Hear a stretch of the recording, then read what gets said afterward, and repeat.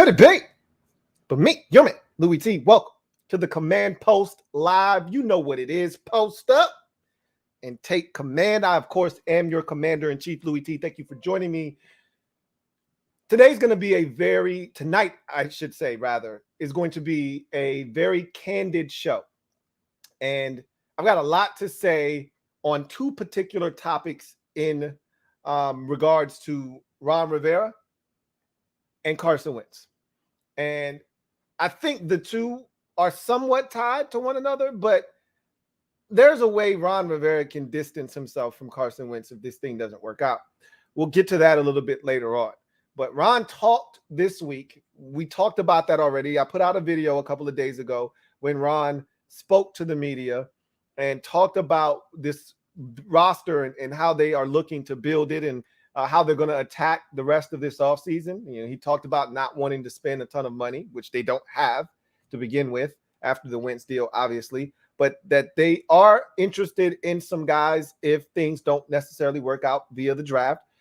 They will be, perusing around, and they will, end up with more money post June 1 when that Landon Collins money hits the books. So again, they aren't done necessarily adding guys. And I think some of these contracts that are out there that they would like to, extend out into the future could get done later on in the summer. We talked about that already, but he was very specific. And I talked about this already about what he wants to do, what his vision is for this roster and building it around Carson Wentz. He's all in on Carson Wentz. And it's about time that I go all in on Carson Wentz. And I'm not doing this because Ron is all in. He was all in the moment he decided to trade 2 threes, and one of which could turn into a 2, and eat $28 million worth of salary for the upcoming season for Carson Wentz. He was all in from that point forward. So Ron's been all in. I was not so sure because of all of the things that we had heard about Carson Wentz starting in Philadelphia. And I can tell you, I've talked to people that were close, that were in that locker room, that there was a little validity to some of the things that were being said about Carson Wentz. And Carson even acknowledged that there was some immaturity on his part, and there were some things that he did that he wished he could have handled differently. And I think he learned and he grew from that experience. But I wasn't so sure about Indy. When we first got Carson Wentz, I was gullible. I was believing everything I heard because of everything that happened in Philadelphia. And I'm thinking to myself, what in God's green, what in God's name, all right, what in God's green earth could have happened that would have forced the Indianapolis Colts into moving on from Carson Wentz at all costs? Like, they didn't care. Their owner just came out the other day and said, we would have eaten his entire salary. We would have taken the cap penalty to get him off the roster. What could he have done that was so egregious that they felt like they had to trade him 1 year into this experiment, 1 year into giving up a 1 and a 3 for his services? What could have been so egregious that forced them to make the decision that he could no longer not only be their starting quarterback, but no longer even be on their roster? What happened?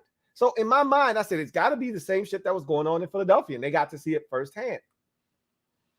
But then as time grew on and we started hearing more, first it was the players, it was the offensive lineman, it was Darius Leonard, it was Michael Pittman Jr. It was all of these guys coming out and essentially talking about what a great teammate Carson Wentz was, what a joy it was to play with him, how they wish him nothing but the best in Washington, how it was a mistake. And I said, that doesn't sound like a guy that wasn't respected in the locker room. That doesn't sound like a guy that didn't command, the role of leadership, which the quarterback position demands in that locker room. He had just gotten there, but it seemed like those guys had gravitated towards him already. Ron Rivera even spoke to that the other day when he said, one of the things I appreciated was when his teammates spoke highly of him as he was exiting. That meant a lot to me. And it got me to thinking about Ron Rivera's exit from Carolina. One of the things that we talked about a lot here on this program and just in general as Washington fans was how well received Ron Rivera was with his ex-players. There wasn't a bad thing said about Ron Rivera from any of his ex-staff members, players, I think all with the exception of Steve Smith. Everyone else was fully on board with Ron Rivera moving on and felt like he got a raw deal and loved playing for him and would do it again in a heartbeat. So I think Ron really appreciated that, and so did I. And I think most of us as fans did as well, because we said that didn't sound like a guy that wasn't a leader, that didn't necessarily take the coaching, that felt like he was above the law and above everyone else. Things weren't adding up. And as we got further and further away from the trade and we got closer and closer to the draft and these league meetings, really, this is when things started to unravel in terms of how the Colts have handled this. The Colts have made a mess of this situation, and they've actually turned out to look like the bad guys in all of this. And rightfully so. They've handled this thing as poorly as one can handle a divorce that really wasn't necessary. If we would have done, I'll just say this, if we would have done what the Colts have done to Carson Wentz, we would have been crucified. Now, this is usually the road that we, in the past, have taken.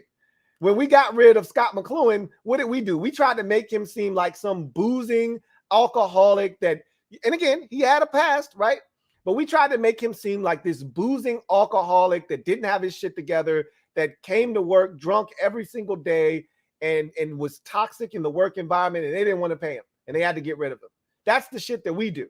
When we were getting rid of Dwayne, and this is part of this regime, when we were getting rid of Dwayne and we wanted to move on from him, we had to spread the rumor out there and let everybody know he's one of the last guys to get to the building. He doesn't put in the work as a quarterback, this, that, and the third. And that's, if you're looking to trade a guy, that's the opposite of what you do, which is why the Colts doing what they did to Carson Wentz is so amazing. And because of our desperation, they got away with it. They should have had to pay for this by way of not being able to trade him and having to eat the salary and having to admit that they made a mistake, even though they may not have made a mistake. They should have been on the hook for that because they botched this thing 6 ways to Sunday. But the first chink in the armor was the whole players speaking out and being supportive of Carson Wentz. That was the first thing that made me go, it turned into the CNC music factory. That's something that makes you go, And so I started to think, I started to say, you know what? I'm going to go watch Hard Knocks. I need empirical proof. I need to see it with my own eyes, hear it with my own ears, so that I can confirm that, hey, this guy's a little bit full of himself, So I did. Over the last 2 days, I binged watched Hard Knocks in season with the Indianapolis Colts, all 9 episodes of their show. So roughly 9 hours of content I consumed over the last 2 days. I also took the liberty to, not every single game, I've watched just about every single Indianapolis Colts game that played this season. But I took the liberty to go back and watch a handful of their games this season. The ones that really intrigued me, down the stretch, the final 5 games of the season. Against New England, against Arizona, against the Raiders, against Jacksonville, and against the Buccaneers. Those are the 5 games that I watched. So it was Bucks, Patriots, Cardinals, Raiders, and Jags.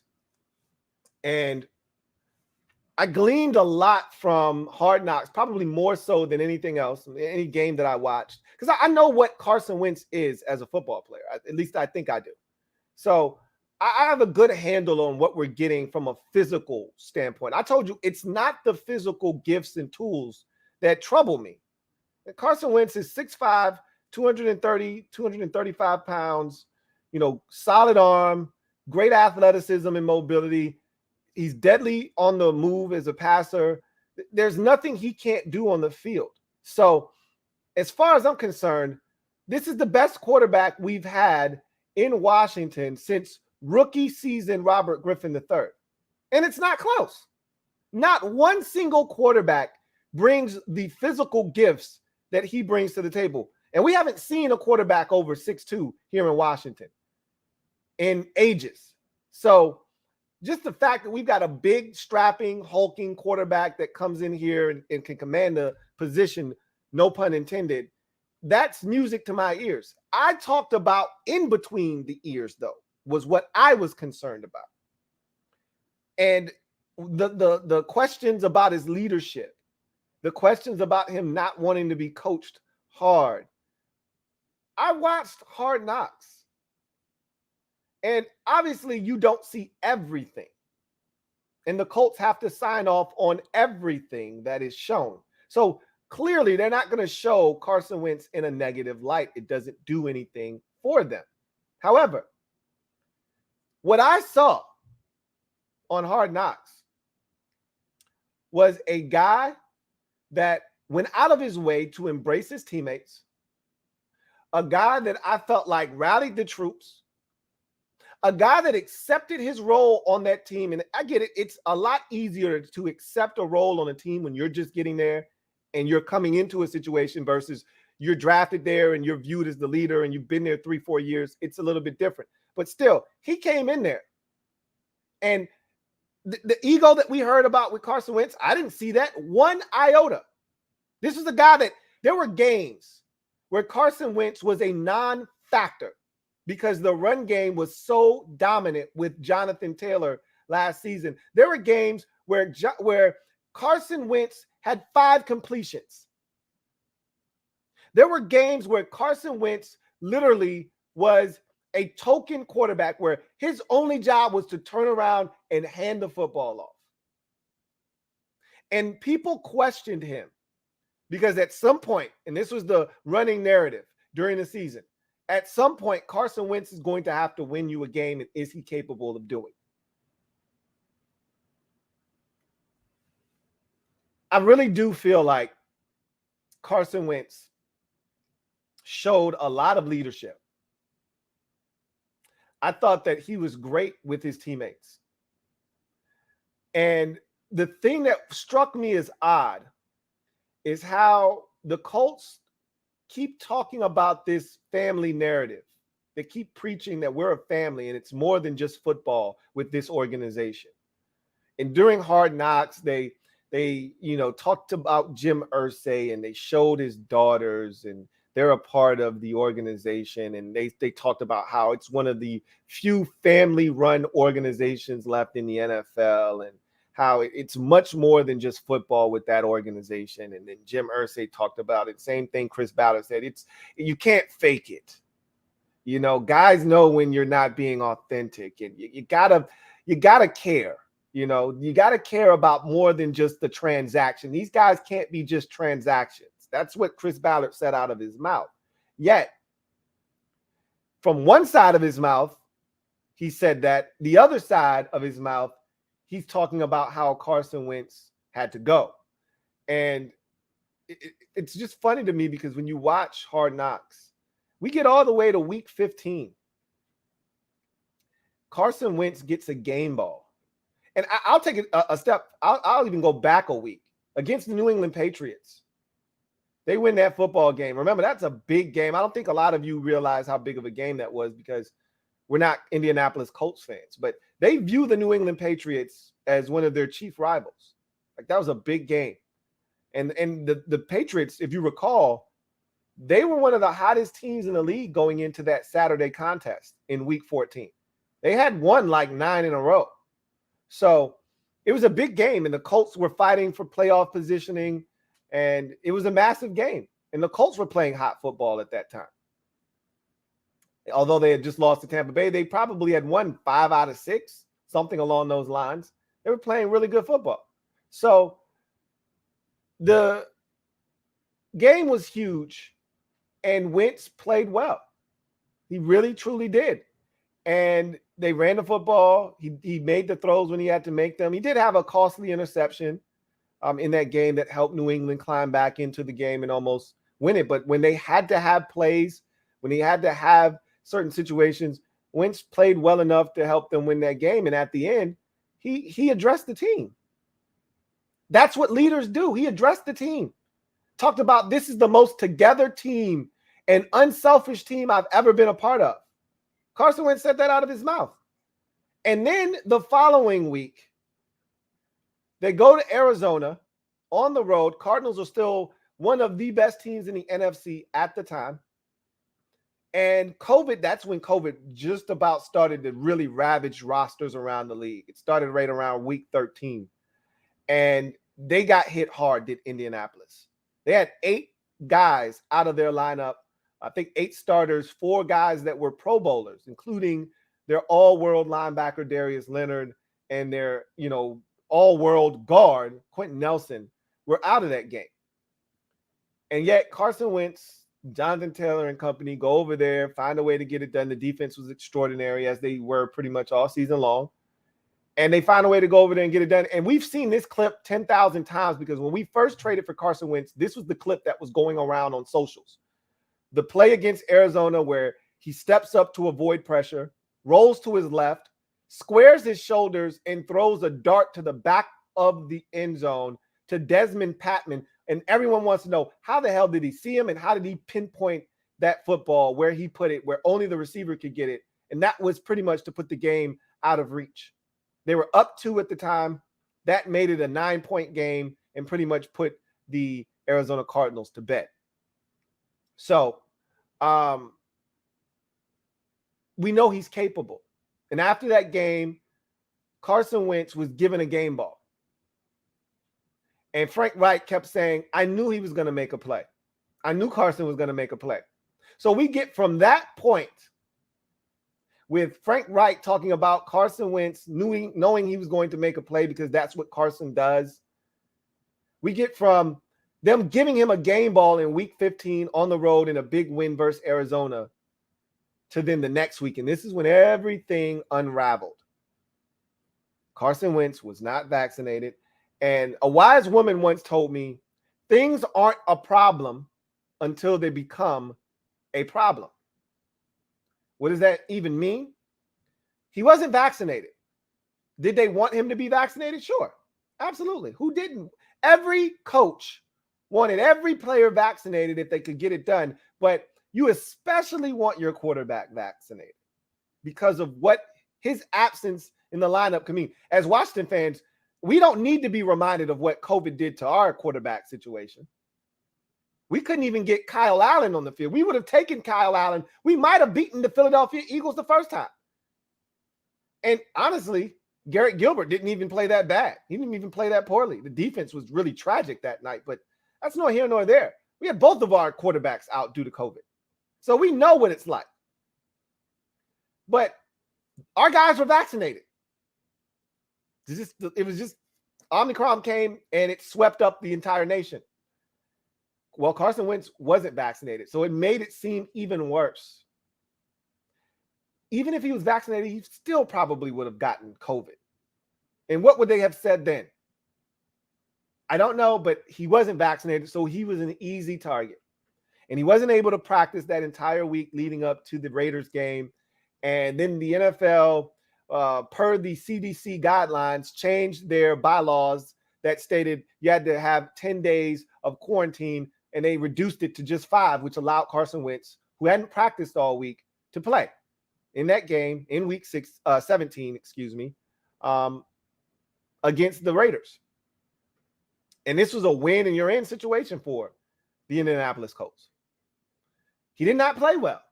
As a matter of fact, he missed a throw that might have put the Raiders away in that football game to T.Y. Hilton. It was a layup.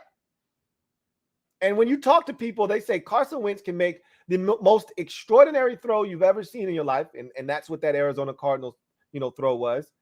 And there were several of them that he's made throughout his career where you go, wow. I mean, one of them happened against us. And then he'll miss a layup. And you hear people talk about his mechanics, and they said that's why his mechanics aren't fundamentally sound. And so from time to time, he'll miss a layup. And that was a layup to T.Y. Hilton, wide open, up the sideline on a rail route. Got the look you wanted. Raiders blue coverage. You complete that. If T.Y. makes one guy miss, it's a house call. if he doesn't make anybody miss and he just decides to catch it and jaunt out of bounds, it's still a 30-yard gain. And they're into Raiders territory, probably in field goal range, with a chance to put that game on ice. Instead, they have to punt. Derek Carr makes an extraordinary throw, and the Raiders end up winning the game with a walk-off field goal. So I said all of that to say this. He didn't play well against the Raiders. They lose. He wasn't the only one, right? They still had guys out with COVID, and they didn't play well as a team. They go to Jacksonville in week 18, and again, Wentz did not play well, but no one on the team played well that game. And they were without several starters. Guys were banged up. DeForest Buckner wasn't healthy. There was no Xavier Rhodes. They were banged up, but that's no excuse. They didn't play well. They didn't get any pressure on Trevor Lawrence. They couldn't cover on the back end. They didn't protect Carson Wentz. He turned the football over. They couldn't run the football as effectively as they had been running it. They got down to the 1-yard line, had to go for it, and they got stuffed. It wasn't a good game all the way around. They got dominated, did the Indianapolis Colts. But it was easy, low-hanging fruit to blame Carson Wentz. He was the scapegoat. He wasn't vaccinated. That's not what leaders do. So they wanted to take the low road. They wanted to take the easy way out. Somebody's got to pay for this. Somebody's got to be blamed for us being 9-6 with 2 games left on the schedule and only needing to win 1 to get in, and Jacksonville being one of those games. Somebody's got to be to blame. They weren't going to blame ownership, clearly, even though he was the one that signed off on the trade. They weren't going to blame the GM, who was convinced by the head coach that this was the right move, and he himself believed that this was the right move to go get Carson Wentz. And they weren't going to blame the head coach. So who was going to be the fall guy? And it ended up being Carson Wentz. And, the thing that was so disturbing is, again, they talked about family. They talked about this. They talked about all of these different things, how it's not just about football. You're not just a transaction in Indianapolis. And the second things went south, instead of them banding together as families often do in times of adversity, they bailed on him. They quit Carson Wentz.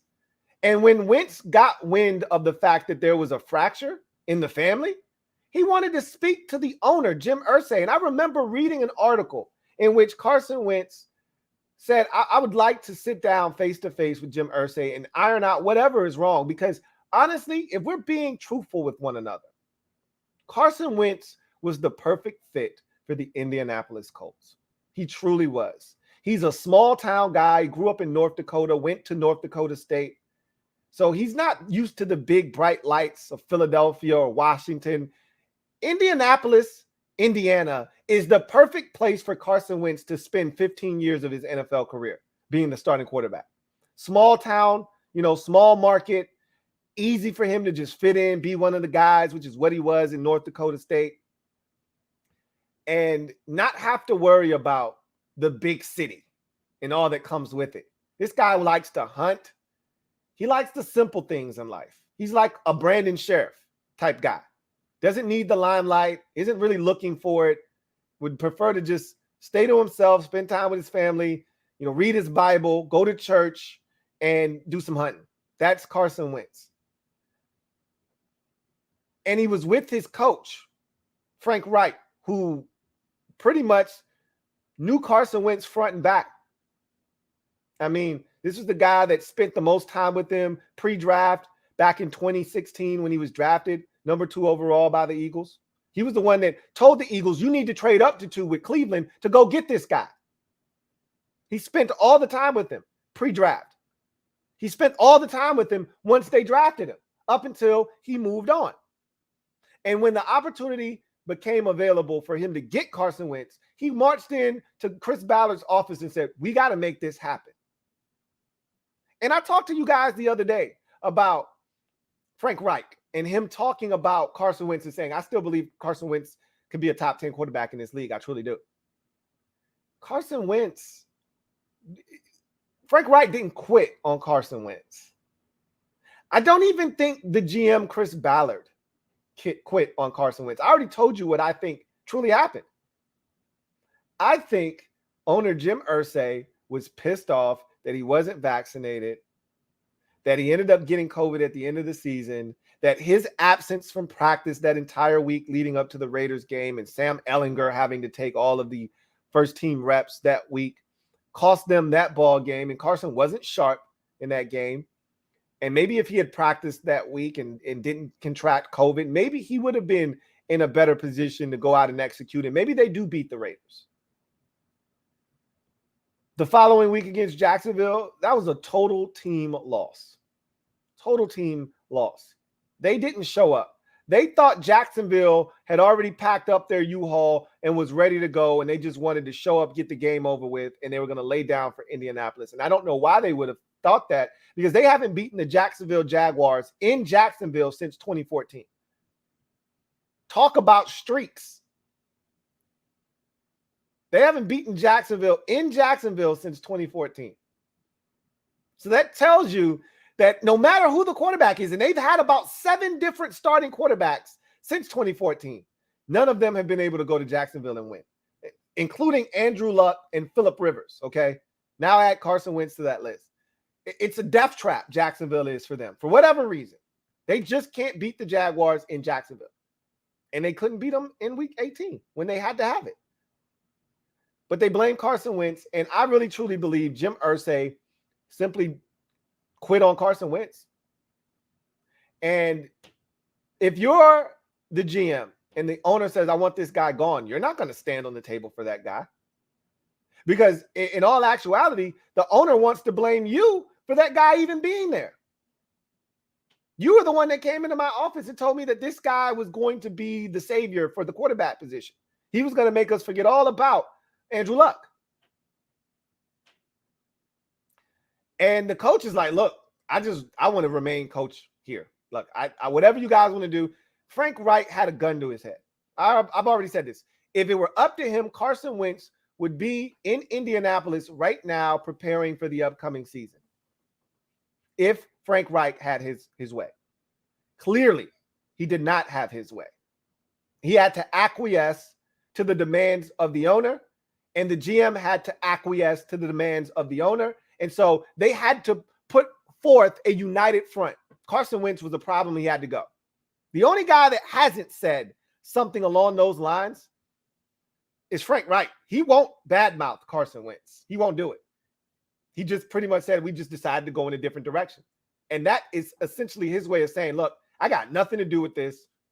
I'm literally a passenger on this vehicle. I got no say-so, because if I did, I would still have Carson Wentz here. And they said, you just shut up, Frank, because you were the main one telling us we needed to go get him.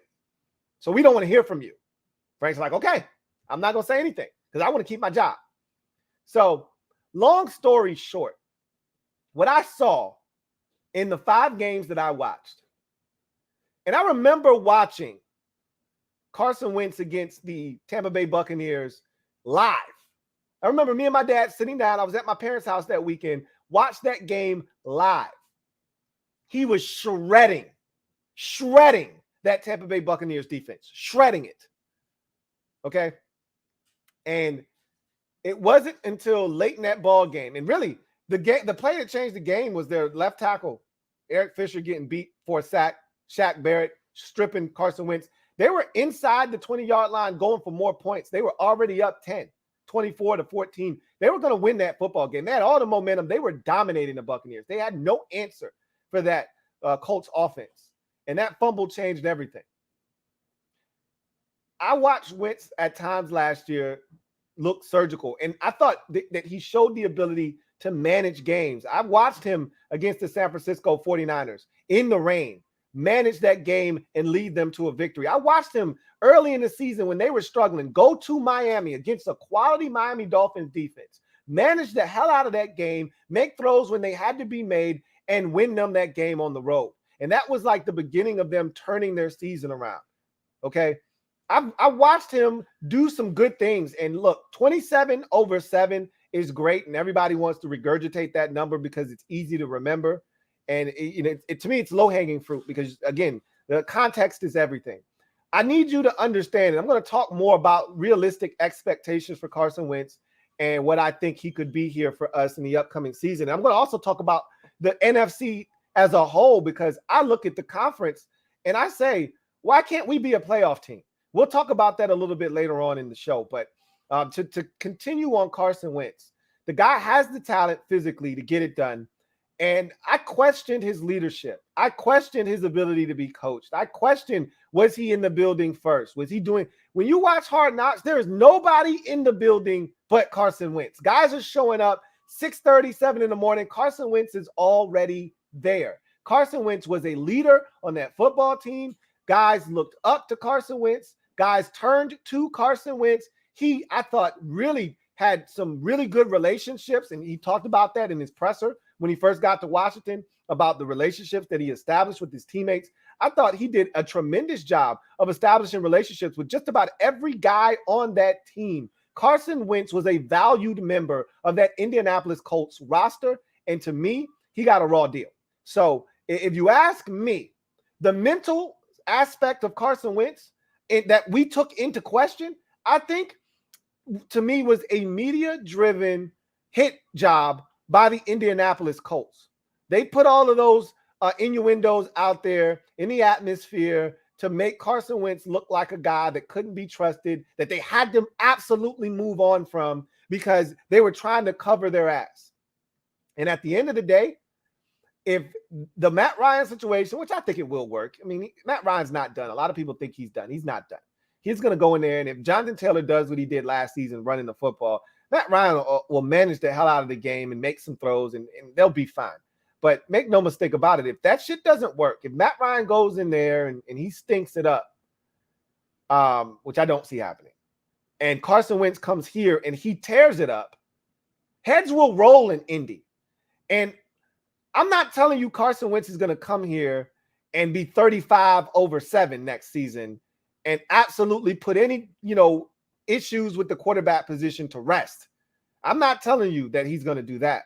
But what I am telling you is that don't believe the hype on Carson Wentz not being a good teammate or Carson Wentz not being a leader. We know the physical gifts are there, but the whole mental side of this deal, I don't think Carson Wentz is that guy they're trying to portray him to be. And watching him, I'm really comfortable with what we're getting, man. I really, truly am. And if they don't take a quarterback at 11, which I don't think they will, our quarterback room is set up for him to succeed, just like it was in Indy. He wasn't afraid of Sam Ehlinger taking his job. He wasn't afraid of Brett Hundley getting in there and tearing it up. He was really comfortable. He didn't have to look over his shoulder. He won't have to look over his shoulder here. It's just Taylor Heineke. That's it. That's the only guy behind him. It's just Taylor Heineke. We're fine. So he's going to come in here. He's going to be comfortable. And I think, like we've talked about already, he's never had weapons like the ones he's going to have here in Washington. He's never had a Terry McLaurin to throw to. Curtis Samuel is going to be back and healthy. De'Ami Brown is going to stretch the football field because we're not going to be using De'Ami Brown as our second option. He'll be third like he's supposed to. Cam Sims is going to be a bigger fixture because Carson Wentz likes throwing to bigger receivers. I just think with all of the weapons that we can put on the field, and I think we're going to draft another receiver, to be honest with you. De'Ami Brown may be an afterthought, which is a good thing. Carson Wentz is going to be in a situation with an offensive line that I think this is the one thing that I can honestly say will not be an upgrade for him. Our run game isn't even remotely close to the one he had in Indy.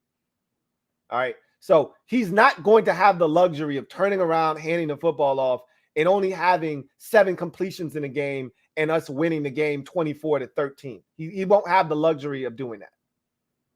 Hell, we don't even know if our defense is going to be good enough to hold teams down like the Colts defense was last season, where they were able to win games 20-16 and 24-20 because the defense was outstanding. They had like 2 shutouts last year, or I know they had 1 for sure.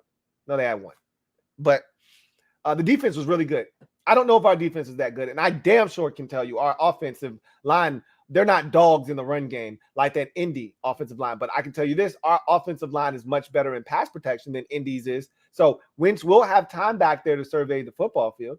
He won't have to run for his life. He won't be taking a bunch of sacks like he did in Indy. But I just like what we can put around him. I like the fact that we're getting a guy that is motivated. And I think coming back to this division is going to be something that he's going to relish, getting a chance to get back at the Eagles twice a year. The Colts are on the schedule this year. That's going to be a big one for him as well. I just think Carson Wentz is in a really good headspace. You know, after the whirlwind of an offseason that he had where he was blindsided by the Colts. And to go back in the story, I talked about Wentz wanting to meet with Jim Irsay and Irsay turning him down and not wanting to have a face-to-face. When Carson Wentz got wind of the fact that the Colts were looking to deal him and they wanted no parts of him, he was floored. He said he was in his backyard when he got the phone call from GM Chris Ballard that he was going to be traded. And he was like, what's going on? Like, what are we doing here, guys? You know, and he sat down with them at the end of the season. Sounded like they had a really good conversation. And Irsay wasn't a part of that. He finds out that Irsay is pissed and he wants Carson Wentz gone. He's like, well, let me speak to him. Let me find out what's really good. And Jim Irsay's like, nah, I don't want to look you in the eye like a man. I just want you gone. And so at the end of the day, I remember at the combine, Chris Ballard saying that he just sat down with Carson Wentz and had a really good heart-to-heart with him. And I guarantee you that was Chris Ballard pretty much saying, dude, look, if it were up to me, you'd still be here. I don't necessarily think that, you know, using you as a scapegoat is the right thing for us to do. However, it's not my call. It's out of my hands, which is why I think Wentz wanted to sit down with Jim Irsay. Because he probably was told, look, I don't think you should be traded, but this is what we've essentially been told we have to do. You're not going to be here. And you didn't finish up the season the way that we wanted you to finish up the season. And it is what it is. So in my estimation, I think Carson Wentz was done wrong. And I think he's looking for redemption. Who doesn't love a great comeback story? Well, Carson Wentz is set up for a great comeback story in Washington. He's set up for success.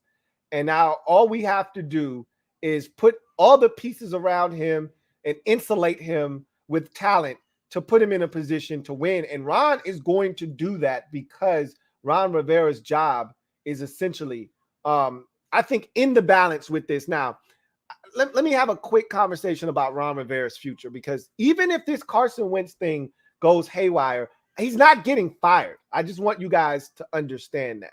He's not getting fired if we go 8-9 this season and Carson Wentz is mediocre. Let's say Wentz is 20 touchdowns and 14 interceptions, which is what Taylor Heineke essentially was. If his numbers are mediocre and it leads us to a mediocre record, and Ron says, you know what, we'll try our hand at the draft, and they move on from Carson Wentz, he's not getting fired, guys. I just want you to know that.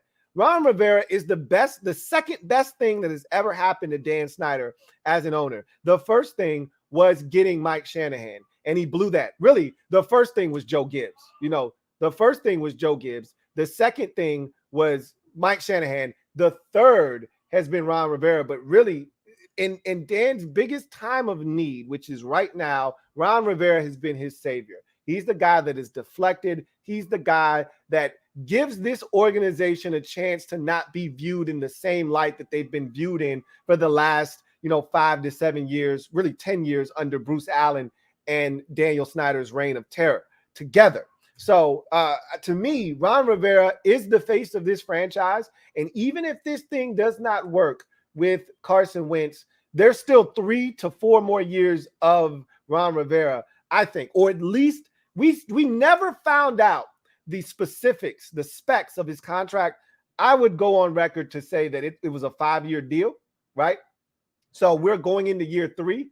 So a minimum of 2 more years after this year of Ron Rivera, even if this Carson Wentz thing doesn't pan out, a minimum of 2 more years. So I don't think his future in Washington is directly tied to Carson Wentz, but I do, and I've said this already, and I'm going to continue to harp on this, that if this doesn't work, this is a stain on his resume here in Washington, and it will put him one step closer to the door. and being handed a pink slip. But it by no means is Carson Wentz future in Washington and Ron Rivera's future directly tied, where if Wentz doesn't work, you're out, because we traded 2 threes and we gave up $28 million worth of cap space and somebody's got to pay for it. That's not the case. So I do think that Carson Wentz can, and I honestly think he will work out here. Now, let me give you some realistic expectations for Carson Wentz. Remember, he went 27-7 in Indianapolis with a coach that knew him and that was a part of the process of drafting him. And also he knew the offense, okay? Knew the verbiage, knew the offense. All he had to do was come in and get familiar with the players on the squad, who he was throwing the football to, things of that nature. So don't think Carson Wentz is just going to show up here and automatically 30 touchdowns, 8 interceptions, okay? That's not what's going to take place. All right, what is going to take place is that he's going to have to come here. He's going to have to learn a new offense. Scott Turner's going to have to learn what he's comfortable with, because Frank Reich clearly knows what Carson Wentz is comfortable with. He knows Carson Wentz loves the RPO game, and he knows that Carson Wentz doesn't check it down a ton. So they're going to work a lot of things vertical, and they were able to go play action fake and drive it down the field. I don't know if we'll be able to do that consistently here, because our run game isn't a turnaround and hand it off type of run game. Everything that we did essentially comes out of gun. So it's a little bit different here. Now, I think it's a lot more similar to what he did in Philadelphia with Doug Peterson. But I'll just say this. Expect Carson Wentz to have, especially early in the season, there may be a bit of a learning curve where he's adjusting to his teammates. He's adjusting to the system. He's adjusting to all of these moving parts. But give him a little bit of time to be able to acclimate himself and really get into what Washington is asking him to do.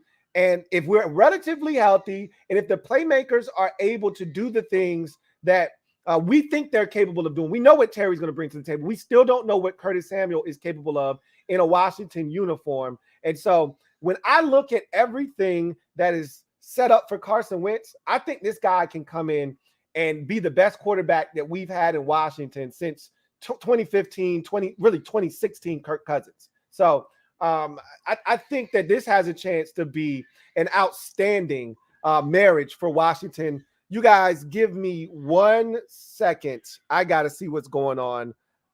My daughter is losing her shit upstairs. So I got to go check on my daughter and see what's going on. I'll be right back.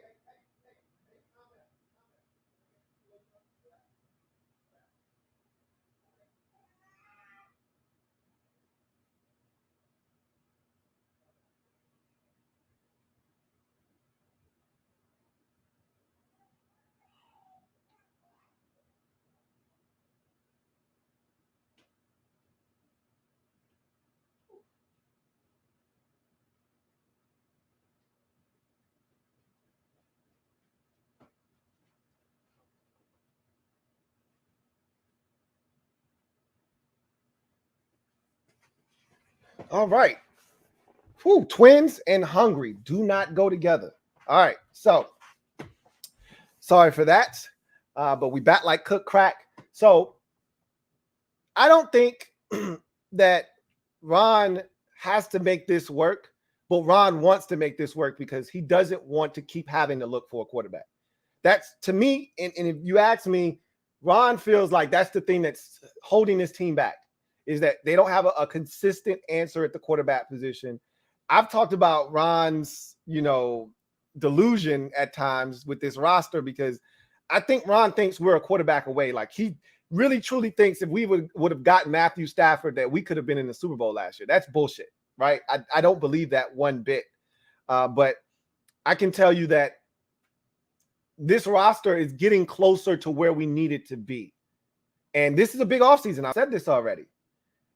Depending on how they handle the draft, if Carson Wentz is legit, and he has a chance to be exactly that, and if he is legit and we fill some of these voids that we have on this roster, who knows? I look at the NFC. We'll have this conversation a little bit later on, but you look at the NFC as a whole, and you tell me why we can't win enough games to qualify for postseason play, and why we can't navigate our way through the NFC. I don't know what we're getting defensively. It's crazy to say that. Like, last year, it was the opposite. We don't know what we're getting out of the offense. It can't be any worse, right? The offense was tragically bad in 2020 when we won the division. So we just assumed, Ryan Fitzpatrick can't be any worse, right? Shit, Taylor Heineke can't be any worse. And it wasn't any worse. It just wasn't all that. It wasn't all that great. It was inconsistent. But the defense, we just assume, the defense is going to be fine. They're going to be stellar. We're going to have a top 10 defense. Some of you were saying top 3 and top 5. And I'm like, it's a tougher schedule. But I thought we were going to be like 11, 12. We were awful on defense for the first half of the season. We didn't get our shit together until the second half of the season. And and obviously the level of competition, dipped a bit, and we stepped our game up a little bit. But look, the defense is going to be the caveat here. It's going to be, to me, the variable right now that we can't account for. So I think the offense is going to be just fine, especially with Scott Turner having a quarterback that can do some of the things that he's been pushing for this offense to be able to do consistently. I think Carson Wentz is going to come in and stabilize the position. And we've got weapons. And especially if they take a guy at 11, which I firmly believe they're set on doing right now. They take a guy at 11. This offense has a chance to be ridiculously good. And then you turn your attention to this defense. What is Chase Young going to be in year 3 coming off of an ACL? What is Montez Sweat going to look like in year 4? Going in really what's a contract year for him, even though he's got another year after that. If you want a contract, if you're Montez Sweat, you need to ball out this year, right? Same with Daron Payne. This is it, and this is literally the last year for Daron Payne. And this is the 5th year of his contract.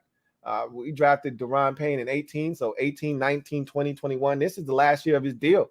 This is literally a contract year for Daron Payne. So, Cole Holcomb, same deal. You're going into, a make or break season for him. You don't want to put yourself in that position if you're Washington, where you got all these guys, you want to re-sign them. I think you want to take care of 1 or 2 of these guys now, but I don't know about the defense. I wish I had, a concrete answer. Watching that Hard Knocks, you guys know how much I love Kenny Moore, right? I love Kenny Moore. I've told you guys this a million times. And the reason I wanted Mike Hilton from the Steelers, who was signed by Cincinnati in free agency last year, why I wanted him so bad is because he's the closest thing I've seen to Kenny Moore. Like, those guys are impact players from the slot. They blitz, they tackle, they, create havoc. They can force fumbles. They can make plays on the football, and then they can cover in the slot. That's a rarity when you get a guy in the nickel that is just physical, that's like almost like another safety, but spry enough to run with slot receivers and still come down and be a physical presence in the run game. You rarely get that, and also can blitz, which is why I wanted Mike Hilton so badly, and he played outstanding for Cincinnati last year. We're missing that. We don't have a dog in the nickel, I'd like to see them do something about it. maybe we've had one this entire time and they just haven't given him a chance in Danny Johnson. But one thing's for sure. There are, some upgrades that need to be made. We got 6 draft picks, and we'll have a little bit more cap space after June 1 to make that happen. I want to see what they do. I've already said this is a big offseason for Ron and his brain trust, because you go out, you get Carson Wentz, so you think you fixed the quarterback position. The offense wasn't good enough last year, and I think they realized that, and I think they're going to do something about it. You still need a middle linebacker. They floated out the idea of Cole Holcomb, and I think I've already told you why I think Ron floated that out there, because he's setting you up, in case they don't get a linebacker in the draft, which is very possible. In case they don't get a linebacker in the first or second round, and they don't love anybody when they come back into the draft in the 4th round in day number 3, and they got a guy that they can run with. I still believe that middle linebacker is still a top priority in the 2nd round if you're not going to go linebacker in the 1st round. So we'll see what happens. But anyway, I digress. I'm all in on Carson Wentz. I told you the physical gifts were never in question with me. It was always about what was in between the ears, just all mental. I didn't see a guy that was struggling mentally, even when things weren't going well. I thought Carson Wentz was always engaged with his teammates. I thought he was always upbeat, trying to lift the spirits of guys, even when things weren't going well. He was always positive. Even when they lost that final game of the season, he was positive with those guys. Like, hey, we're going to come back stronger because of this, and we're going to get him next year. He didn't know he wasn't going to be a part of the team next year, but he did all of the things you want a leader to do. So I didn't see that. I didn't see a guy that, even when he was struggling on the field, he even went over. There was one time he threw an interception. It was against New England. He threw an interception. Goes over to Frank Wright, and he's like, yo, I'm good. Just so you know. That one was on me. And if you need to turn to me and, call something where you're putting it on my shoulders, I'm good. I'm ready. And Frank was like, I know, you good. You don't have to explain that shit to me. I know, you good. But he just felt like, hey, I just need to let you know I'm good. So I didn't see that. I didn't see that at all. Anyway, let's get to the comment section. You guys seem to have a lot to say. So let's get to the comment section. King of the North starts us off tonight. Thank you for the super chat, King of the North. Greatly appreciate you. Thank you for being a member of the MOBB. My guy, King of the North, writes, feel like our rep in the NFL is worst it's ever been. I think the empty stadiums, scandals, and all the other teams' head coaches have ties to here have helped spread the narrative to avoid Washington. So there's a lot of things that it's a confluence of things that have helped Washington sink to the depth that it has. You've named a few of those items, obviously the scandals. And here's the reason why. Like, I don't think it'll be one thing that Daniel Snyder gets ousted as owner of the team for. I don't think it'll be one smoking gun. Oh, there it is. That's the thing that's going to get him canned, force him to sell. I think it's going to be a confluence of things. Like, it's always something with Dan. That's the problem. Like, even this latest thing where they're claiming that Washington had 2 separate bank accounts, essentially, 2 separate books, rather. Like, it's always something that's under investigation with this dude. It's always something that the league, like, every time Roger Goodell steps up to a podium, he's got to answer Washington questions. Those shits get old. They get tired of talking about Dan. They get tired of talking about another misstep in Washington. They get tired of talking about these owners are sick and tired of Daniel Snyder. They're sick and tired of having to have Roger Goodell fall on the shield for him. That's why he'll get bounced, if anything. I don't think he will ultimately. As I said, all these owners have skeletons in their closets. So I don't think he'll get bounced because of, all these transgressions. But if he does, it'll be because of all of these different things. It won't be one thing. But just like with that situation, and it's always something with Washington. That's why players don't want to come here. That's why we're viewed in the light that we're viewed in. I think Ron has done his best to overcome that, to change the narrative. I mean, every chance that Ron gets, he is on a world tour. You know, how many times have you seen Ron on ESPN, on NFL Network during the Super Bowl week? Or, you know, when we were changing the name of to the Commanders, Ron was out there doing a world tour, going on everyone's show, wearing the Letterman's jacket and trying to put out a good face for this organization.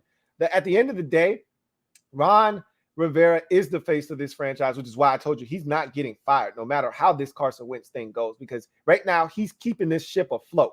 You know, if we had some Joe Schmo coach, some first-year guy or first-time head coach guy that had no respect or chops around the league, we'd be getting laughed out of the stadium, and guys definitely wouldn't want to come here. So, to me, the empty stadiums, you win. Like, all of this stuff that we complain about and we try to make as excuses as to why this isn't. You win, all that shit goes by the wayside.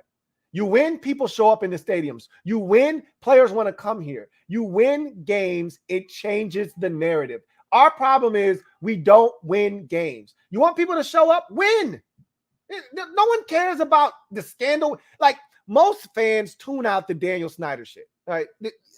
I can speak for you guys out there, because a lot of you, this is what we're accustomed to now with Daniel Snyder. It's always something. So we don't give a shit about the latest scandal with Daniel Snyder or the latest congressional hearing or another probe into this or that. I don't care. I'm so numb to that stuff. I'm so jaded by all of that stuff that I don't even talk about it with you guys.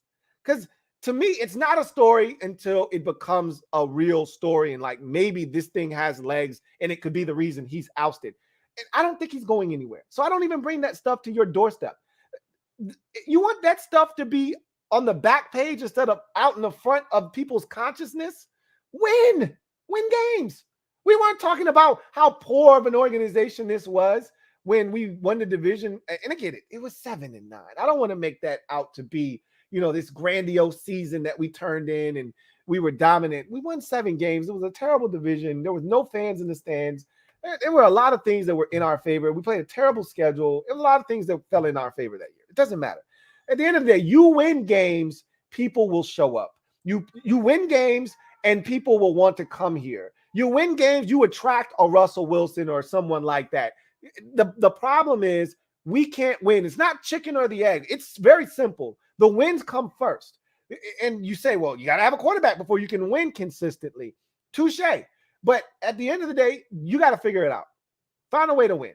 And Ron said it himself, which is why he's gambling on getting Carson Wentz, because he's like, we got to win. If we want to change the narrative, which he said, I'm sick and tired of, people taking the low-hanging fruit and talking about Washington as a destination and nobody wants to come here, this, that, and third.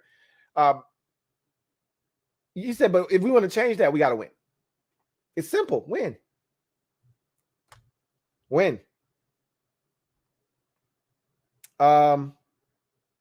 Let's see. Ryan A, thank you for the super chat. Greatly appreciate you. My guy Ryan writes, how do I join the mob? You know what, Ryan? Thank you for bringing that up. I have something that I need to bring up. So we're going to be doing draft coverage. I told you it's going to be a crash course in April. We're going full steam ahead as we head to the April 28th draft weekend. And we're going to have a Mob Squad up. So Mob Squad exclusive meeting every week on Thursday, an hour before the live stream. So 8:15 to 9:15 every Thursday of the month of April, we will be live, obviously excluding the final Thursday of April, which will be the actual NFL draft.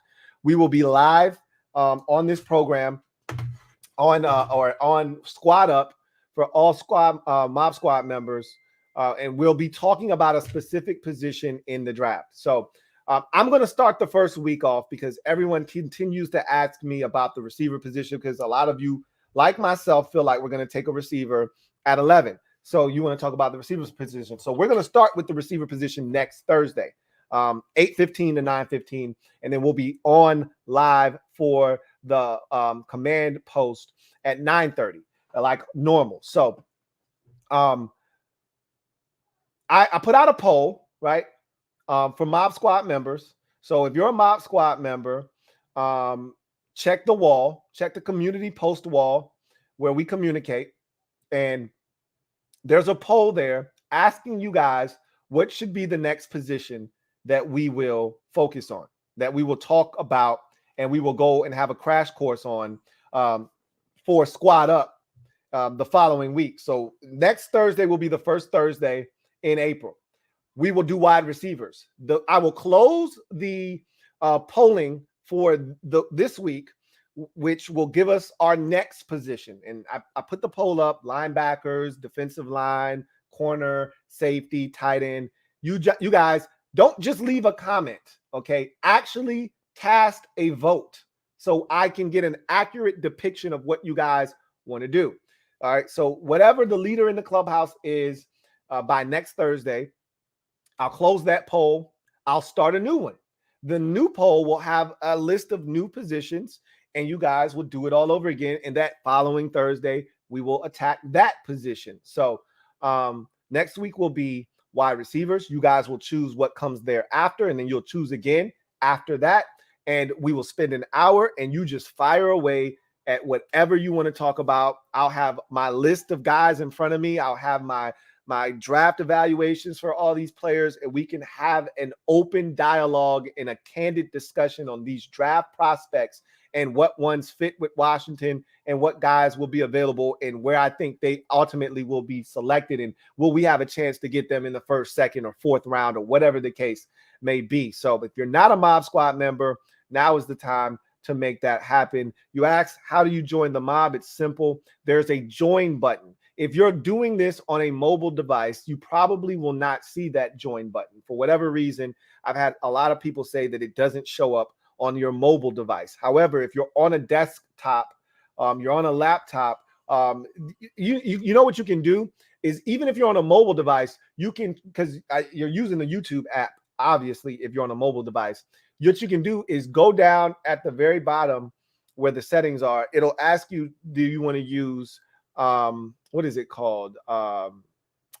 Desktop mode, right? Switch to desktop mode. And I assume, I could be wrong, I assume that the join button will show up. But either way, if you can't get it to show up on your mobile device, you hit a desktop and you go to where it says subscribe, under any video where it says subscribe, it should say join right there next to it.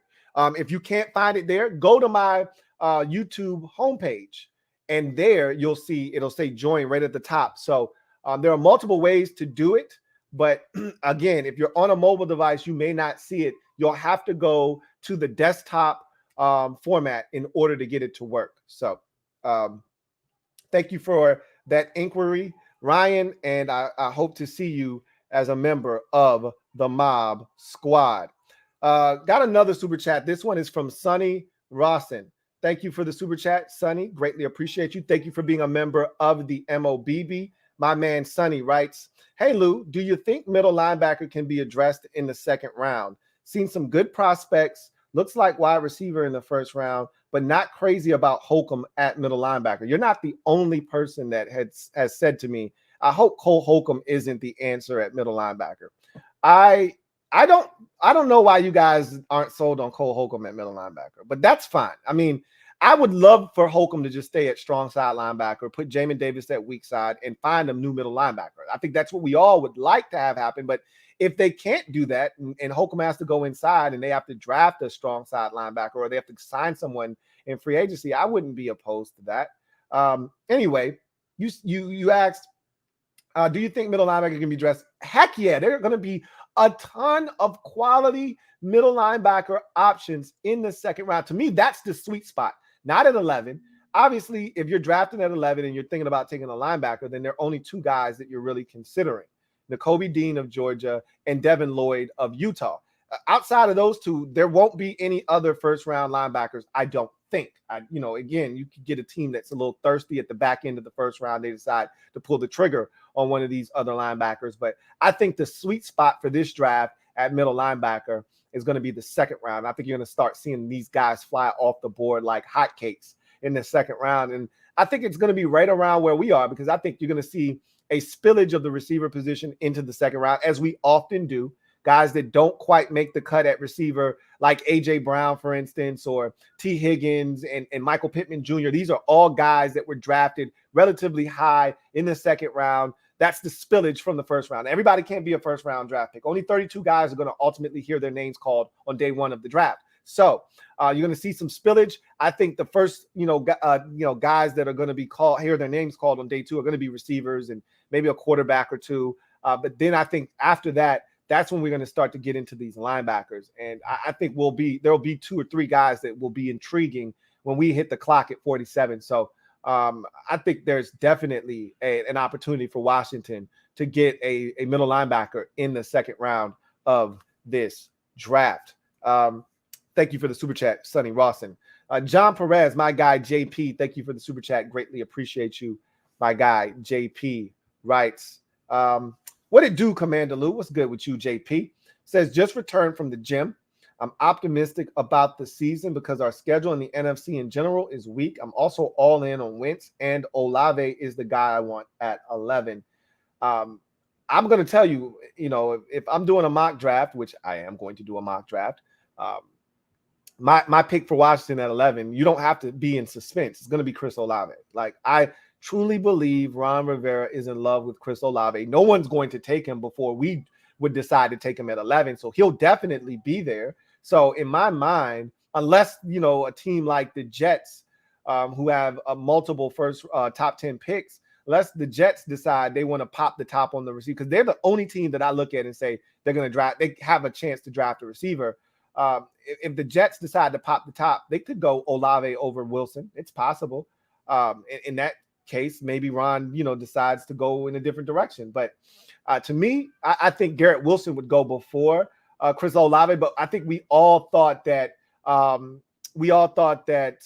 Jerry Jeudy was going to go before Henry Ruggs, and then we get to the draft, and Henry Ruggs is not only the first Alabama receiver taken, he's the first receiver taken overall in that draft. So we think we know, we have no idea, but I'd like to believe that Chris Olave will be available at 11, and I think that's going to be the pick for Ron Rivera. So we will see. As far as the schedule and the NFC in general, I talked about the playoffs for this team and the NFC as a whole. I tend to agree with you. I don't think the NFC is weak. As weak, I just don't think it's as deep as the AFC. Clearly, the AFC is where all the quarterbacks reside, with Allen and Watson and Wilson and Mahomes and Burrow and Herbert. And Jackson. It's dumb on that side of the bracket, right? So, to me, the NFC, it pales in comparison to the AFC, but there's still teams. But I look at the NFC and I'm like, look, unless there are 2 or 3 teams that come out of nowhere, like a Detroit, like a Chicago or a Minnesota. And I wouldn't even classify Minnesota as coming from out of nowhere. I'm thinking more along the lines of a Detroit or, a Chicago or a Carolina. These are teams that I look at and say, you stink because you don't have a quarterback. And there's no way you should be jumping up and biting anybody. However, I wouldn't be shocked if New Orleans, with that defense, Jameis Winston doesn't turn it over. I wouldn't be shocked if New Orleans is a good football team. I wouldn't be shocked if Marcus Mariota stays healthy and the Atlanta Falcons end up being a quality football team. I wouldn't be shocked by that. I wouldn't be shocked if, the Seattle Seahawks end up, getting a quarterback at 9, or they roll Drew Lock out there and he has this, revitalization of his career and he's good with the targets that they have. And see, I wouldn't be shocked by that. I don't think that's going to happen, but I wouldn't be shocked by that. We know the Rams are good. We know the Cardinals are still good. We know the 49ers have a chance to be really good if Trey Lance is good. We know the Packers, despite all the weapons that they've lost this offseason, they still got Aaron Rodgers, and they're going to replenish that cupboard with all the draft picks that they have, with Devontae Adams move and all the things that they've acquired. They're going to replenish that receiver room. They lost Devontae Adams. They lost MVS. They're going to replenish that room of receivers, and Rodgers is going to make it work, and I expect them to be good. I expect Brady to have the Buccaneers back in the saddle. I expect Dallas to be really quality. Again, these are the things that I'm expecting. I could be wrong. Two or three of those teams could not be as good as we think. But I said all of that to say this. There are about 7 teams, roughly in the NFC that are supposed to be good. That you look at it, you say, okay, there's Arizona, there's LA, there's Dallas, there's Green Bay, there's San Francisco, there's Tampa Bay, and New Orleans, maybe. And I don't even count New Orleans. That's 6, right? And then you throw in a New Orleans, potentially, maybe Minnesota. But there's 6 teams that I look at and say, okay, they should make the playoffs. In this conference where there's not a lot of really quality football teams and elite quarterbacks, I look at the NFC East. The only team that I feel confident in is Dallas, okay? I look at the NFC South. The only team I'm confident in is Tampa Bay. I look at the NFC North. The only team I'm confident in is Green Bay. And then I look at the NFC West, and there are 3 teams, Arizona, LA, and San Francisco, that I feel like are going to be good ball clubs for the most part. So that's 6 teams out of a possible 6 teams that I see with legitimate playoff hopes, right? Even expectations. To me, I look at that and I say, all right, if there are only 6 teams, that means there's 1 spot available in the playoffs, right? Now, again, Philadelphia could be, this was a playoff team from last year. They could improve and take the next step. I don't want to discount them. The Minnesota Vikings, brand new head coach. Same thing with the Bears, brand new head coach. Don't want to discount these teams because they have talent. They just got to figure out a way to get it to come together. I don't want to discount, all of these teams that could, make some noise potentially. But the reality of the situation, New Orleans is another team, don't want to disrespect them. But the reality of the situation is there aren't enough teams to occupy all of the playoff spots on paper. Okay. Not like the AFC where it's, good luck. You could win 10, 11 games and still not make it to the playoffs. It could be that rough, tough, and rugged out there. All right. So for me, I say, look, if we get the kind of production, if we get the Carson Wentz that the Colts got last year, and look, he was up and he was down, he was hit, he was missed. Look, if we get that Carson Wentz, if we get 27 over 11, we get 28 over 12, if we get 29 over 10, if we get 26 over 9, if we get 25 over 7, this is a playoff team. This is a playoff team if the defense isn't atrocious, okay? If the defense isn't atrocious and you get quality play out of Carson Wentz in this conference with the way this situation is stacked up, why not make the playoffs? I don't see how this team doesn't win. And I told you, I don't like to play the schedule game because we don't know who's going to be good, who's not going to be good. I can just tell you that this conference as a whole isn't great. Now, again, we don't know that for a fact. Detroit could rise up and win 9 games this season. Minnesota could win 11 games this season. New Orleans could win 11 games this season. You know what I'm saying? Like, anything could happen. Chicago could win 10 games this season. And these were teams that we thought were bottom feeders. The Giants, the Eagles could win 10, 11 games this season. You don't know, right? But just looking at the landscape of the NFC, why not us? I said it last year when we won 4 in a row. Why not us? I'm saying it again because to me, it's very apparent that the stronger conference is the AFC. So there's no guarantees in the NFC. Even Brady and that group, they're not going to be the same team. And Bruce Arians stepping down, no longer being a head coach, that impacts them. Even though I love Todd Bowles and I think he's going to do a fantastic job, it impacts them. So I don't know, man. I just feel like if this thing comes together, if we stay relatively healthy, which we know is a stretch for us. We always got issues with health and all kinds of nonsense. But if we can stay relatively healthy, I feel like this team has the ability to be a real difference maker in the conference. That's just my personal opinion.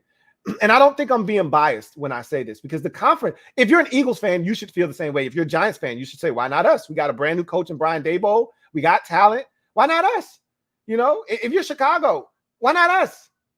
To me, if you're a team in the NFC, you should feel the same way that I do, unless you just absolutely stink. If you're just terrible and you have no answer, like if we didn't have Carson Wentz, I would not be singing this tune. I wouldn't be telling you, why not us? I tell you why not us. We don't have no damn quarterback. That's why. If I'm Carolina, I don't like where I sit right now. You're probably going to draft a quarterback this year. I think you're going to draft Kenny Pickett personally. But is Kenny Pickett ready to come in and help you win right away? Maybe, maybe not.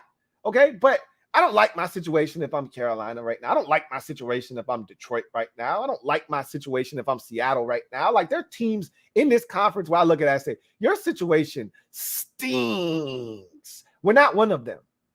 Not with Carson Wentz, we're not. So to me, we got a chance to compete and compete at a high level if Wentz is what we think he can be, if the talent that we surround him with is what we think it could be, if this defense is what we think it could be, we could be a team that makes a little bit of noise in this conference. I'm not saying, I'm just saying. Thank you for the super chat, JP. 1/6 Devil Doc. Thank you for the super chat. Greatly appreciate you. My guy, 1/6 Devil Doc. Thank you for being a member of the MOBB. Writes, what up, Lou?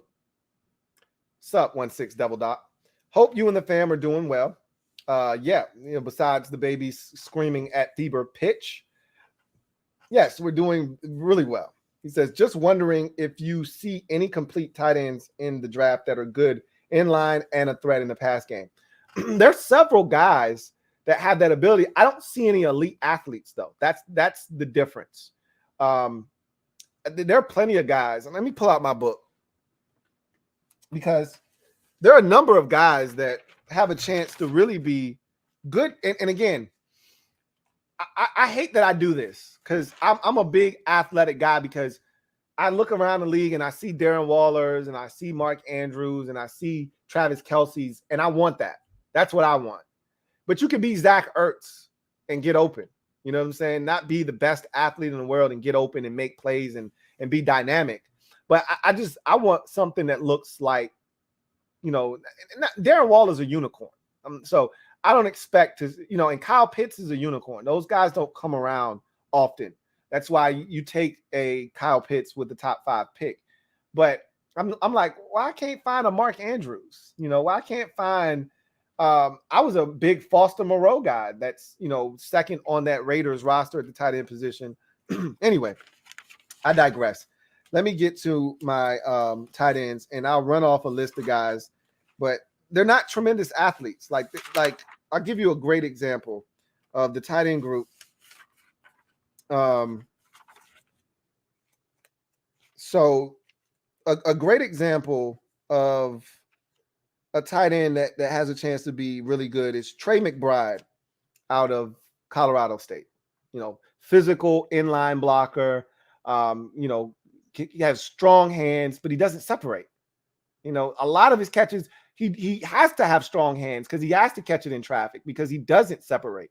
There isn't any quickness, and there is no long speed, which is why he didn't run a 40 at the combine, because he's not fast. And you can see it on tape. Like, it's clear and obvious that he's not fast. There are several tight ends like that in this draft, like Cade Otton out of Washington. You know, he's not a tremendous athlete, but he's got really good hands. He's big. You can put him in line to block. Same with Grant Calcaterra. Well, he's more of an athlete. He was the guy that was at Oklahoma. He retired. I don't want any parts of Grant Calcaterra, first and foremost, because I think he retired due to concussions initially. Then he transferred, went to SMU, and decided to play football again. So I don't think I want any parts of Grant Calcaterra, but he's another athlete. Jelani Woods out of UVA. That's the guy that lit up the combine, 6'7", was a quarterback at one point, still transitioning to the tight end position, has a lot to learn. He's interesting. But the another guy that's a good inline tight end and a solid athlete was Daniel Bellinger out of San Diego State. They, to me, are a tight end factory. It's San Diego State. They run the ball. They play a traditional NFL pro style offense. So you line up in tight in a traditional Y setting for the tight end in line, and he can block in the run game. I think he's a good enough athlete to be a guy that you can detach from the line, use as a U and a move piece. So there's guys like him, but the best tight end to me in the draft is Greg Dulcich out of UCLA. And he's not as good in the run game. He's not a stiff. He's willing to try and block, but he's not dynamic by any means there. But he can separate. He can make plays in the pass game as a receiving threat. That's a guy that I've got my eye on. There's another guy, Cole Turner. To me, he's too much like what we already have in Logan Thomas. He's 6'6", 246, 33-inch arms, ran a 4.76. He was a red zone target at Nevada. He looks a lot like Logan Thomas to me. I'm trying to get a different flavor than Logan Thomas, a guy that's more of a quick in and out of breaks, thread up the seam type of guy. Because I think what we already have at the tight end position between Logan Thomas and John Bates, they're kind of similar in their movement skills. Neither one of them, really threaten you with their movement skills. I'm looking for a guy, and there are guys in this draft that can run, but again, I don't know if you're getting a complete tight end where even a guy like Jake Ferguson, he was really good at Wisconsin. He ran a 4.81. Like, yikes. What am I supposed to do with that?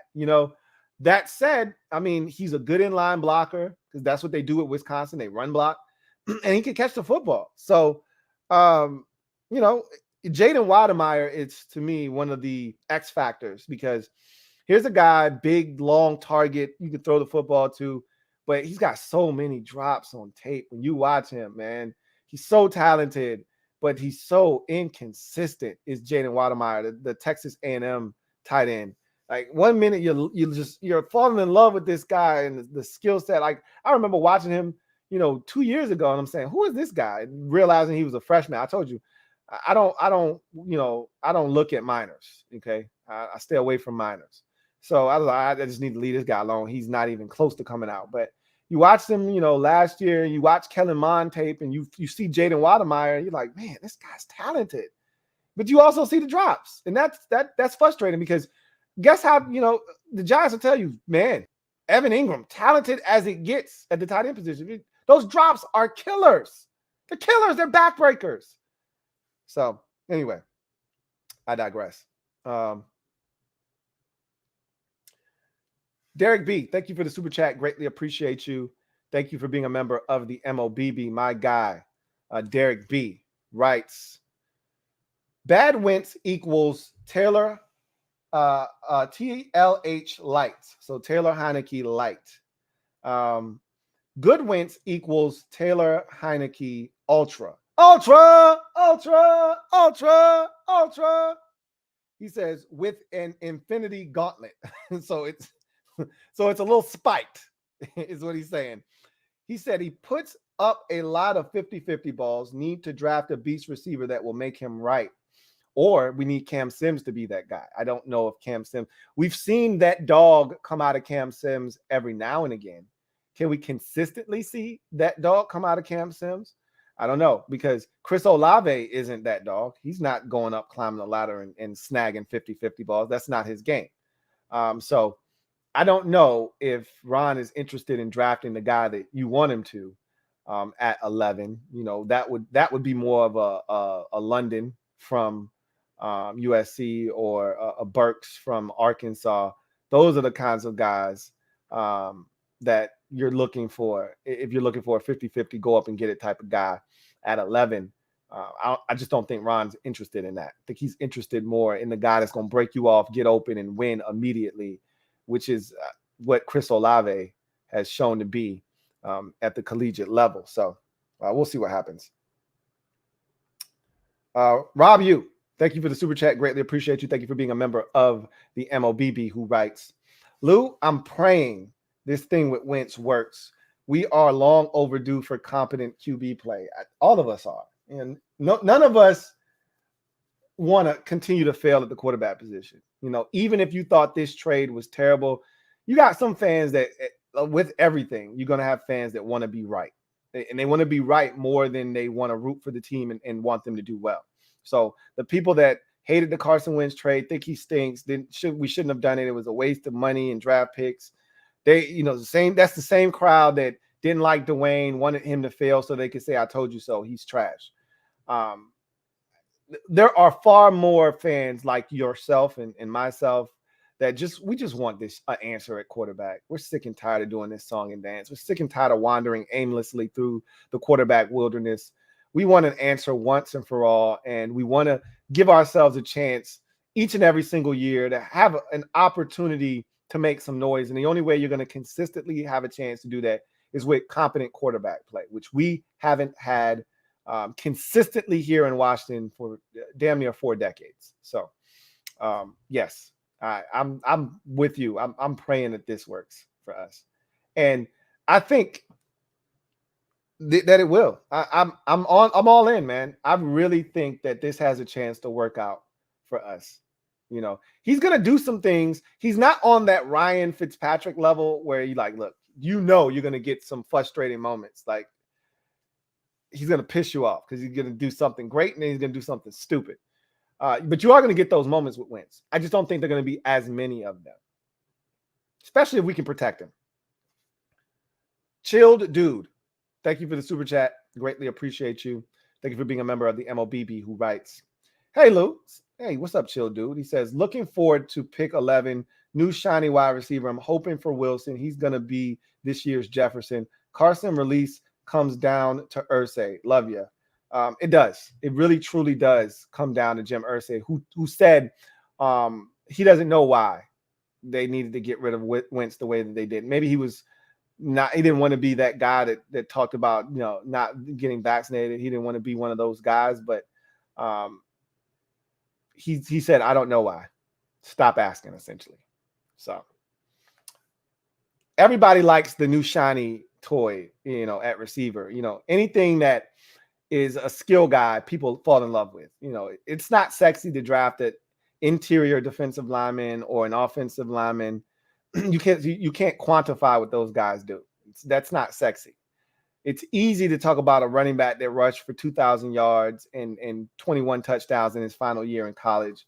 It's easy to talk about the receiver that had 1,300 yards receiving and 14 touchdowns, and 92 receptions. Those are easily quantifiable numbers, things that you can see clearly. So it's easy to fall in love with those guys. It's easy to fall in love with the corner that's shutting down receivers week in, week out. But it's hard to fall in love with sometimes the thing you need to do, which is draft a lineman and win in the trenches. Most people, just like most fans, love to see 38-35, 41-36. Most fans love to see that and don't want any parts of 16-10. It's the same thing with the drafts. People get more excited about a receiver or a running back or a tight end or a corner because these are skill positions. These are easily quantifiable numbers. You can look at a guy and say, he had 6 picks last year, man. You can't even throw to his side. He got sticky fingers, Yeah, you don't want no parts of this receiver. He'll break your ass off. Dude had 112 receptions and 1,700 yards receiving and 18 touchdowns. Like, you don't want it. So you talking about the new shiny toy receiver, it makes sense because that's how a lot of people feel. Flash Paradox 87. Thank you for the super chat. Greatly appreciate you. Thank you for being a member of the MOBB who writes, what it do, Lou? First off, I would like to thank you for what you do. It's getting me through the off season. I need those mob shirts with my favorite phrase, we got guns and shit, LOL. I appreciate you, Flash Paradox 87, man. Thank you so much for the support. And I'm going to have some shirts coming out here. I'm starting to get the creative juices flowing again. So be on the lookout for that in a bit. Stay tuned. But I don't know if I can sell a shirt with "we got guns and shit" on it. But be on the lookout for some shirts here in a bit. I really do appreciate you, Flash Paradox 87. Metaphor, thank you for the super chat. Greatly appreciate you. Thank you for being a member of the MOBB, who writes, I'm torn between Olave and Burke. I want the fast, shifty boy, but that big, fast dude, unless Hamilton is there at 11, weapons for the Commanders. The Commander. Oh, excuse me. I truly believe Hamilton will be there. I might be, tricking myself into thinking that people are going to put more stock into these numbers than they should, and they shouldn't. He's a really good football player. I can tell you that firsthand. I'm a Notre Dame Fighting Irish fan. I've watched just about every game he's played in. I know the kind of player that the kid is. So sometimes we get caught up in numbers and we allow that to cloud our judgment. I don't think teams are as knee-jerk as fans are, but I don't know, man. I could see a team. I could see, all it takes is, because every team in the top 10 isn't looking at, Kyle Hamilton as a pick. There are only like 2 or 3 teams that are thinking about selecting him. And if those 2 or 3 teams decide that, we can get a better athlete at a different position, or, we can upgrade this position, we get a safety later, I can see Kyle Hamilton being there at 11. I don't think – I've already explained to you what Ron's track record at the safety position is. So don't expect Kyle Hamilton, even if he's available at 11. Just telling you right now.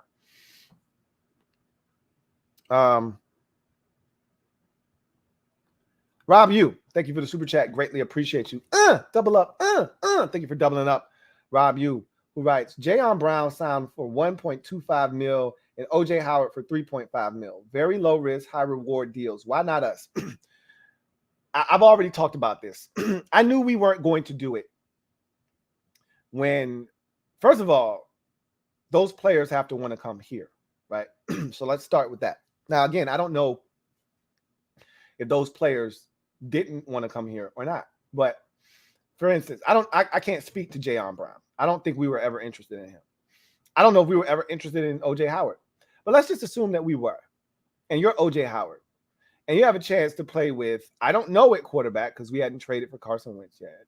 Yes, we did. We traded right before the start of the new league year because the Colts didn't want to pick up his roster bonus, which was due at the start of the new league year. So he had already been traded by the time the tampering period came around. But if you're OJ Howard, you could go to Washington with Carson Wentz, still not potentially be a starter because they got a dude in Logan Thomas, even though he's coming off of a major knee injury. Or you can go to Buffalo, the team that was in the AFC Championship game 2 years ago, was in an epic divisional round game last year, and they've got a budding superstar at the quarterback position in Josh Allen. Would you rather go play with him? Or would you rather go play with Carson Wentz and the Commanders? I mean, it's really not that big of a choice. And it's not like we were going to throw a whole bunch of money at him or something to sweeten the deal to make him choose us over them. We didn't have any bread. So I told you I would have loved to have taken a shot at OJ Howard, but he probably made a beeline for Buffalo. And Jayon Brown signed for peanuts. I'm not the biggest Jayon Brown fan, but I was interested. I was interested last offseason. I was, I wouldn't have been mad if they would have given him an opportunity, but at the end of the day, that's not the direction they wanted to go in. So, those are, to me, those types of deals and those players, they fit what what Smith was doing when he was here. Kyle Smith was doing when he was here. Those kind of fit into what he did that first year when Ron showed up.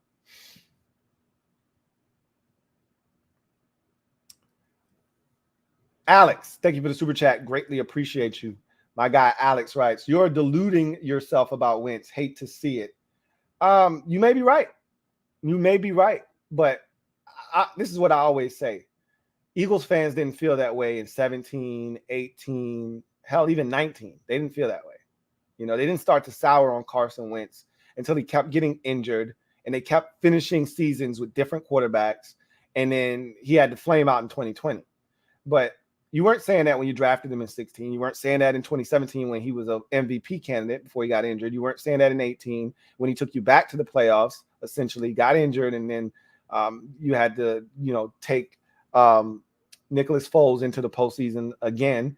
You weren't saying that in 19 when he took a ragtag group of receivers and tight ends and pretty much drugged them to the playoffs and won the division.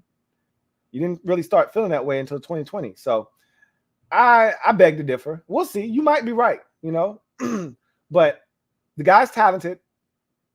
And my thing is, our situation, he can't be any worse than what we've done at the quarterback position. Point blank, period.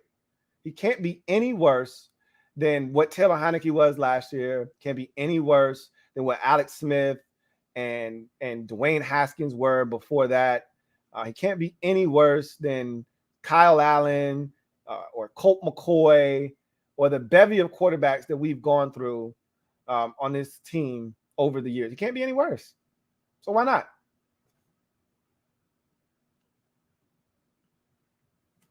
Ishmael Benitez, thank you for the super chat. Greatly appreciate you. Thank you for being a member of the MOBB. My guy IB writes, even the media is out for Wentz. Mike Robb spreading lies saying Colts locker room was silent when he got traded. How do they sleep? They're talking about Ryan is a huge upgrade. Look, this is why I don't watch the NFL Network. This is why I don't watch ESPN. There are only a handful of guys that they give a mic to and a platform to that actually know what the hell they're talking about. You know, if Mike Robb is talking about, you know, guys that you used to play with in Seattle, I listen, you know, because he's got insider information. But a lot of these dudes, again, they're not watching all of these games. You know, they don't really know what the hell's going on. You know, I always laugh when media members try to talk about our team. You can tell the ones that actually watch our team and then the ones that just kind of go off of the running narrative. You still got people out there talking about, well, Washington's got an elite defense. Where? You haven't watched us all year. You're just spewing something that you heard somebody else say. You're regurgitating something. We don't have an elite defense. We never had an elite defense. Even in 2020, our defense wasn't elite. We were playing bad teams. It made us look good. So a lot of these talking heads don't know what they're talking about. So I don't know what is being said. I can tell you that a lot of the narrative has been spun by the media, and it's propaganda that was placed out there by the Colts and this is what teams that are desperate do. When you know you effed up or you know you're in a compromising spot, the low road teams do this. The high road teams, they don't need to throw dirt on a player or a personnel member on the way out. You know, you let your track record speak for itself and you just move on. The low road teams, the teams with no decency or decorum, those are the teams that try to throw you under the bus on the way out to make them look good and make you look like the bad guy so it can justify the decision that they made. That's what we tried to do to Dwayne. We didn't need to do that to Dwayne. Dwayne did it to himself. We didn't need to add any fuel to that fire, especially if you're trying to trade him. What do you think you're going to get for him when you're telling everybody this guy doesn't study, he doesn't know the playbook, he's not, you know, future franchise quarterback material? What do you think you're going to get for him if you're trying to trade him? It's the same thing with the Colts. You're throwing this guy, Carson Wentz, under the bus. They shouldn't have got shit for him. I'm actually sick, not about what we gave up or, you know, the money that we're eating. I'm sick at the fact that they got anything, period. They handled this and botched this so poorly. They're literally trying to destroy this man's character. And for what? So you can look like you are on the right side of this breakup and divorce?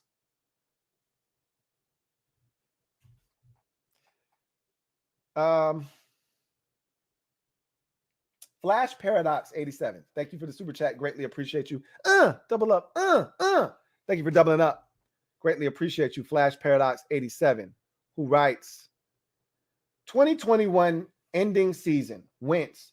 God, please give me a number one wide receiver for next season. Terry, God, please, I don't ask for much, but could you please get me a gunslinger for next year? God, trade alert, fans, what the F?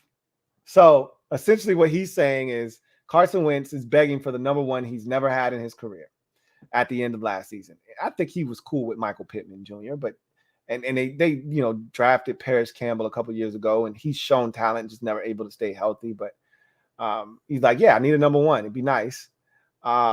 Terry's like, dude, I've been in this league 3 years now, and I haven't had the same quarterback in any of these 3 seasons. It's been a whirlwind. How I ended up with 1,000 yards the last 2 seasons, don't ask me, because I don't have any help opposite of me, and I don't have any consistency at the quarterback position. Just give me a guy. That's it. Give me a guy. And I think they may have both gotten their wish. This will be the most talented receiving core that Carson Wentz has ever played with when he comes to Washington, especially if we draft a guy at 11, which I think we're going to. And I think that Terry McLaurin, this is clearly the most talented quarterback he's ever played with at Washington, in Washington. It's not even close, not even remotely close. So, yeah, it makes for a great pairing. But again, what will be interesting is, are we able to stay healthy, 1, and 2, surround him with the weapons that he needs? Because he also likes his tight ends a lot. And we need Logan Thomas healthy. We need to get another guy. John Bates is not a 2. I've already said that. He's a 3. We need another guy in there. And I don't think Sammy Reyes is ready. They talked about Ron talked about his development the other day, said he's coming along, but he's still a ways away. So, Will Smith, thank you for the super chat. Greatly appreciate you. My guy, Will Smith, says, I got in one little fight and my mom got scared. She said, you can't slap Chris Rock because your wife got no hair. I don't know if y'all saw what he just did there, but that was a play on the Fresh Prince of Bel-Air song. Good one. Good one. I got in one little fight. My mom got scared. She said, you can't slap Chris Rock because your wife got no hair. You guys are hilarious. That's all I can say to you. That's all I can say. Brendan McCloskey, thank you for the super chat. Greatly appreciate you, my guy, Brendan McCloskey. Thank you for being a member of the MOBB, who writes, I'm all in as well, Lou. With Wentz, our offense is better. Terry, Samuel, Gibson, Thomas, Olave, McKissick. So he's already counting Chris Olave in the mix. He said there should be no reason why this team can't win 10, 11 games on a third place schedule. Again, don't put too much stock into the third place schedule, because you don't know if that third place team is actually going to be any good. Okay. For instance, last year, if you were playing a second place schedule, you would have played the Bucks. You would have played the Rams. Do you consider that better than having played, I think the 49ers were the first place. No, who was in first place in 20? It wasn't the Rams, because they went to Seattle. Seattle was the first place team. I would much rather play the Seahawks last year than the Rams. The Saints won the division the year before when you play a first place schedule. I'd much rather.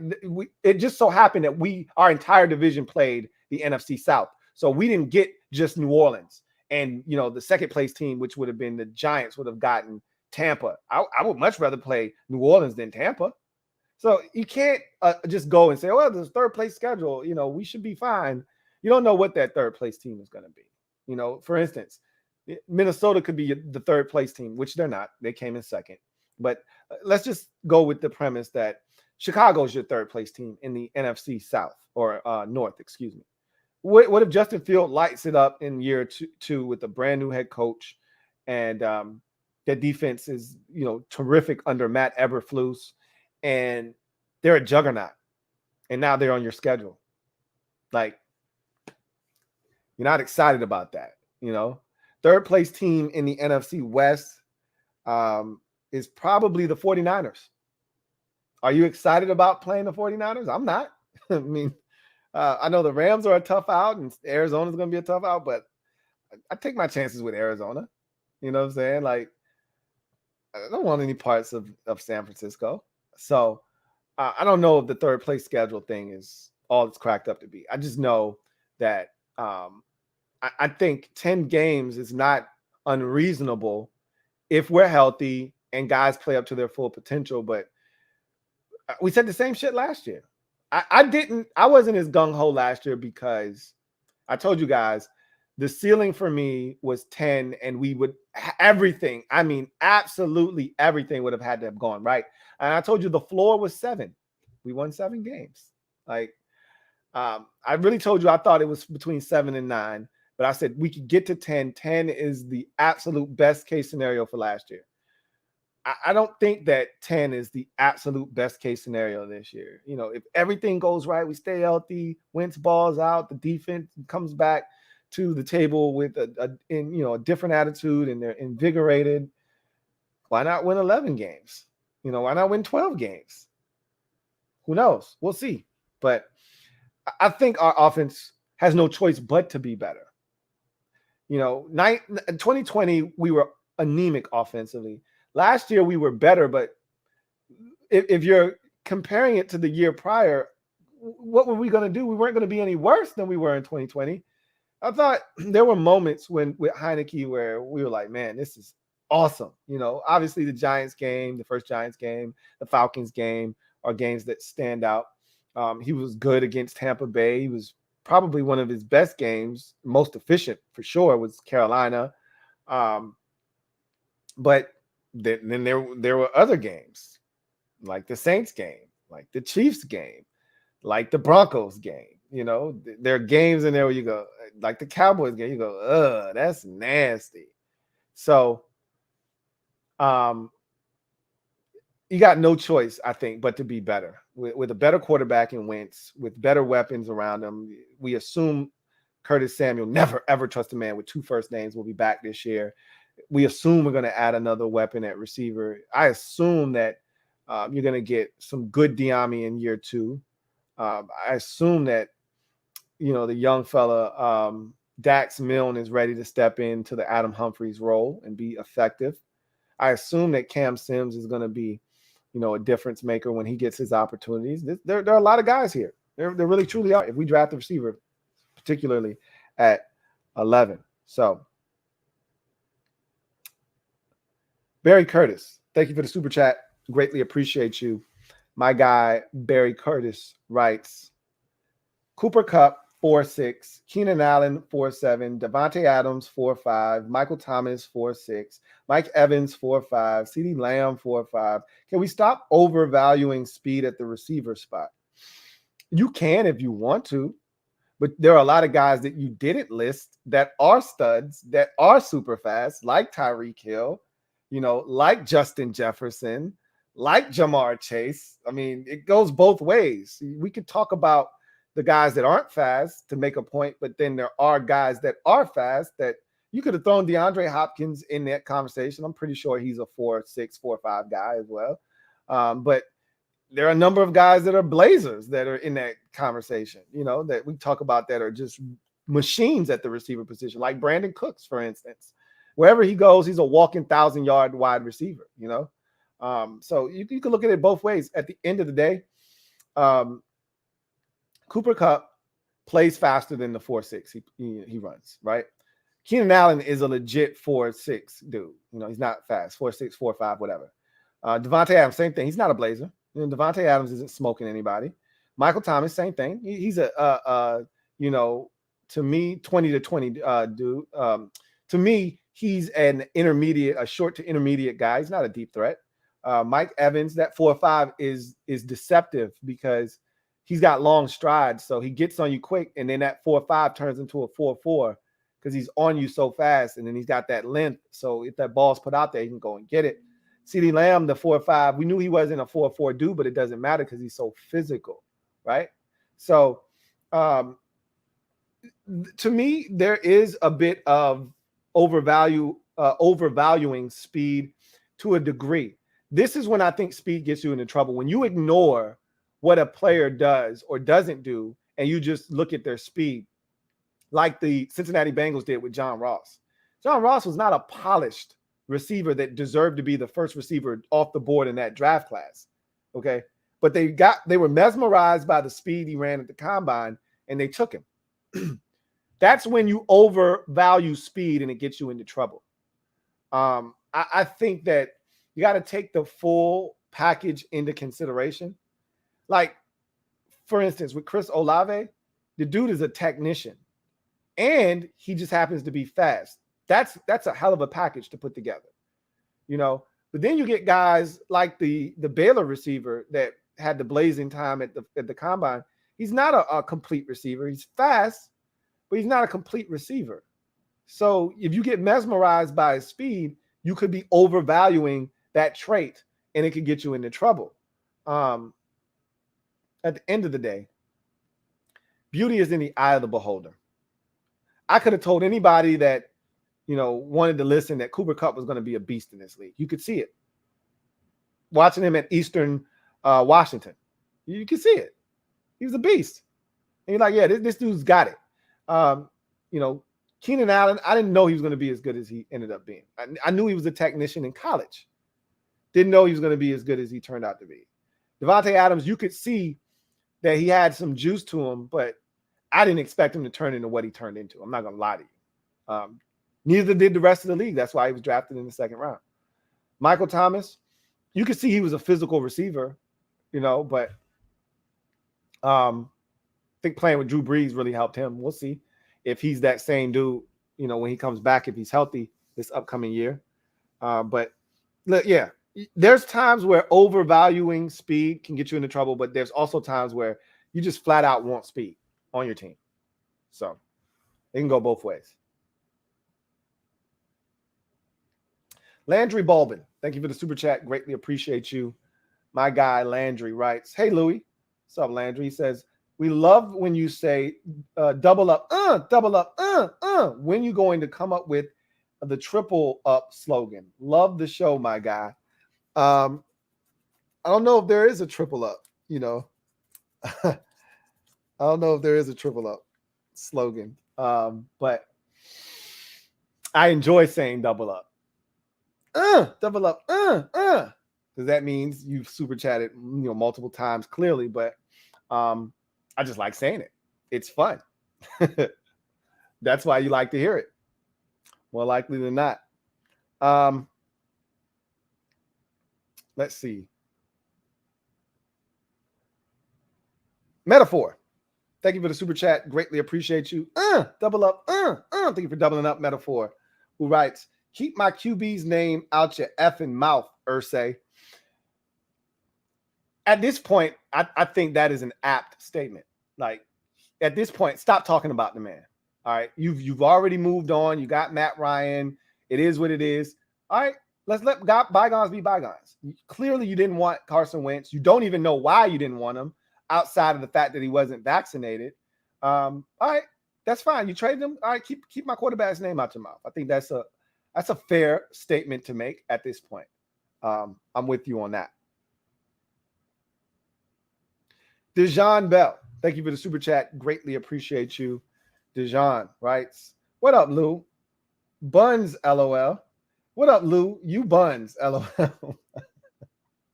Why am I buns? He says, but is there any wide receiver that can be there with our second pick that doesn't have much clout but can potentially have a productive impact? Sure, there are plenty of guys like that. I mean, there are always guys like that aren't necessarily first round, you know, talents or going to be first round picks, but clearly have talent enough to make a difference if they land in the right spot. You know, George Pickens from Georgia is intriguing. You've got Sky Moore from Western Michigan. That's interesting. You've got a number of guys. I'm really intrigued by Jameson Williams. I still think someone's going to take a first round flyer on him. You got to be a good team that knows that, hey, this dude may not play this year, and we're okay with that. Or we may not get him back until, you know, November, and we're okay with that.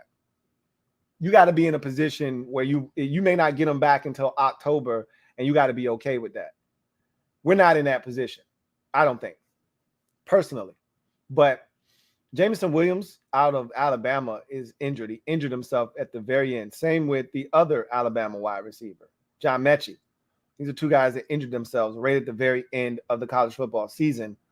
And so the thought process is that these guys aren't going to be ready to help a, you know, team right out of the gates.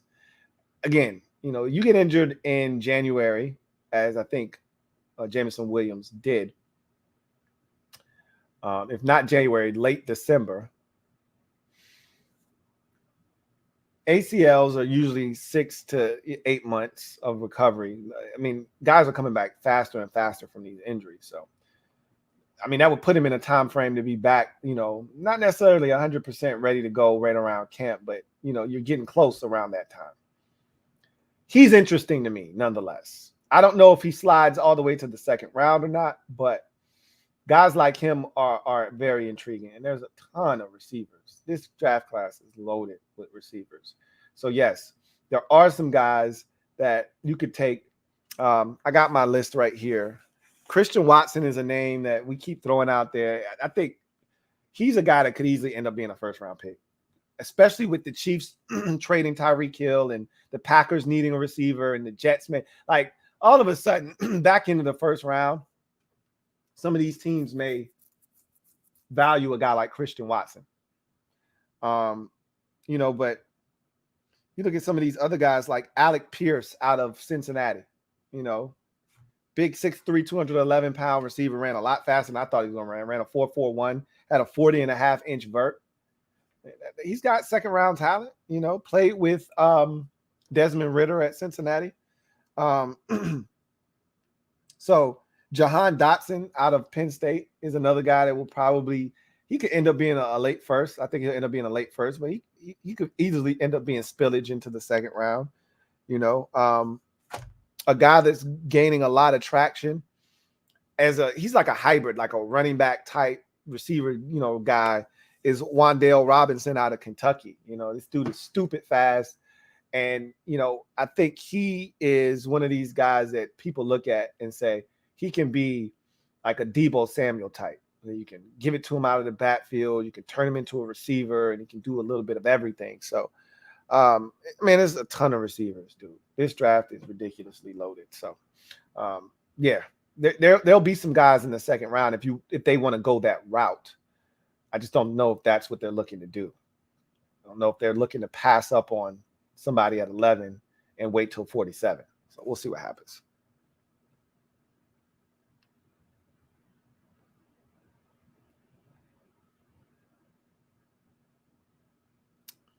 All right. Trevor Patch, thank you for the super chat. Greatly appreciate you. Thank you for being a member of the MOBB, who writes, Lou, catch you on playback. In Louie voice, you already know. Jordan Davis, 11th pick in the NFL draft. Like, share, sub, merch, mob, and shout out to Kondo. P. Thank you for the super chat, Trevor Patch. Greatly appreciate you. And hopefully you enjoy this on playback. My guy Trev is on this. Jordan Davis. Every day he tweets at me. And he's keeping a running tab. I think we're on day number 10. I think we're on now of him, you know, making the campaign. And he ats everybody. I think Ron Rivera's in his post. Scott Turner, like I don't know. It's just all, but he's atting everybody and anybody. So it's not going to happen. But I told you, I'm not the guy to shoot down any dreams. So Metaphor, thank you for the super chat. Greatly appreciate you, my guy. Metaphor writes, sure, Carson had odd decisions occasionally. That he did. He said, Carson Wentz, dumb end zone, pick 6. He's a bum. Kyler did the same, but he's a franchise. How many hero balls Mahomes tossing? Look, I don't like to put him in the same vein with a guy like Patrick Mahomes, who's done extraordinary things, the likes of which this league has never seen. Don't do that. Yeah, Mahomes did some. I mean, hell, Mahomes threw a left-handed moon ball against us last year that got picked off right before the half. Quarterbacks do dumb shit, especially, and again, Wentz fits in that. To me, Wentz and Mahomes and Burrow, and there's like this group of guys that they don't like giving up on plays.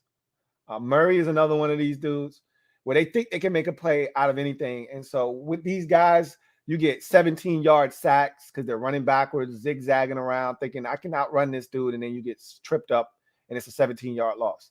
Or you start running backwards You get out of dodge. Here comes another guy that was spying you, and now he just takes off and comes after you. Now you got to force it up, and you throw in the double coverage, and it gets picked off. Or you're in the grasp. You see a guy late, a running back that you think is a check down, and your left hand is the only hand that's free, so you try to fling it to him real quick, because if you make the throw, you save an 8-yard sack, and maybe that guy ends up running for 11 yards, and everybody talks about how great you are. I remember they used to do it with Brett Favre. I was like, oh my God, Brett Favre is he's so resourceful. Look at him, underhand, shovel, left hand, he can do it all. And yeah, what about the time Brett Favre was rolling out to his right, threw back across his body to his left, and threw in double coverage, and he got picked off? What about the time Brett Favre was rolling to his left, saw a guy running to his right that he thought was wide open, never saw the corner sitting all the way on the right side that had no responsibility, that just walked in front of the ball and picked it up? I mean, people have selective memory. If you like a guy, you make excuses. If you don't, you talk about how bad he is. At the end of the day, Carson Wentz isn't that dissimilar from Mahomes and Josh Allen at times, and Kyler Murray and Joe Burrow, that he wants to extend plays and he doesn't know when to give up. He doesn't know when to say when. But make no mistake about it, Mahomes is in a much different class than Carson Wentz. And so is Kyler Murray when he's on and dialed in. So look, if you don't like Carson Wentz, then what you said is 100% spot on. They're going to make excuses for those quarterbacks that they like, and they're going to tell you your guy stinks because he made the same mistake that Wentz or Mahomes made. That's just how the cookie crumbles. That's how it goes. But that stuff doesn't faze me. That stuff doesn't bother me any. So I know what Carson Wentz is. I'm comfortable with what Carson Wentz is from a physical. I told you guys this when we first got him. I'm comfortable with what Carson Wentz is from a physical standpoint. The attributes that he brings on the field, I'm comfortable with all of that. It's not a matter of if he can do it. We've seen him do it. We know he's capable. The only thing was the mental side of it, the teammate, the things that we couldn't see, the relationships he established with his teammates or lack thereof, his leadership qualities or lack thereof. These are things that were coming into question, that they were definitely an issue in Philadelphia. And I'm saying, well, if they're an issue in Philadelphia, they're probably an issue. And some of that I had to rewire my brain, because we had Robert Griffin III here, and he wasn't a leader. Anybody that would in that locker room, Santana Moss talks about it all the time, they all gravitated towards Kirk Cousins. He was much more of a leader than Robert Griffin III ever was. Robert Griffin III was a me guy. He was an I guy. And so I saw that firsthand. We would listen to him. He was insufferable in those press conferences after a loss, when he would trip over himself trying to blame others for the reason we lost games, instead of looking in the mirror and saying, hey, I got to play better. So when I hear a guy is selfish, and I hear that a guy isn't a great teammate, and I hear that a guy isn't a leader, I start thinking about Robert Griffin III and what he was here, and I cringe. And that's why I got nervous. It's like having an ex, and all the qualities that made you guys break up that you saw in your ex, you like, I never want to have that shit again. Like, the next girlfriend that I get, she can't be anything like that. And the first red flag that you see from this next girl that you go on a date with, you panic. Like, oh, no, I can't do this shit again. And she may not be anywhere near your ex, but that first sign of trouble, you start to panic because you don't want to do that again. And that's how I was with Carson Wentz when we traded for him. Like, hey, kind of went down that road with Dwayne, rode a bit with Dwayne, and not quite to the extent of a Robert Griffin III, but kind of went down that road with Dwayne. I really don't want to go down that road again. And then I find out that this ain't what you thought it was. It's really not. So I hear you, metaphor, but that's going to continue, whether you like it or not. People are going to make excuses. It's the same thing with Kirk Cousins. Great example of what you just said. If you think Kirk Cousins is a good quarterback like I do, then you acknowledge that Kirk hasn't always been clutch in the biggest spots of a game, but you also acknowledge that he has been clutch at the end of ball games. He was clutch for the Vikings last year at the end of ball games. And you have to acknowledge that he was clutch at times for Washington. But if you don't like Kirk, he was a stat patter, and he a bunch of garbage time stats, and He's a check down Charlie, and yet when he was here, he was leading the league in air yards. You know, when he's in Minnesota, he's leading the league in air yards, but yet he's a check down Charlie. Okay, whatever. Like these are the things you make up when you don't like a guy. Let's see.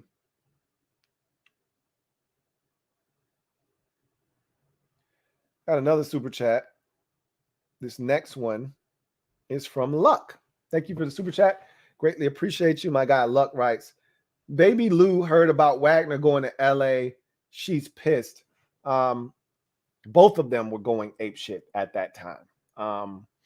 I told you that Wagner was going to go to a contender. He wasn't coming here, but we couldn't afford him anyway. He said he wanted, at one point, we were here on 1 year, 11 mil. I think he signed a 5-year deal. And again, the 5 years isn't worth the paper that, you know, it's reportedly on, right? Like I heard a deal today. A guy signed because Kaiser White signed with the Eagles, right? Really talented linebacker that I didn't think the Chargers would let get away. Eagles signed him for like $3 million. It's a steal for the Eagles, if we're being honest with one another. He's a really good player. And I think they ended up adding like 3 voidable years to spread the money out so that they could lower the cap number. But like, okay, whatever. So Wagner could have essentially signed a 5-year deal, but it's only really like a 2-year deal or whatever. But yeah, he's in LA. And, you know, the little ones were not happy about it.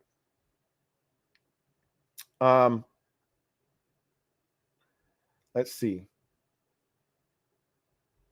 Got another super chat here from Abraham Hinjoza. Thank you for the super chat, Abraham. Thank you once again. If I see a comment from you, I'll just read it. I'm assuming you meant to comment and it didn't go well. So I'll read this right here. It's the Redskins report. So it's everything Redskins and anything of the sort. Whether it's losses or wins, it's all skins. Come and get it. I'm holding it down the fort because it's the Redskins report. Old school. I mean, you went way back in the archives for that, you know. When the kid borderline thought he was a rapper, you know, I was over here trying to spit bars. There's a lot of old stuff, man. I was funny. I was back in the archives. I want to say it was right before the Dallas game. I remember because I had tweeted out to the members of the mob that I was ready, and I tweeted out mood, and it was a picture of me. I was doing a preview for the Dallas game back in 2012, and I had put on a bunch of face paint, you know, eye black and stuff, and that was supposed to be my war paint, and yeah. I used to do a lot of crazy stuff. There was at one point I was doing the NFL's Most Wanted. I mean, oh man. Anyway, I digress. Thank you for the super chat, Abraham. William Lee, thank you for the super chat. Greatly appreciate you. Thank you for being a member of the MOBB. Who writes, we have to trade back with the Steelers. Okay. Why, William? Why? Again, it takes 2 to tango. You can't just look at a team's spot and say, hey, I want your pick. Come and take mine. They got to want your pick. So there's got to be a player that the Steelers want at 11. And I think they want a quarterback. And they may get a little antsy. And maybe we are the pick that intrigues them. But honestly, you don't trade up for a quarterback unless there's other teams that you are afraid is going to, leapfrog you to get the guy that you want. So I don't know if the Steelers are looking to move up. I can tell you this. This is their GM, Colbert's last draft, Kevin Colbert. And I think he wants to leave them a quarterback, just like Ozzie Newsome did in Baltimore. That's the legacy that you leave. I think that they are going to draft a quarterback. I think they would prefer that guy to be Malik Willis. If Malik Willis gets past 9 at Seattle, I don't see anybody else touching him, to be honest. I think they can wait until their selection, and he'll be there. Maybe you get antsy 3 or 4 picks before your pick, and you just say, let's just go get him. I don't want to wait. Fine. I get that.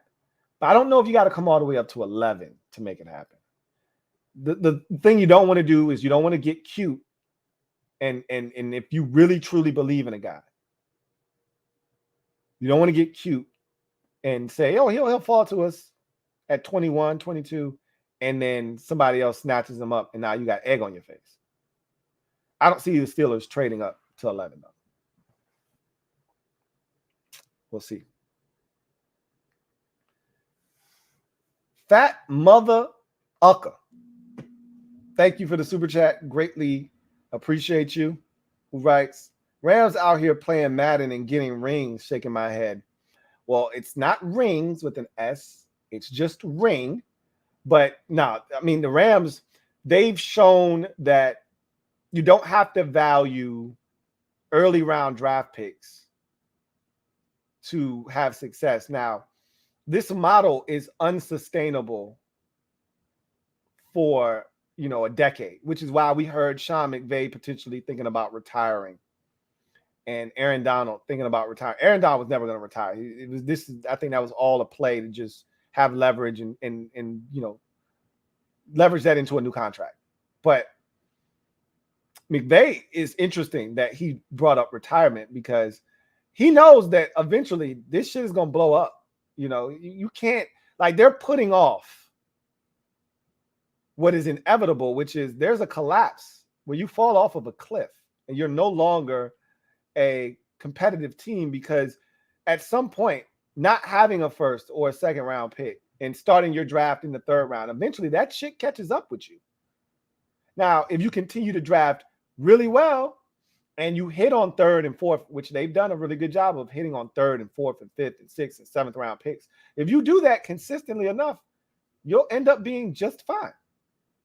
But if you don't have a successful hit rate in, the day 3 of the draft is what you have to do. If you don't have a first or a second round pick, that means you got to kill it in day 3, rounds 4 through 7. And the Rams have done a quality job of finding talented players in those rounds. But eventually that's going, because once you guys start to get older, Aaron Donald starts to get older, Jalen Ramsey starts to get older, eventually you need to be able to replace them with talented players, and it catches up with you not having first and second round picks. Because also what a first round pick allows you to do is to get that extra 5th year, and it allows you to keep a guy on a rookie contract, longer. The Rams don't care about none of that shit. They got a nucleus of players: Jalen Ramsey, Aaron Donald, Matthew Stafford, and Cooper Kupp. And they're going to build around that core foundation right there. And there'll be a bunch of mix match parts. In the secondary, we've seen them mix and match parts, like Darius Williams was an undrafted guy that bounced around from team to team, found a home in LA, played really well for them. They had a dude, Troy Hill, that they got in the 3rd round, I think, or I believe 3rd or 4th round. He left in free agency last year for Cleveland. He played the cornerback position for them. You got to find gems, but they're not overspending for, guys. Now they got Allen Robinson in the mix. They've essentially said, I don't care nothing about the draft, or at least early round draft picks. I'm going to make sure we got really talented football players. We're going to pay a bunch of money to 7 or 8 guys, and then we're going to fill in the rest of the gaps with 4th and 5th and 6th round guys and low-level contracts that'll get us through. And it's worked. I mean, remember, they cut a linebacker, or they traded, a linebacker who was playing really good football for them during the season. They had Kenny Young, who they got in a trade when they traded Marcus Peters to the Ravens. They got Kenny Young in exchange in that draft.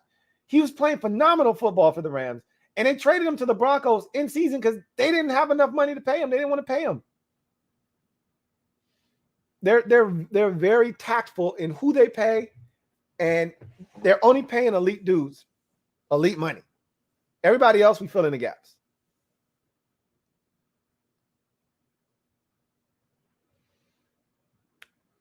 Abraham hit a Joza. Double up. Thank you for doubling up. Greatly appreciate you. My guy Abraham writes, it's the Redskins support report, so everything Redskin and anything of the sort. Can you talk about the journey to 20K and how difficult it was? Thanks, Lou. Man,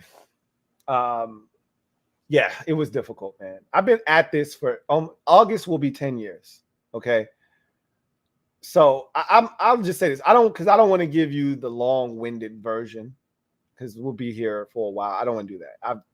I can do that on my podcast. You know, I don't want to hold up everyone. It's already late, and so I'll just say this. I'm uncomfortable when people say, if it wasn't for you, we wouldn't be doing this or we wouldn't be here. There are some people that were motivated by my channel and it sparked something inside of them that made them want to just get behind a camera and a mic and do it. But the notion that, you know, Ed Oliver or a Rico or one of these other dudes wouldn't have been killing it if not for me, I think is false. You know, my guy Protect Sports is doing a hell of a job over there. Like, I think that's false. I think that narrative is false. What I do think I did, however, is I made it easier for those guys to run the numbers up quick. Like, they didn't have to go through the struggle like I did. I made it easier for them to get to 10,000 subscribers because what I did was I rounded up all of the Redskins fans that were out there, you know, to be had. And I brought them in one central concentrated location. And by the time those guys decided that they wanted to do it, if you're watching this show and those guys pop up, then you eventually make your way over there. And so all of the people that were watching this show just went over there. And so just like that, you got 5,000 subscribers and you've been doing it for a year and a half, 2 years. You know what I'm saying? So I think that's where my contribution came into play. But to say that these guys wouldn't have been doing it or they wouldn't have been killing it, I don't necessarily agree with that. I just know my road was difficult. I was hard-headed. I was stubborn. I had to learn a lot of things by myself. I didn't have any mentors, no one to show me the ropes. A lot of people ask me, hey, you know, for advice, and I don't mind, you know, giving you all the game that I got. And I tell people all the time, DM me. You know, you got a question, ask me. I've helped multiple channels get off the ground, and guys are really successful, and I'm proud of them, you know, for doing the things that they've done. But I didn't have any of that. So I made a lot of mistakes. There was a lot of rebellion from me. I wanted to do things my way, and it's not about you. It's about the consumer. It's about the viewer. It's about what they want. And there is a middle ground, right? There is a middle, you know, road that you can meet at. But when I started, it was my way or the highway, and that shit doesn't work. Not with viewers. You know, you don't get to make a 2-minute intro. I'm clicking off your video. Your intro is longer than, you know, 15 seconds. You know, people have short attention spans. It took me a while, but I can say that I wouldn't trade my journey for anything. It's made me a much better content creator. It's hardened me to this process, like things that used to get under my skin. I've been called all kinds of names, monkey and N-word and this and that. And when I first started, oh my God, that shit would get to me. And then I realized as I got, you know, a little bit, you know, long in the game, became a vet. I mean, the trolls are out there. I got a dude right now. I still don't know who it is. I don't care. I'll just tell you this. And this comes with the territory. Somebody that for whatever reason, I don't know why they don't like me, but that's life. You're not going to be able to please everybody. I tell my kids all the time, there's just going to be somebody out there that don't like you because you light skin. You haven't done anything to them. They just don't like you because you're light skinned and you think you're cute. That's one of the girls' favorite lines when I was growing up. She thinks she's cute. Why? What did she do to make you think that she thinks she's cute? Anyway, somebody, every time I upload a video, they hit the dislike button, thumbs down. I mean, the video could be out for 14 seconds. I already got a dislike already. I think they're subscribed to me, have the notification bell on just so they can hit the dislike button. I find that to be very funny. It's actually comical. And I feel like I have power over that person because they despise me for whatever reason, so much so that they go out of their way to not only sub to the channel, which actually helps me to a degree. I'm at a point now where even if you don't watch my content, but you sub up the channel, you're not going to hurt me, you know. But they sub up the channel just so they can dislike the videos. And that's, you know, when I was coming up in the game, you know, I dealt with a lot of stuff like that, you know, but long story short, it was a long journey. I'm proud of my journey. And I think because of the length of the journey to get to 20K, I think it's going to help me get to 50 and, you know, beyond much faster because I know what works, what doesn't work, and, you know, what lane I need to find myself in and how I want to grow and how I want to go about the future. So, it was definitely difficult. I'd be lying to you if I said there wasn't a lot of sacrifice. You know, when I first started this was not my primary source of income. You know, I worked a full-time job. I would stay up a lot of nights. There were a lot of sleepless nights where I'm doing videos and making content and preparing for the next day. And I gotta go to work at 6 a.m. and I'm working off of 1-2 hours of sleep, no sleep.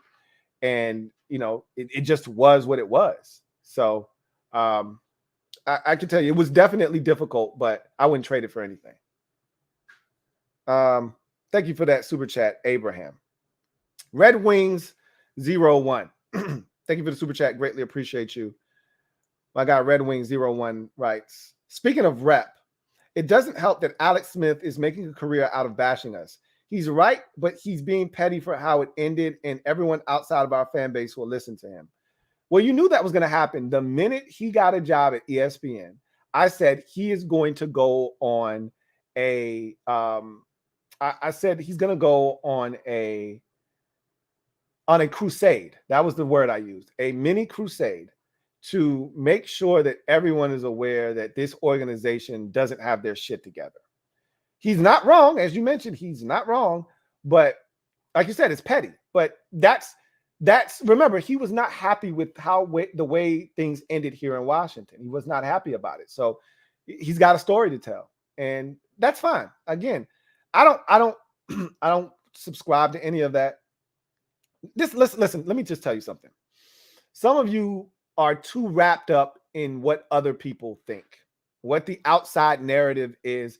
I don't give two shits about what anybody outside of this fan base thinks.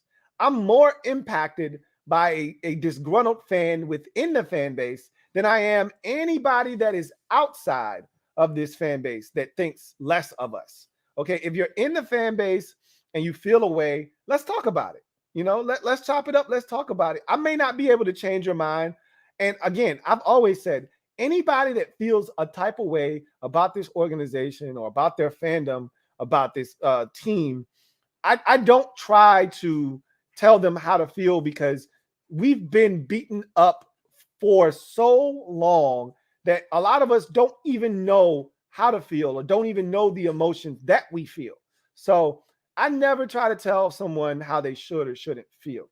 But Alex Smith played here for a couple of years. You know, he's got a story to tell. He did not like the way his situation ended here. And so if he's got it out for us, so be it. Knock yourself out. Get in line. There's so many guys. Robert Griffin III, who he did it to himself.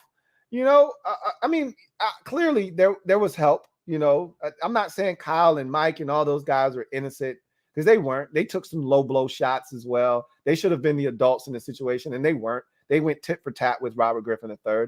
But, you know, the Snyders and their bullshit and allowing him and enabling him to do the things that he did.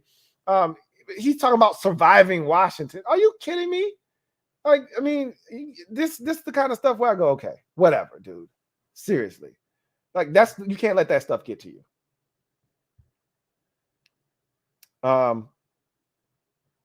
Mr. Ron B, thank you for the super chat. Greatly appreciate you.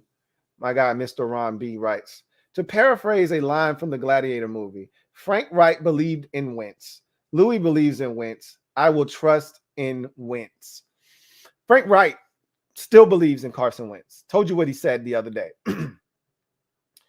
I believe in Carson Wentz after all the information I've gathered over the last, 3 weeks since the trade was made, with Irsay continuing to run his mouth, Chris Ballard continuing to run his mouth, and the more they talk, the more you see what's happening, right? The more they keep spewing the vitriol they have for Carson Wentz, the more you say, okay, this is a smear campaign, and they're doing a terrible job of hiding it. It's a smear campaign, and then you watch Hard Knocks and you gather all the intel and you listen to his teammates and you see why the teammates felt the way that they did. When you watch Hard Knocks, you're like, oh, okay, he's a good dude. He's an excellent teammate. You see why these guys were quick to side with Carson Wentz. It all makes sense.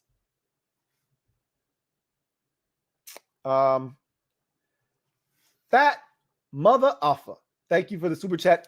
Double up. Greatly appreciate you. Who writes, Terry extension going to be real pricey now. What do you think about trading him? I think we need to keep him. He's a Ron kind of guy. Ron will get it done. What do I think about trading him? I think trading him is out of the equation right now. Like, obviously, Terry could get to a Tyreek Hill type of situation where he's like, nah, I'm not interested signing here. How about you just trade me? Tyreek Hill's in a different class. Like I said, Terry's asking price isn't going to go through the roof to the point where we can't figure something out. As you mentioned, I think what you said is key, however. This supersedes everything. Price, this, that, the third, all of that stuff is superseded by one fact. Ron loves Terry. Ron thinks Terry is a part of this future, the future here in Washington, and thinks he's a part of the solution. He's a foundational piece, just like he felt that way about Jonathan Allen. And he even felt that way to a lesser degree about Brandon Sheriff, which is why he franchise tagged him twice. Terry isn't going anywhere.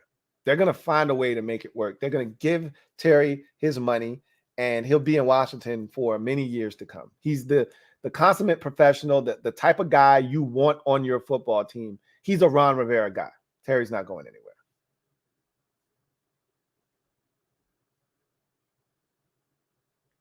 DC Dude, thank you for the super chat. Greatly appreciate you. DC Dude writes, be honest, Lou. Are you tired at all the fan negativity on Twitter? Like Alex Smith said, the negativity gets to them. I think we need to support more. I'm not, I told you, I don't feed into that. First of all, I don't spend a lot of time on socials, if you want to be honest.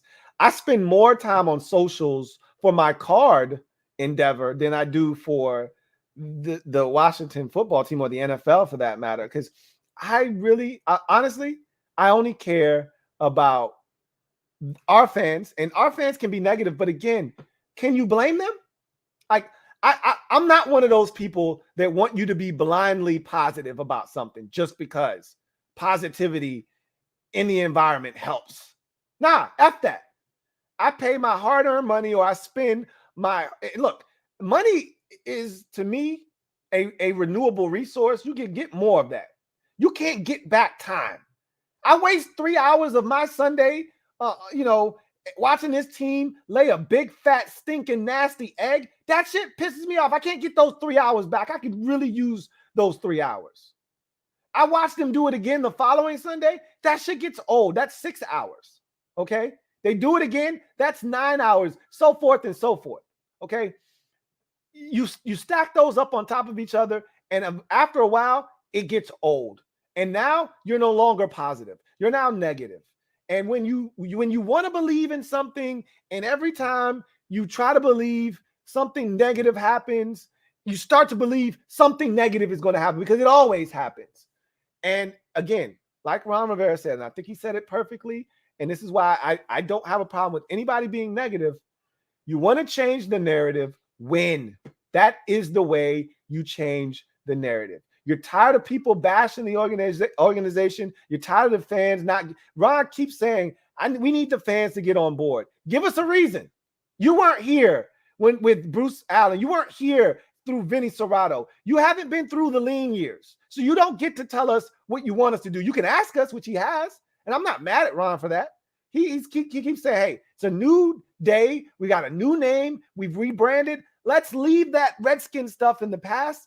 Now give us a chance to earn your trust. The only way you're going to do that is to win. You want to earn people's trust? Win. Win some football games.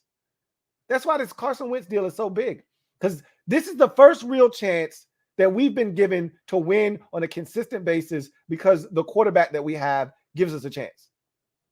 Haven't had that since Kirk Cousins. So I get it, but I don't spend a lot of time on socials, to be honest with you. You know, I just don't. It to me is a time drain. I got so many other things I could be doing with my time. My time is precious, man. That's why I told you guys. I think I told you guys this on my podcast. I stay off of Facebook. That to me is the black hole of time. It is the biggest time drain. So more so than IG and Twitter, Facebook is a killer. Why? Because all it takes is one for you to click on one post of someone that you know from the 11th grade, and you're like, I wonder how they doing. You click on their picture, and then while you're there, you may see someone else that oh man, I ain't seen this dude since the 8th grade. You know, or another dude that you rolled with in high school that you haven't seen in a while. Oh, I wonder how he doing. Click on his page. Then Facebook says, oh, we on to something. If you know this person and that person, then maybe you know this person. And you're like, oh shit, I do know that person. I went to middle school with them. And you click on that page. Next thing you know, 2 hours later, you know, went on 17 different pages, seeing all kinds of people that you went to elementary, middle, and high school with. Long story short, to bring the conversation back full circle, because I went off on a tangent. The negativity doesn't bother me one bit, and even when I see it, I embrace it, because I know where it's coming from. You know, the fans that irk me at times, and even then I don't really let it get to me, but the fans that irk me at times are the ones that two types of fans. I always get on my guy JP for this. JP is an all or nothing guy. When shit's going well, JP's hype and we gonna do this, we gonna do that. When shit's going bad, JP is at the other end of the spectrum. We suck. We're gonna lose 15 games, and we're gonna end up with a top 3 pick.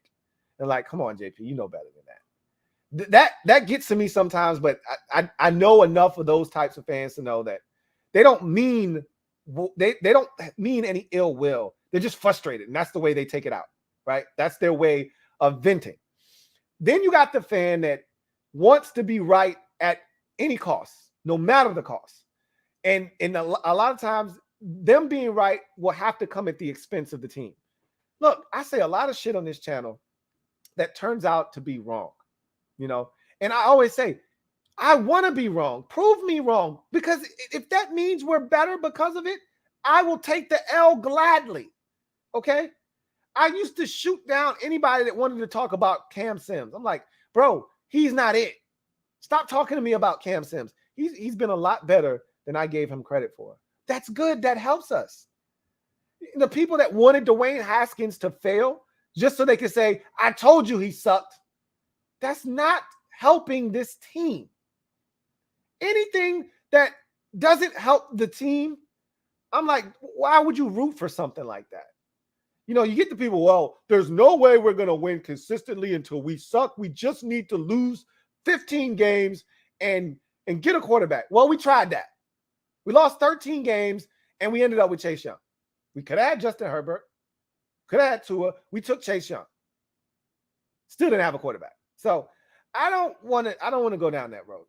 Those are the two types of fans. I'm like, miss me. You can miss me.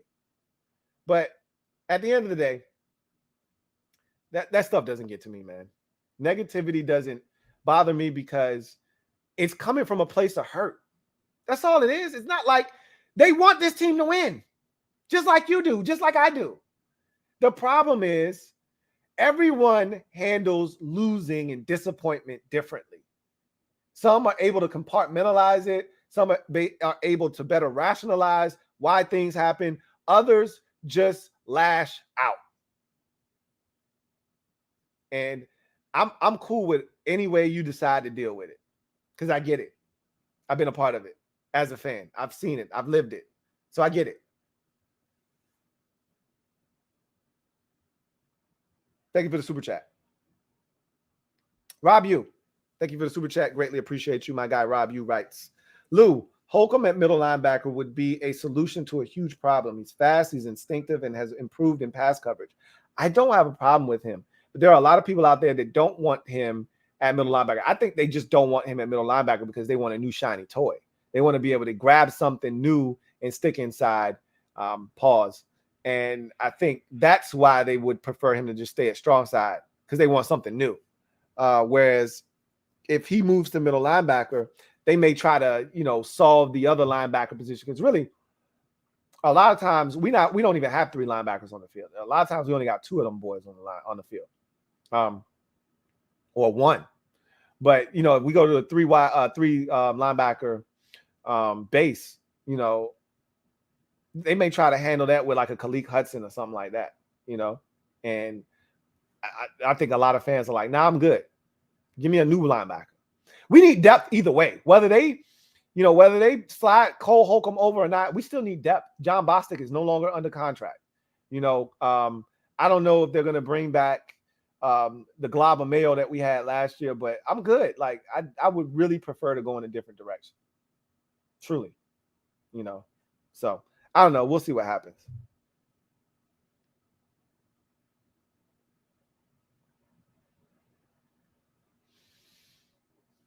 DC Dude, thank you for the super chat. Greatly appreciate you.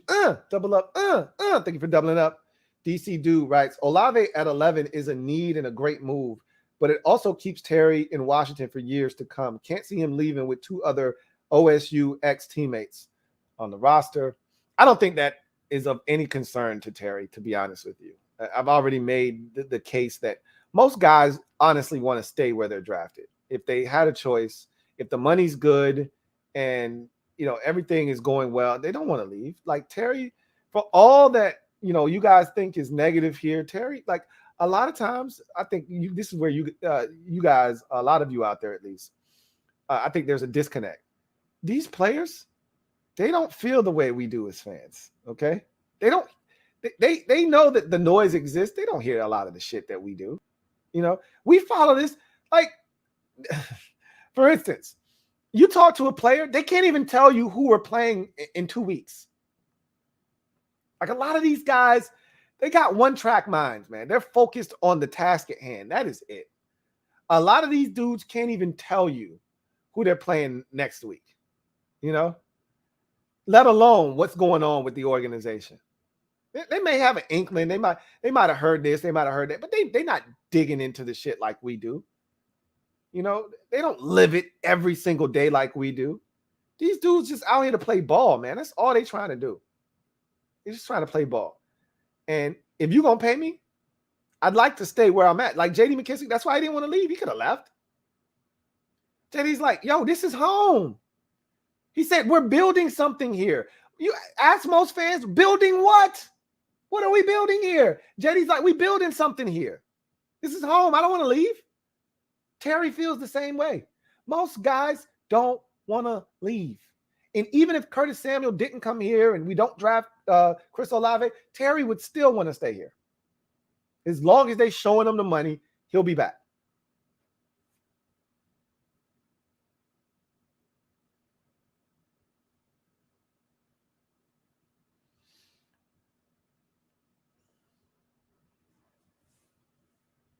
Cole Stoppelworth, stand up. You are officially in the building as a brand new member of the MOBB mob. You know what to do, and you've probably already done it. But do it anyway. Open your arms wide and welcome Cole to the family. Welcome him to the squad. Welcome aboard, Cole. You won't be sorry, and we're glad to have you.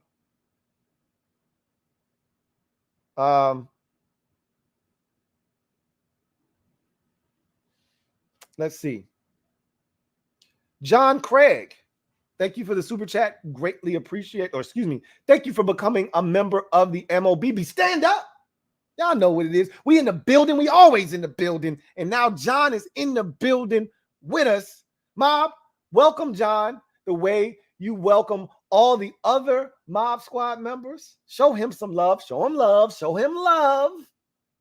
Welcome to the MOBB, John Craig. Thank you for your membership. All right. Let's see where we at. Super chat here from Metaphor. Thank you for the super chat. Metaphor, greatly appreciate you. Who writes, I say more playoff spots. NFC West plays AFC West, more L's. You could be right. They could beat the hell out of each other. Or one, division could dominate the other. Or a couple of teams in those divisions could, reign supreme. It's always fascinating when really good divisions square off against each other. At the end of the day, I just look at the NFC overall, and no matter what happens, the NFC West is getting no worse than two teams. Minimum of two, probably three. Again, the 49ers are the wild card because we simply don't know what Trey Lance is going to be. And they're hinging their future upon his shoulders. So if he's really good, they could ascend to the top of the conference for all we know. But we know the Rams are going to be good, barring injury. The Rams are going to be good, and we know the Cardinals, barring injury, they're going to be good as well. So I think 2 out of the 3 teams are making it bare minimum, and then a third could be entered in. Just like last year, we had 3 NFC West teams make it to the postseason. And then after that, to me, you got Tampa as another, again, healthy. Tampa's in there. Green Bay, healthy. They're probably in there. And then after that, all bets are off. That's 5 teams. Because even Dallas, you don't know. You think you know. You have no idea. I'd like to think Dallas is going to be good. But you don't know. No team has won this division back-to-back years. Dallas could stink this year, for all we know. So they did lose a lot of players, right? So who knows? At the end of the day, we'll see what happens.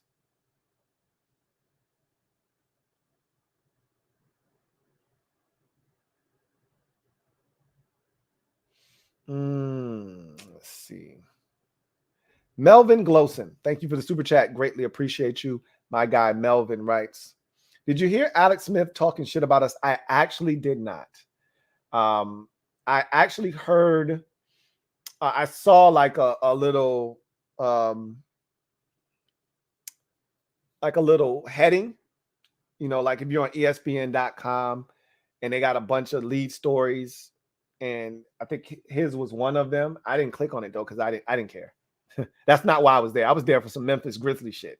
I just saw that. It wasn't intrigued because I don't care what Alex Smith has to say. I don't. His opinion, irrelevant. All right? Irrelevant to me. Because what Alex Smith thinks isn't going to alter Washington winning 10 games this season or Washington winning 7 games this season. His opinion isn't going to change that one bit of one bit. So I'm more concerned with what you guys think. I'm more concerned about what Melvin thinks about this team. I don't give a shit what Alex Smith thinks. I care what Melvin thinks. I care what Metaphor thinks. What Condo P thinks. I care what you guys think. That's what matters to me. I always tell people, like, for instance, I know people that they're so self-conscious, right, that they care what others think, even people that they don't know. And my stance has always been, I don't know that person. I may never see them again in life. I don't give a shit what they think about me. And to that person, they can't fathom that. Like, no, that's why I need to make sure that I impress. Because in case that person never sees me again, I need to leave a lasting. Why? They don't know you. You don't know them. You don't run in the same circles. Who gives a shit? And that's how I view a guy like Alex Smith. Who gives a shit? Robert Griffin III, who gives a shit? We don't run in the same circles. You got a job to do. I'm a fan. I care about my team. I don't care what you're talking about. I care if we win or we lose.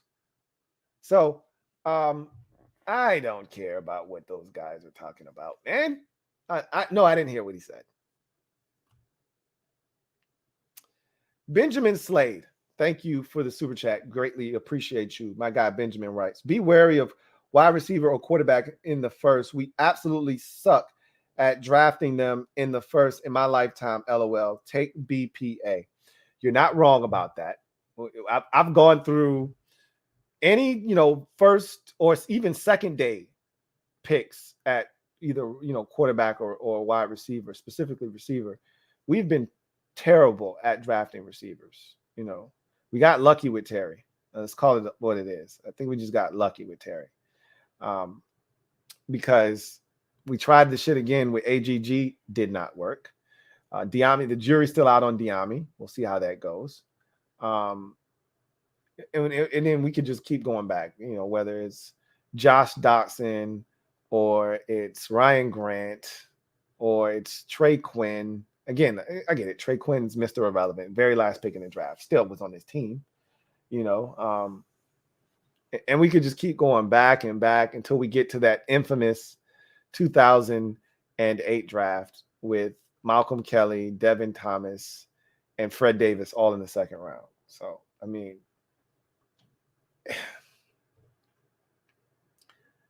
we suck at drafting, period. Receivers in particular. We from the Leonard Hankersons of the world, and I could keep going. And we just, for whatever reason, we don't do a really good job of drafting guys and developing them here. So that can't be the reason, though. You can't stop drafting receivers because you haven't had a good track record. You got to keep trying. But it exists. The whole, at one point, we couldn't get the second round right, if you recall. We were terrible in the second round. I think they killed it with Sam Cosmi. Got to stay healthy, obviously, but when he's healthy, he was really good last year at right tackle. So I don't subscribe to that narrative, but I get it. I understand where you're coming from, but you got to keep trying. You got to keep swinging for the fences.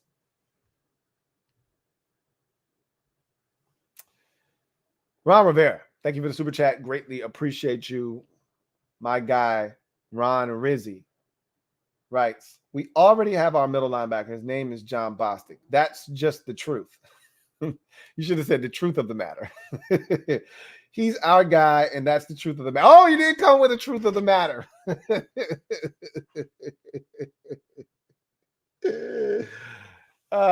John Boom Bostic. I don't think they're gonna bring him back. Honestly, I think they're gonna go ahead and let him walk finally, which is a good thing. If they bring him back, I don't think I'll be sick to my stomach, but I'm like, oh shit, here we go. Him or David Mayo. I'm like, oh shit, here we go. I don't want their asses nowhere near the roster, neither one of them, because they're gonna find their way back into the starting lineup eventually. Because Ron's gonna trick himself into, I just need a smart player at middle linebacker. Forget that he's trash. I just need a smart dude. Kevin, the PRF. Thank you for the super chat. Greatly appreciate you. Kev writes, let my yearly hate of first-round wide receivers commence. No Olave or London. We need middle linebacker, offensive guard, DB more than another wide receiver. I'd throw tight end in if one was worthy. You're not wrong. I've said this already. If you look at my list, and I gave you my list as soon as we got to the offseason, my offseason wish list of items that we needed to check off the checklist. Middle linebacker was second.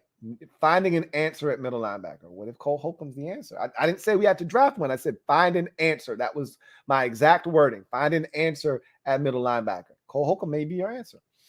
But you're not wrong. I mean, technically speaking, we don't have to take a receiver this early. You got, if Curtis Samuel is healthy, you got Terry, you got second year Diami, you got Cam Sims coming back, you got Dax Milne. That's 5 dudes right there. You really don't truly need a receiver, but the problem is we don't trust any of those guys but Terry. And that's the truth of the matter.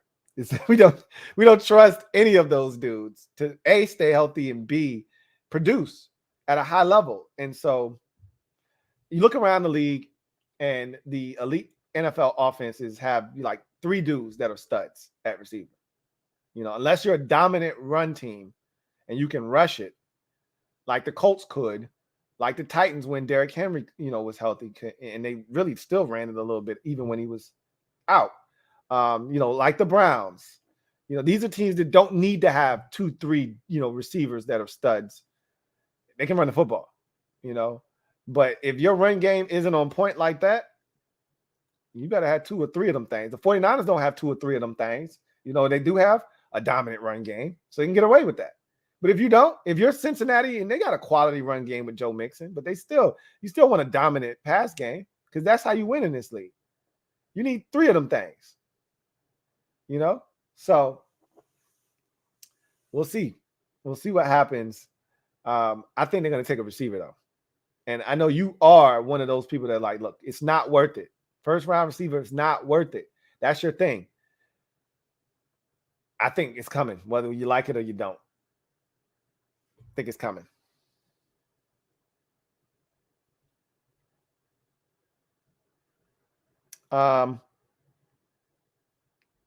Let's see.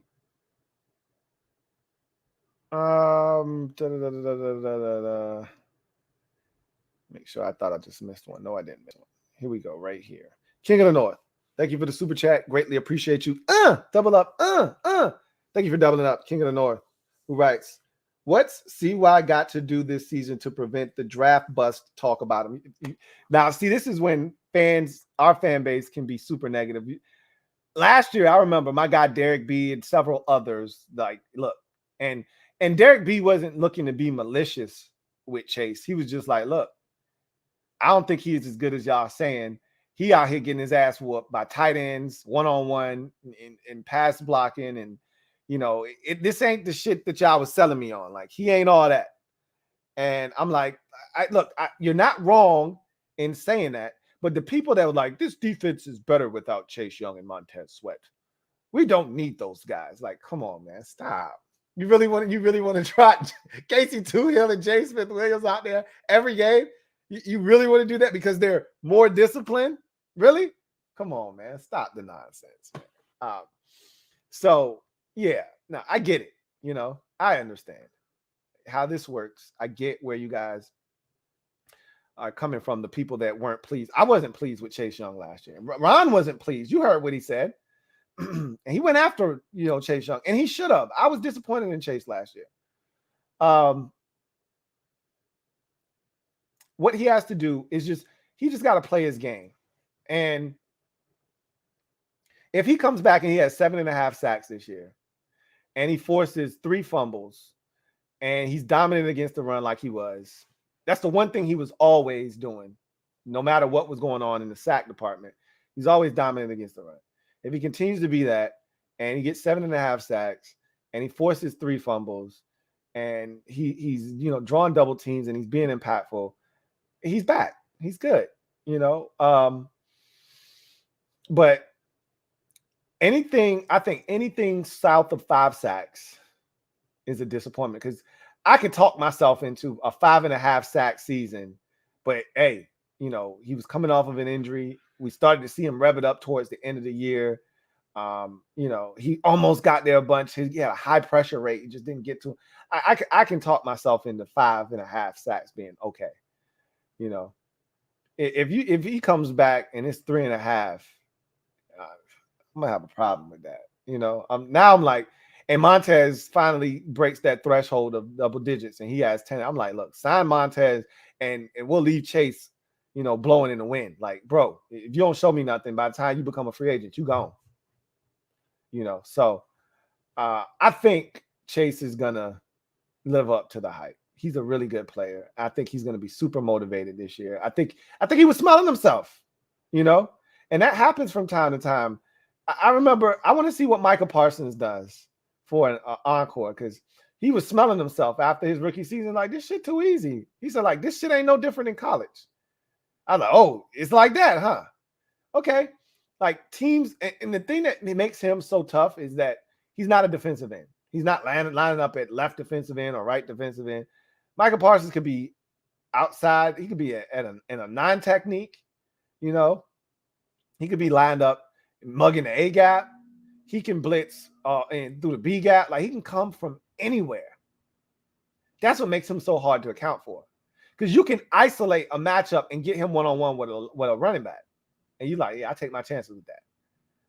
With Chase Young, they don't move him around enough. They don't do enough unique things. Like, for me, there would be a situation like with Aaron Donald, for instance.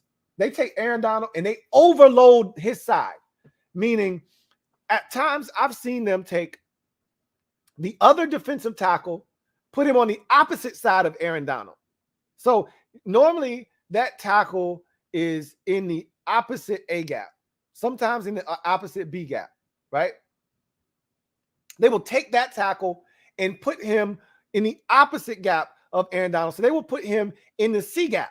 They will take the defensive end, put him in the D gap. And now Aaron Donald is guaranteed to get a one-on-one matchup. Everybody's got one-on-one on that side. And then what you do is you get a linebacker, you mug the A gap. So now that center has to block Aaron Donald by himself. That guard can't come over and help because now you got this linebacker mugging the A gap. And then you still got the other defensive end on the other side. So now it's one-on-one across the board. Now you can have your running back step in there if you like. You can have the tight end come across in slow motion and have him help. But that's not what teams are doing. He gets one-on-one and he kicks that center's ass, or he kicks that guard's ass, and he wins. That's what they did to us. We don't do creative shit like that. Like, for me, there would be at least 1 or 2 different packages where Chase Young and Montez Sweat are on the same side of the field. Rush Chase inside. Take Montez, line him up on the outside. Take Chase, reduce him inside. Now you got both dudes on the same side of the field. Good luck. And have Jonathan Allen right next to him. Pick your poison. Got to slide your line that way. And then you bring a rusher off the slot on the opposite side. Because you slide in protection that way, because all your heavy hitters are to that side. So you're going to slide protection, and now bring the slot blitz, have a safety come down, creeping, boom, come off the slot. Or have the slot corner come down, boom. Boom, do creative shit like that. Chase is at left defensive end. Montez is at right defensive end. You know how many times Myles Garrett rushes from inside? They reduce him inside as a 3-tech? As a 1?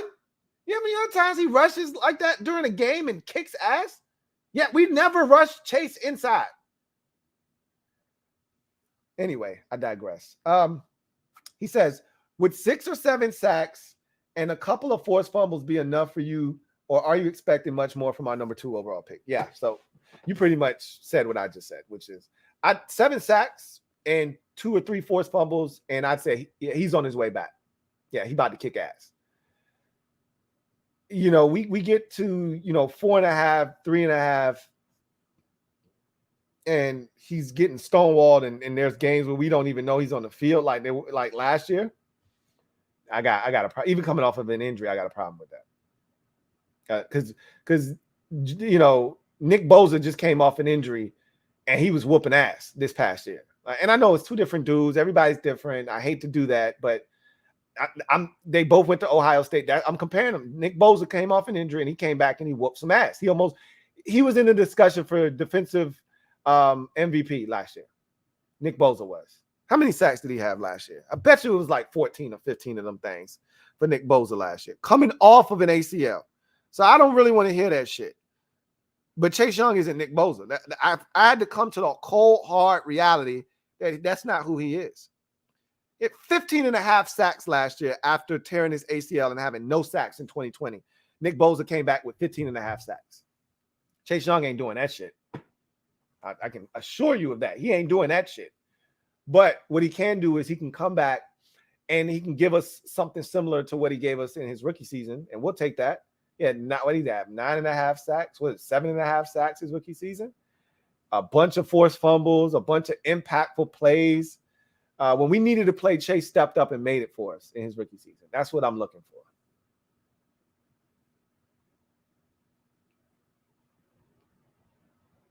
The Great Watubi, thank you for the super chat. Greatly appreciate you. Thank you for being a member of the MOBB, who writes, hope all is well with you and your family. Thank you, Great Watubi. Actually, everything is splendid. So I hope the same can be said for you and your loved ones. I really do appreciate you asking, and I hope all is well in your world as well, Great Watubi. Thank you.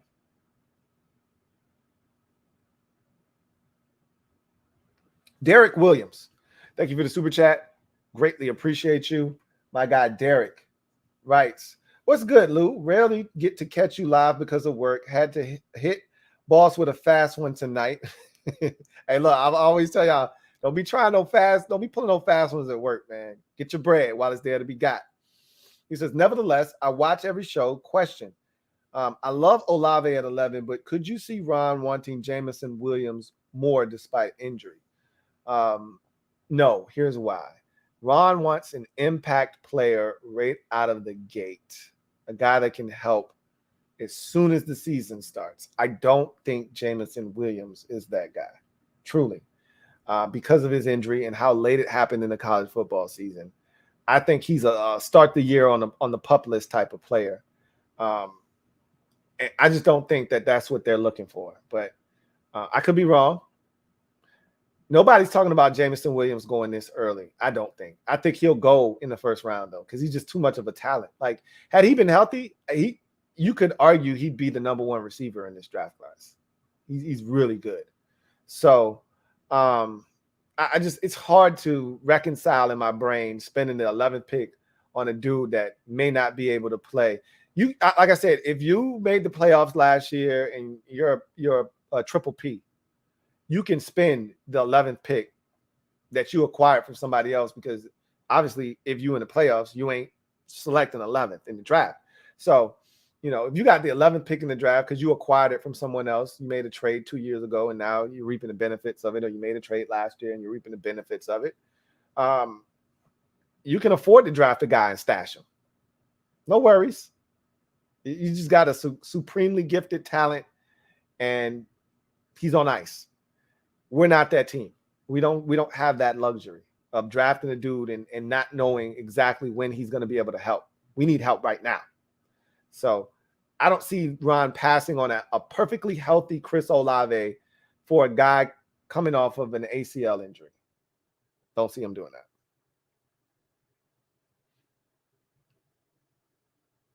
The Great Watubi, thank you for the super chat. Greatly appreciate you. Double up. And once again, thank you for the super chat, Derek Williams. My guy, Great Watubi, writes, it scares me on the draft. We do not have the best record picking a wide receiver in the first round. I get it. But you cannot allow that to deter you.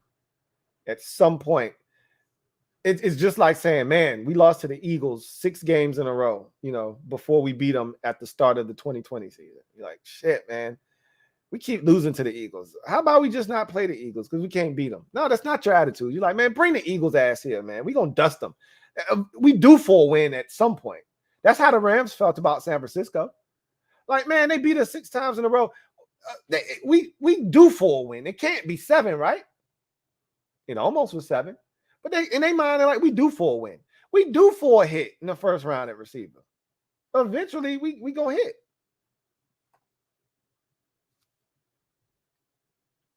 Kevin, the PRF, thank you for the super chat. Greatly appreciate you. Double up. Thank you for doubling up. Kevin, the PRF, writes, our third place schedule difference comes down to these 3 games. At Bills, at Packers, versus Tampa Bay in 2021. So we had the Bills because we finished in first place and they finished in first place in the AFC East. We had the Packers on the road because we finished in first place. They finished in first place in their division. And we were home versus Tampa Bay. The Bucks didn't win that division last. So everybody in our division played the NFC South. We played New Orleans, Atlanta, Tampa, and Carolina last year. Everybody in the division did. So that wasn't one of the games that separated us. It would have been the NFC West opponents. would have been the other one, which we played the Seahawks on a Monday night. That was the difference. Everybody else played. Dallas played Arizona.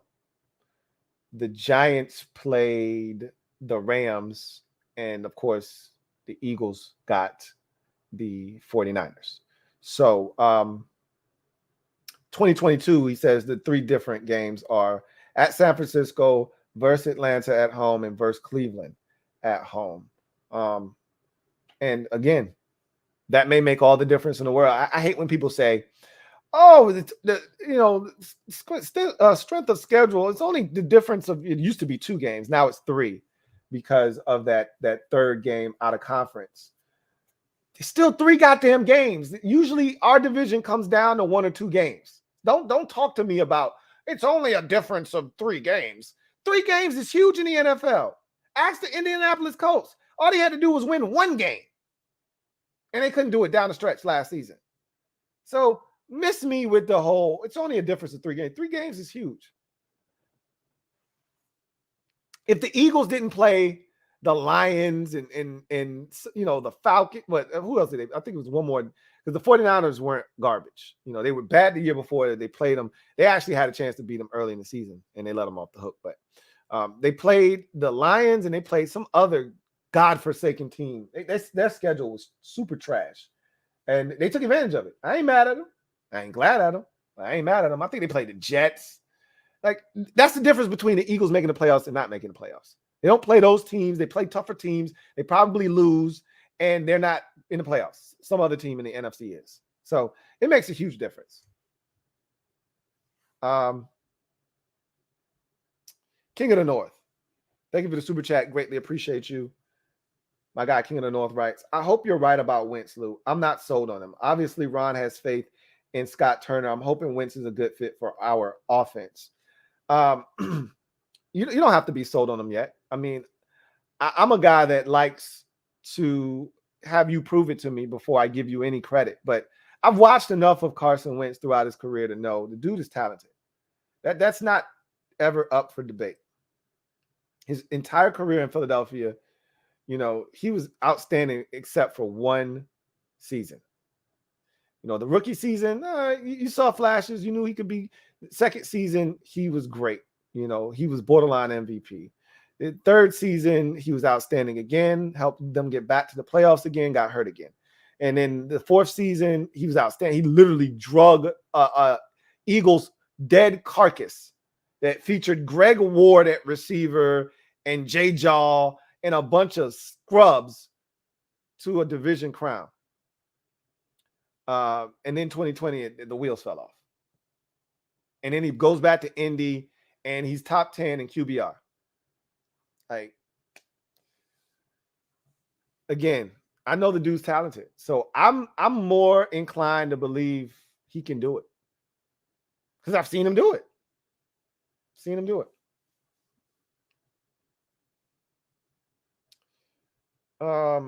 CJ Shoots Photo. Thank you for the super chat. Greatly appreciate you. Thank you for being a member of the MOBB. My guy, CJ Shoots Photo, writes, I like Cole, but I don't know I want his move to middle linebacker. He says, I really wanted an upgrade. What's your take on Alexander Johnson? Maybe post-draft sign? I was never an Alexander Johnson fan when he came out. So I'm not a fan of him now. He's available for a reason. Is Buddy Johnson. So I'm good on him. Now, as far as Cole is concerned,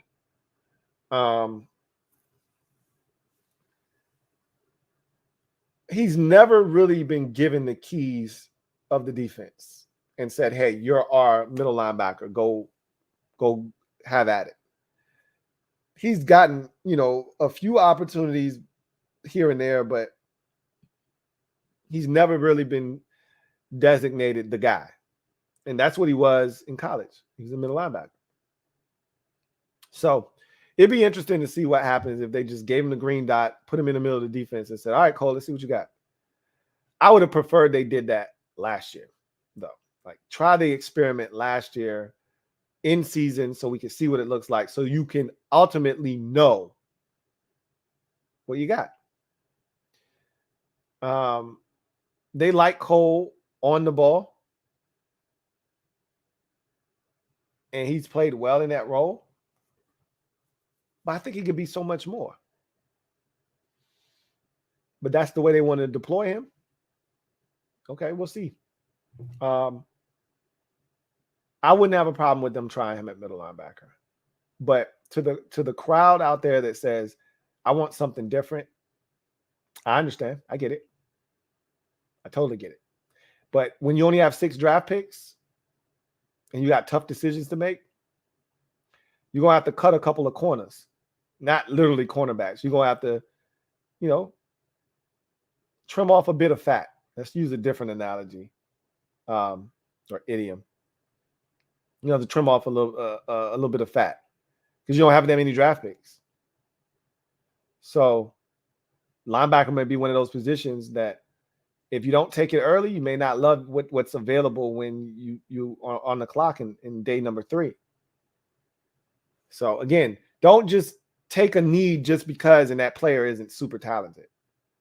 I'd much rather them get to the 4th round and say, look, we won't love none of these linebackers, but we do love this safety here in the 4th round. Let's take him. Okay, yeah, do that. Or we do love this guard, or we do love this corner. Okay, yeah, do that. Take that guy. Don't worry about middle linebacker. Don't just take a linebacker just for the sake of taking a linebacker. You find yourself getting into trouble when you do that.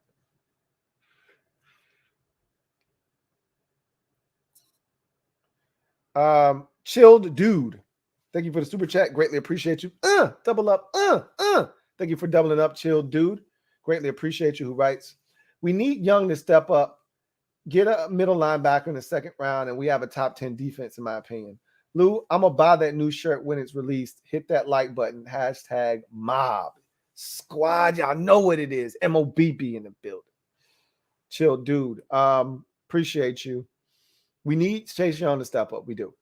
We need him to be a dog that impacts games and scares offensive coordinators shitless and keeps them up at night and forces them to alter what they want to do when, forcing tight ends to have to stay in and chip and double team and keep and running back stay in.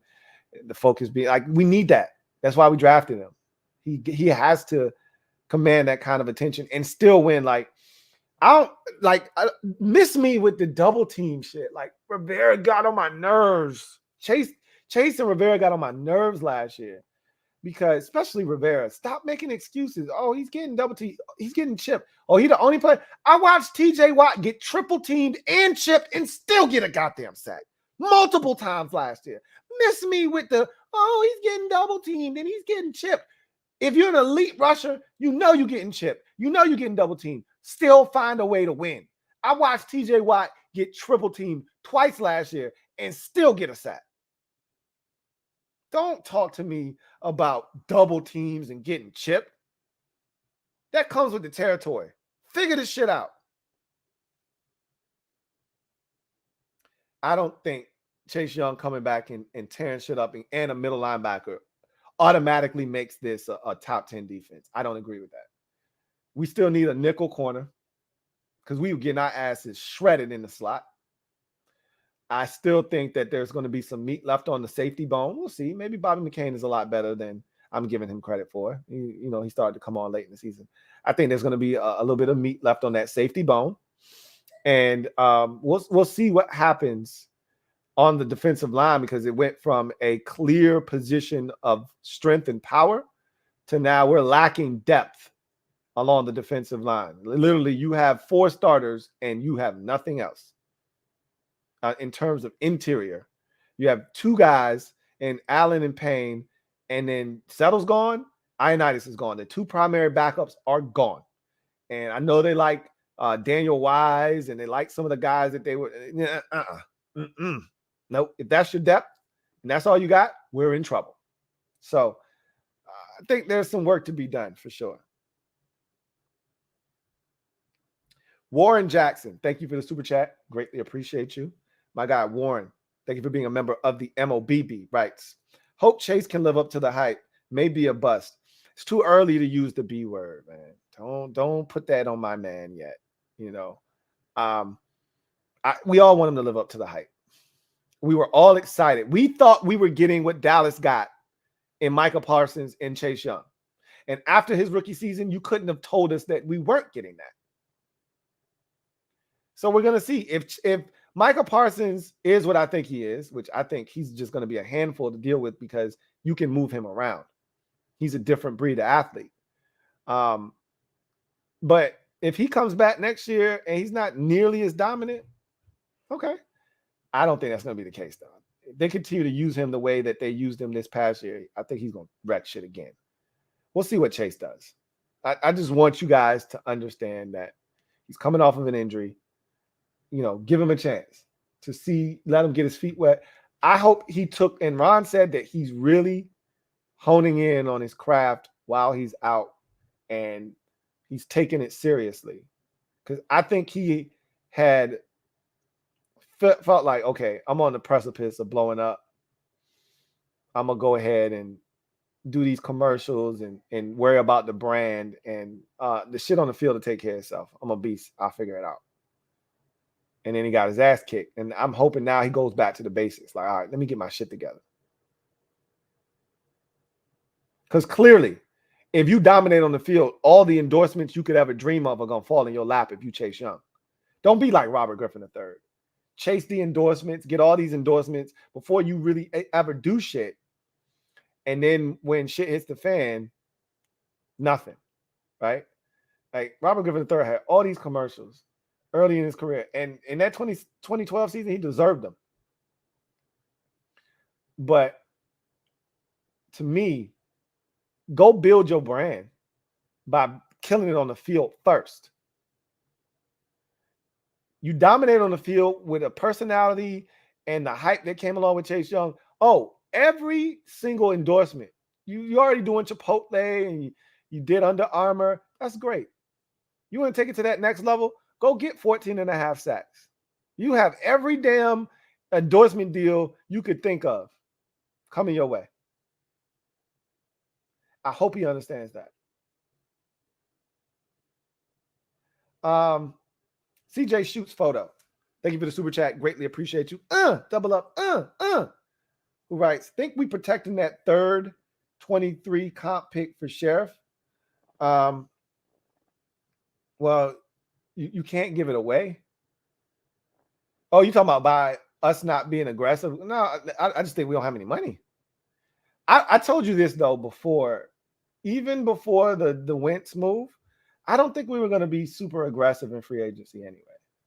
I think we would have been more aggressive. But remember, the phrase that was used was selectively aggressive. We heard that from Martin Mayhew multiple times. I really, truly think they were going to do that. So I don't think they were going to be super aggressive regardless. But I don't think they're thinking, oh, we can't make moves so we can get the third round comp pick. No, they just don't have the money and nothing out there really interests them that's in their, price range. So you hold on to your money. Metaphor, thank you for the super chat. Greatly appreciate you. Who writes, I got Olave. He said, I got Olave at 11, Muma at 47, and Pierce at 113. So that's our first three picks. Olave in the first, Chad Muma, the linebacker, out of Wyoming in the second, and I think it's Wyoming. Might be getting my dudes mixed up. And Alec Pierce out of Cincinnati in the fourth round, a wide receiver out of Cincinnati. That would be a strong draft to start. I mean, that would be half our draft. That's 3 players.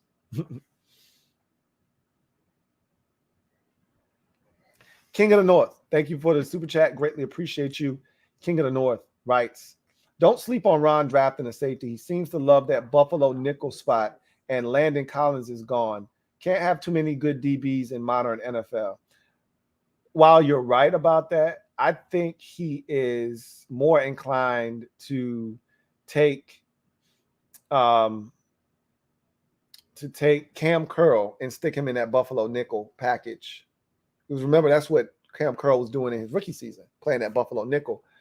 And I wouldn't be shocked if they said, hey, we drafted Derek Forrest last year. Let's give that young fella a shot.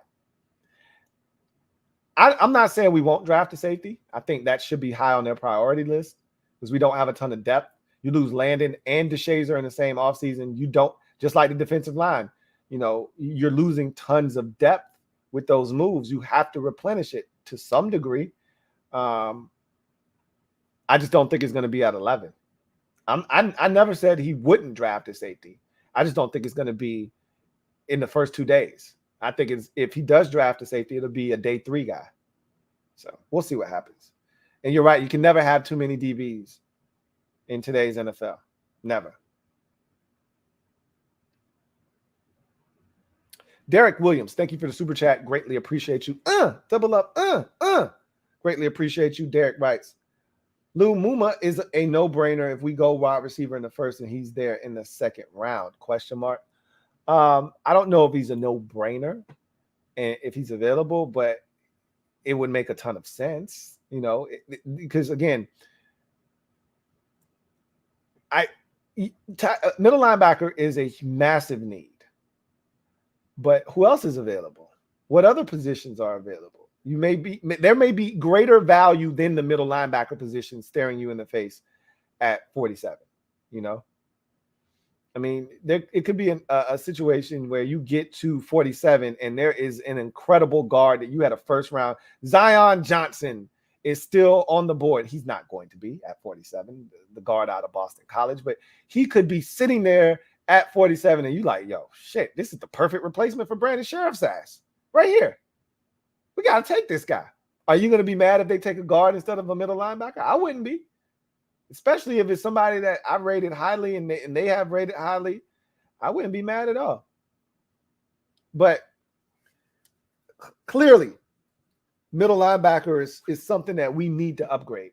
Whether that is an in-house candidate or it's someone external, it needs to be a focus of this offseason. And I think they're going to look – the fact that Ron addressed it in his last presser means that they know that there's a problem there. And he talked about it last year. He talked about it again this year. So they know that it's a problem, but to what extent is the question. How big of a problem do they really think it is? We rate it pretty high. Do they see it the same way? Thank you for the super chat. Derek Williams. John Perez, my guy, JP. Double up. Thank you for doubling up, JP. Greatly appreciate you. JP writes, I believe in Ron's plan, but we have to win in 2022. No exceptions. If we don't, he won't get a 4th season because the fans will run him out of town.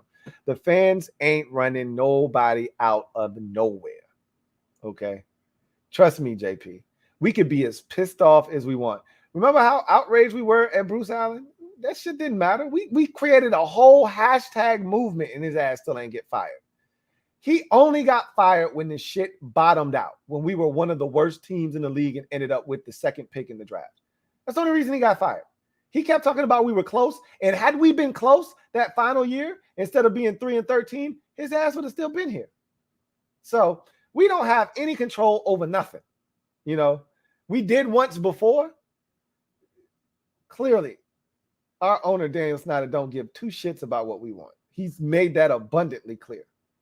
So Ron isn't going anywhere. I'm adamant that we could go 8-9, we can go 7-10 this year, and Ron will be back next year, and he'll look to draft a quarterback if that's the case, especially if Wentz isn't good, and then he'll be back again after that.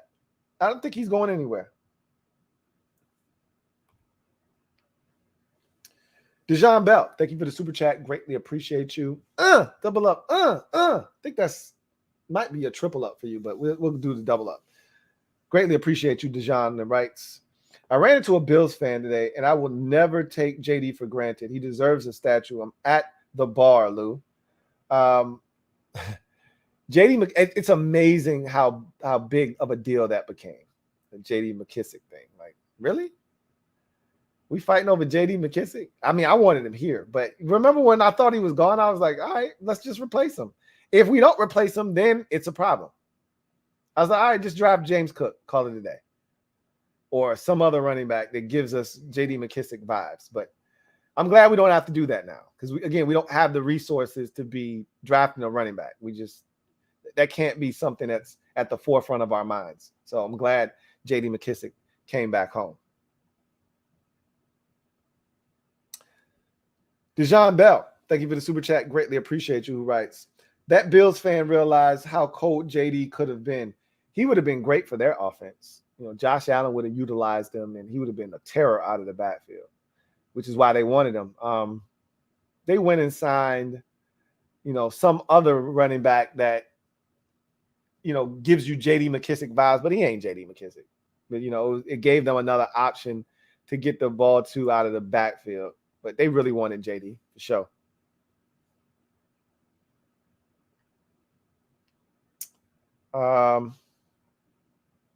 Let's see. Metaphor. Thank you for the super chat. Greatly appreciate you. My guy Metaphor writes, Lou, Wentz just announced new book, Surviving Irsay.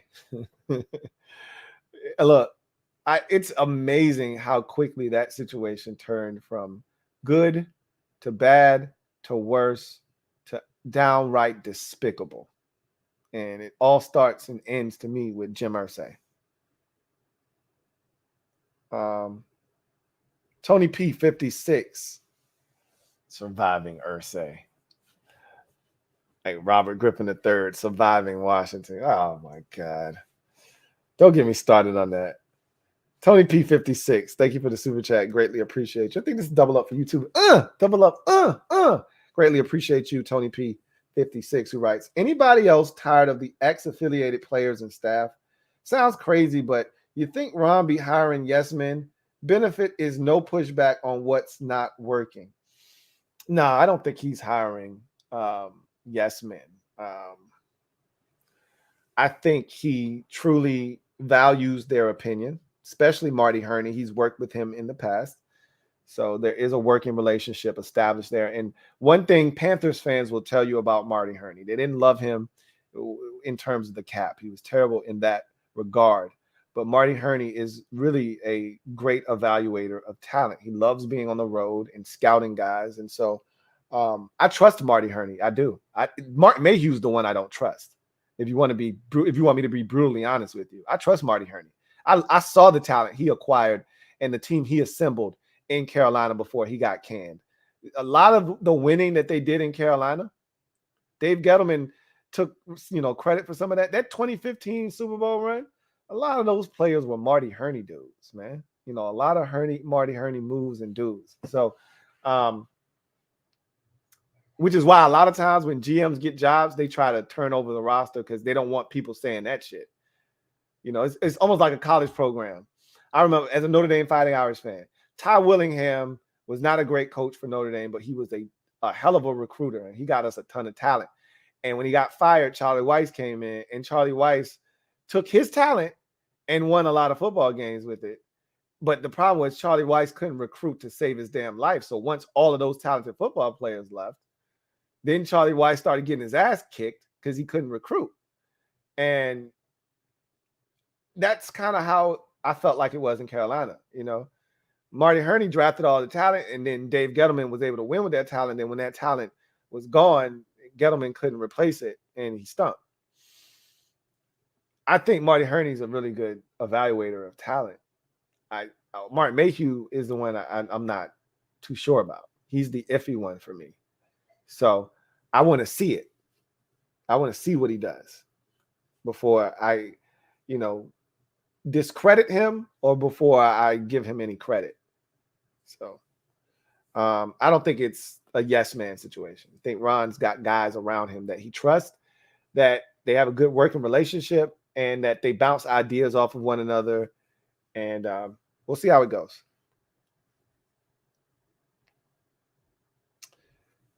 Derek B, thank you for the super chat. Greatly appreciate you. Double up. Thank you for doubling up, Derek B, who writes, Wentz 21 rushing first downs. QB sneaks were like TB12. He's good at the QB sneak, but sometimes he can be really high on his QB sneaks.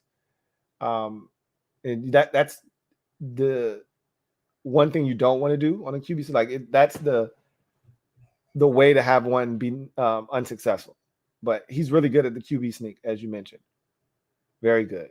And he's awesome using his legs.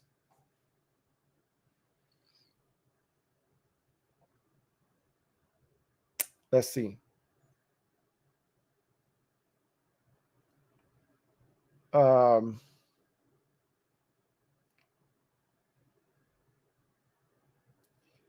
right. Got a brand new member here, Phil Rickards. Thank you for becoming a member. Stand up, Phil.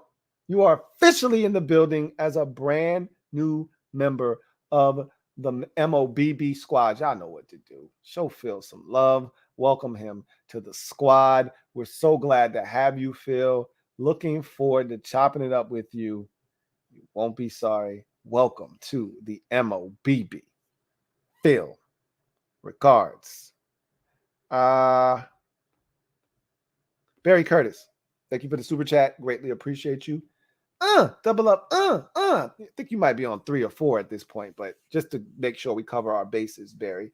Greatly appreciate you. Who writes, love Gibby, but wouldn't mind upgrading at running back. I mean, if we upgraded at running back, it wouldn't be to upgrade Gibby. It would be to upgrade over Jarrett Patterson. I wasn't looking to replace Antonio Gibson at running back. I'm looking to upgrade the third string running back so that in the event Gibby goes down, you have a guy that can step in and JD McKissic doesn't have to, exceed the number of touches that he needs to have. He doesn't have to take on a bigger workload. You can just insert the third string running back and not really lose, a ton or miss a beat. That's what I wanted to do. It wasn't to replace Antonio Gibson. So,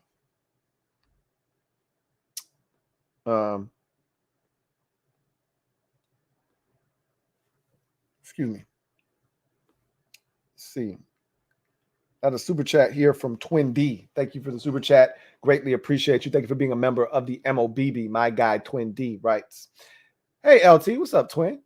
He says, what is the status of the untrustworthy Curtis Samuel? I mean, remember when he left at the end of the season, when we had the exit interviews, the man said, I'm as healthy as I've been all year. Problem was, season was over. Remember, they shut him down I think he got injured one final time in week 13, and they just shut him down for good.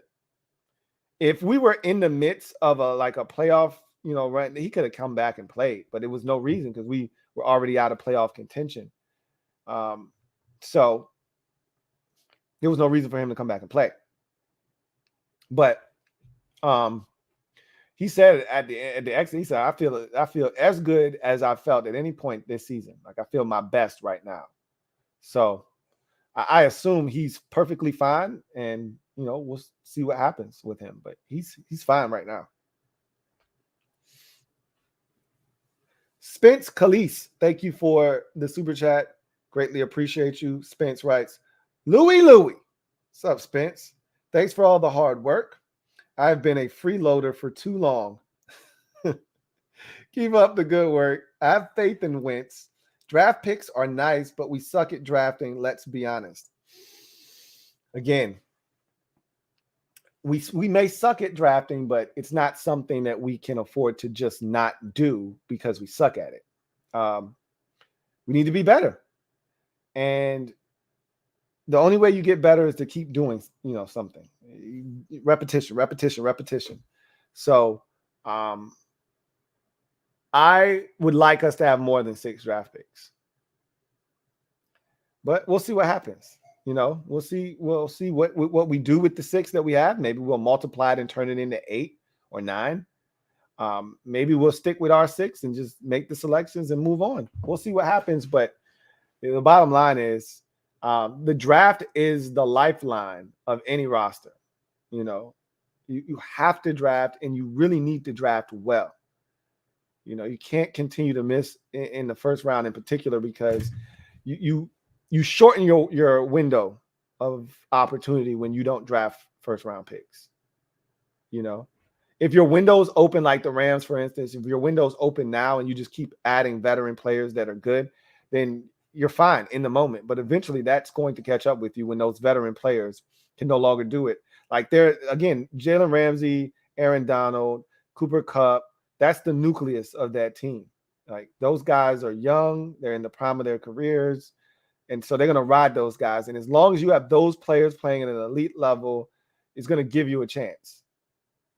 You add in Matthew Stafford at the quarterback position, they can figure it out, like Sony Michel, Cam Akers. It really doesn't matter. Just put a good quality running back there.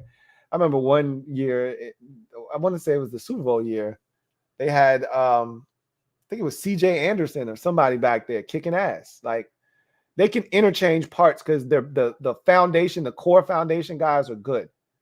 So you don't have to draft first rounders or second rounders, but we don't have that. We don't have an Aaron Donald. We don't have a Jalen Ramsey on our team. We don't have Cooper Kupp on our team. So you don't have those foundational pieces that you're able to just fill in the blanks and build around. And we damn sure don't have Matthew Stafford. We'll see what Carson Wentz turns out to be for us. But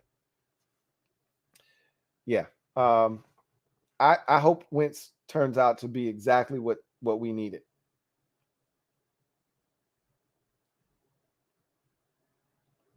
Phil Ricards, thank you for the super chat. Greatly appreciate you. Thank you once again, Phil, for becoming a member of the MOBB, and thank you for the super chat. Tony P56, thank you for the super chat. Greatly appreciate you. Who writes, I'm a Chase Young realist too. Not better without, though, and his ass better be at OTAs this year. 5 sacks ain't enough. Number 2 overall needs at least 9 in 17 games. I won't disagree with you. And he's going to be at OTAs this offseason. That shit doesn't really, that doesn't bother me. My problem wasn't that he wasn't at OTAs. My problem was that when you would ask him about, you know, the struggles early in the season, he just blew it off like, oh, it's nothing. You know, I'm getting double teamed and I'm getting chipped, and I don't want to hear that shit. It's like the dude on next Friday. I can't get jiggy with this shit. Like Michael Blackson. I don't want to hear that shit. I can't get jiggy with that excuse.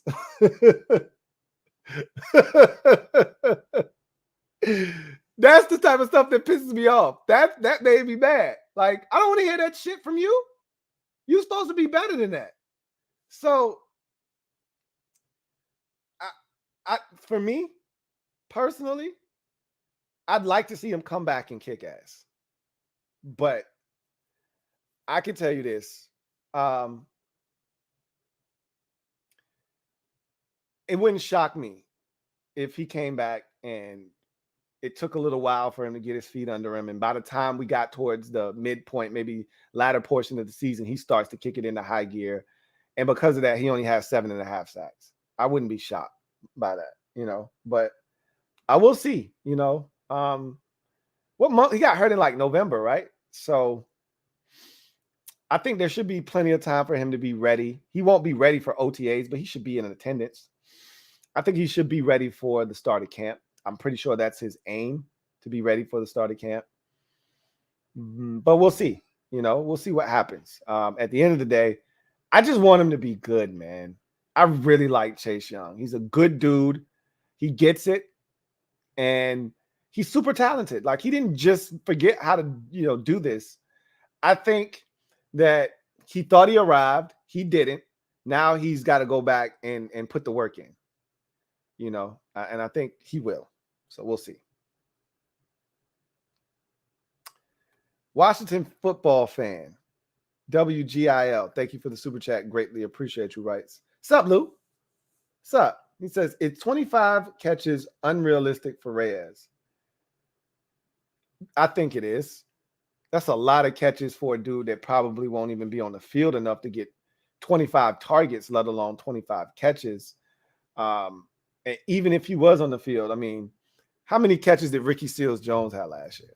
I guarantee you it was in that ballpark. Let's check on Ricky Seals-Jones. I bet you any amount of money. And it felt like Ricky Seals-Jones was getting over-targeted because Taylor Heineke was really he was really comfortable with him. So let's check on Ricky Seals-Jones stats. Ricky Seals-Jones had 30 catches last year, and it felt like he had 60. We threw it to him so damn much. So think about that. Ricky Seals-Jones had 30 catches last year. Hell yeah, 25 sounds like a lot for Sammy's Reyes. You're damn right it sounds like a lot. There's no way he's getting 25 catches. I'd bet any amount of money he won't end up with 25 catches. I don't even think he'd end up with 25 targets. And that would be if we inserted him as tight end 2 in the lineup. I don't even know if he'd have 25 targets on the season, to be honest with you. I could be wrong about that. I don't see it. Carlton Pagano Jackson, my guy CPJ, thank you for the super chat. Greatly appreciate you. My guy CPJ, thank you for being a member of the MOBB Rights. All love, Lou. Likewise, CPJ, man. Really, truly do appreciate you as always, man. Thank you, and thank you.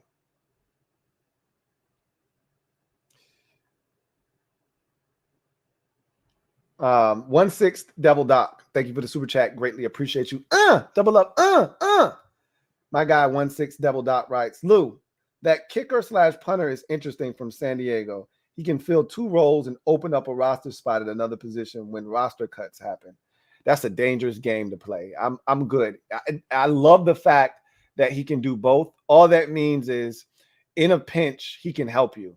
If your kicker goes down, if he's your punter, or if he's your punter, or if he's your kicker and the punter goes down, he can help you. Or if he's the punter and the kicker goes down, he can double as the field goal kicker. That's great. But if he gets hurt, now you don't have a punter or a kicker. Like that, you really don't want to put yourself in that position. You really, truly don't. Hillside Chris, thank you for the super chat. Greatly appreciate you. My guy Hillside Chris writes, you seen wide receiver Treylon Burks from Arkansas? Of course, we all have. We know what he's capable of. You know, it was crazy because watching him in college, I thought he was bigger than what he was. He's only 6'2", you know, 6'2", like 225. He got down to 225. He was like 230 in college, but I thought he was taller than 6'2". But you know, they say he's more of a Deebo Samuel type. And when you watch him in Arkansas, they would do all kinds of things to get him the football, you know, jet sweeps and wide receiver screens and goal balls. Like, he's not a technician. He's not a route runner right now. You know, I don't know if he ever will be. You know, to me, he's more along the lines of a DK Metcalf, except he's not the blazer that DK Metcalf is. But he's in that similar vein, you know, in terms of DK wasn't a route runner. He was just a raw athlete that you just needed to get the ball in his hands. And he landed in the perfect spot in Seattle to really take his talents and manifest them into, you know, what they became. But Treylon Burks is interesting. I'm not as high on him as everyone else. I like him. I don't love him.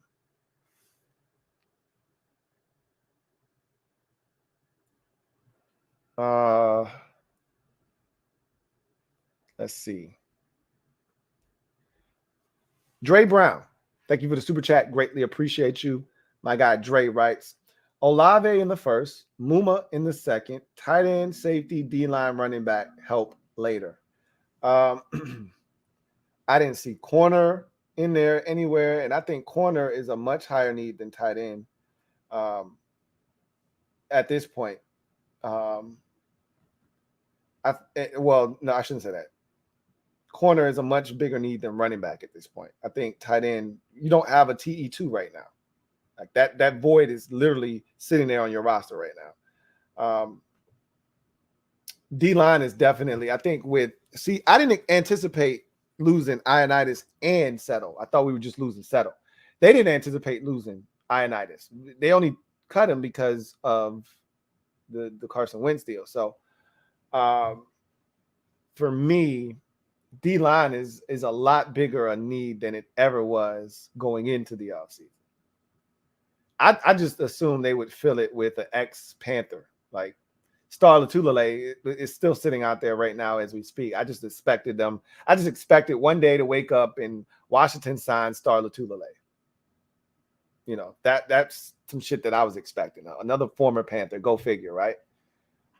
But we haven't done much of anything at defensive tackle. And to me, you don't even have to draft a dude at defensive tackle. You can get some quality, you know, well done beef for cheap. Nice, good cut. A chuck. So I just expected us to do something on the defensive line. We haven't done anything. And maybe they still will. Twin D, thank you for the super chat. Greatly appreciate you. Double up. Thank you for doubling up, Twin D. Who writes, where do we get that dog factor from this season, either on defense or offense? Does Bobby Wagner bring some of that? Well, Bobby Wagner is now in LA. He signed with the Rams. But it's just a mentality, man. Like, you got to have that in you. And, like, you know, watching Hard Knocks, and I've already told you guys this, if you've been watching me, I always talk about Darius Leonard. He's just different. And, like, that mentality of going after the football. It was funny. An official asked him, like, it was during the TV timeout.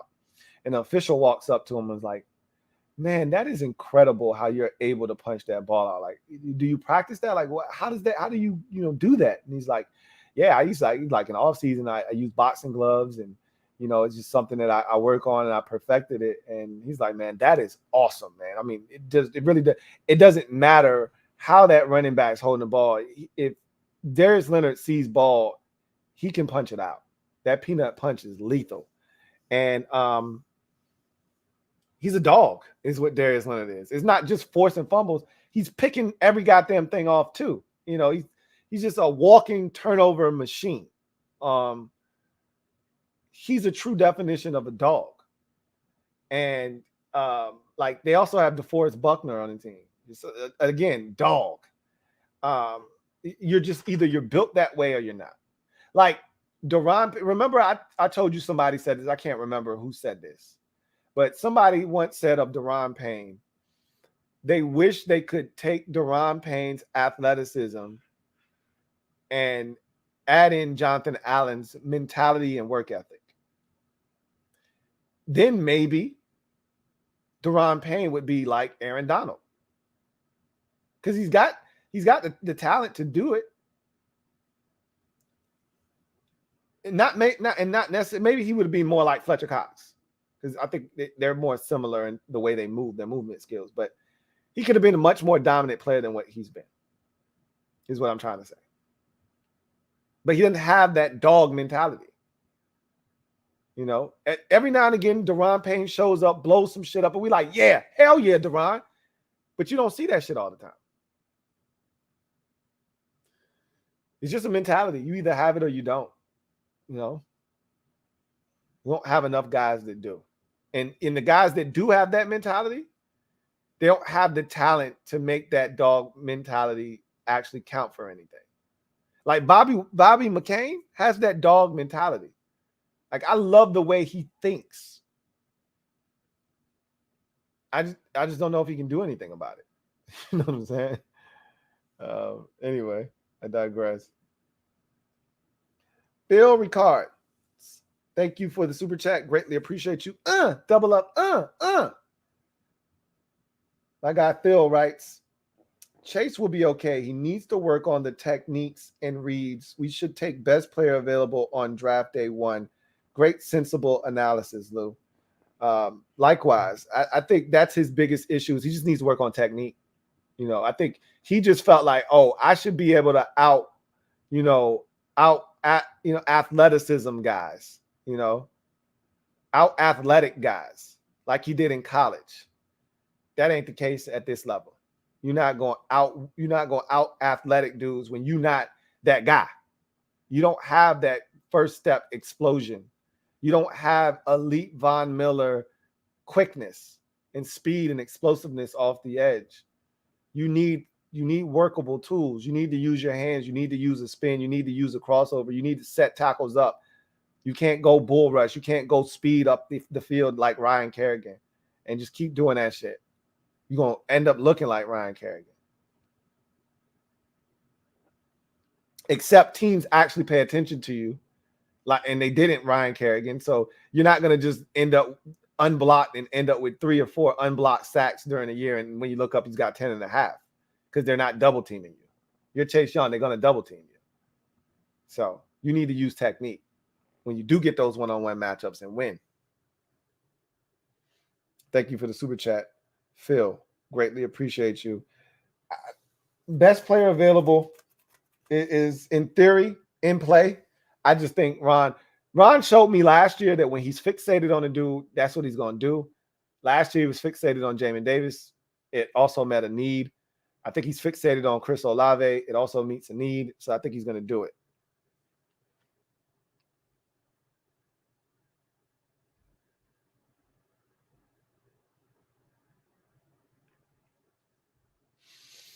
Barry Curtis, thank you for the super chat. Greatly appreciate you. Barry Curtis writes, are we giving up on Diami by drafting Olave? Great question. I don't think they're giving up on Olave, on Diami as much as they're saying there's limitations to your game. You know, you can be a great 3rd or 4th option. Nothing wrong with that. You need that many guys. I mean, look at the Cowboys. The Cowboys had like 87 receivers.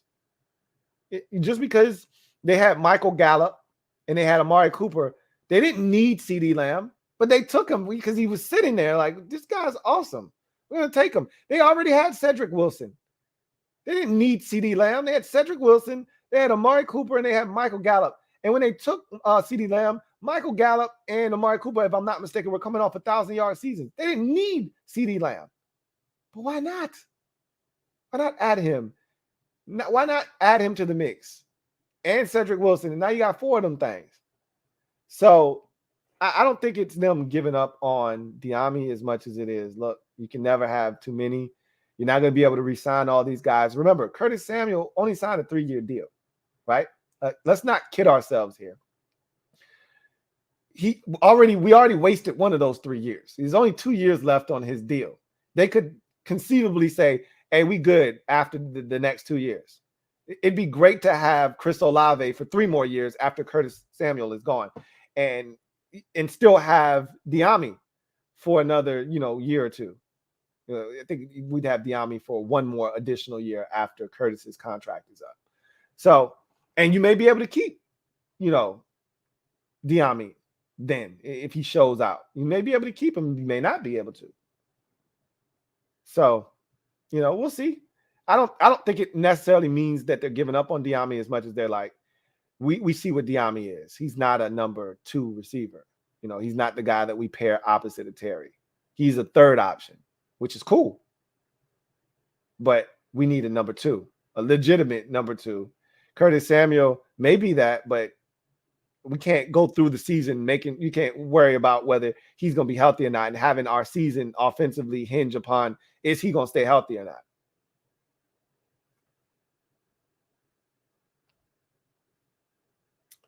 Phil Ricards, thank you for the super chat. Greatly appreciate you. Who writes, what do you think about Devin Lloyd? I think he's super instinctual, very talented, has a nose and a knack for being around the football, which is huge at the linebacker position. I think he gives me Darius Leonard vibes, slightly. I don't think he's the maniac, but he gives me those types of vibes when I watch him at times. And there are a lot of similarities between the 2 of them. So even down to the 40 time that they ran, which Leonard was a lot heavier when he ran that 40 time versus the weight that he's playing at right now in Indianapolis. But anyway, I digress. I think he's a good football player. I don't know if I would spend the 11th pick on him, though. If you told me I was getting Darius Leonard, I'd do it in a heartbeat, but I don't think he's going to be that guy. McAllister Nicholas, thank you for the super chat. Greatly appreciate you. McAllister Nicholas writes, why don't we move Jamin Davis around the field and blitz him on third downs? Our DC is too old school for my liking. Second round pick has to be a linebacker or a free safety. I'm right there with you. I think Jack Del Rio, and I actually like Jack. You know, I like him as a coordinator. I think he understands football. I just don't think he is creative enough. And I think that when I look around the league, most of these defensive coordinators are pretty vanilla. Like even the really good ones, they're not super aggressive. You know, it's just that they understand, you know, time and place. They understand situational football, when to be aggressive, when to, you know, kind of play coverage and keep everything in front of you. And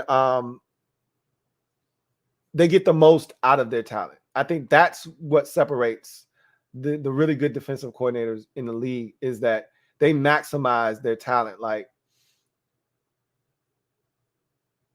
when I see what the Chargers head coach was doing with Aaron Donald and how he was utilizing him, I was like, he gets it on defense. He gets it.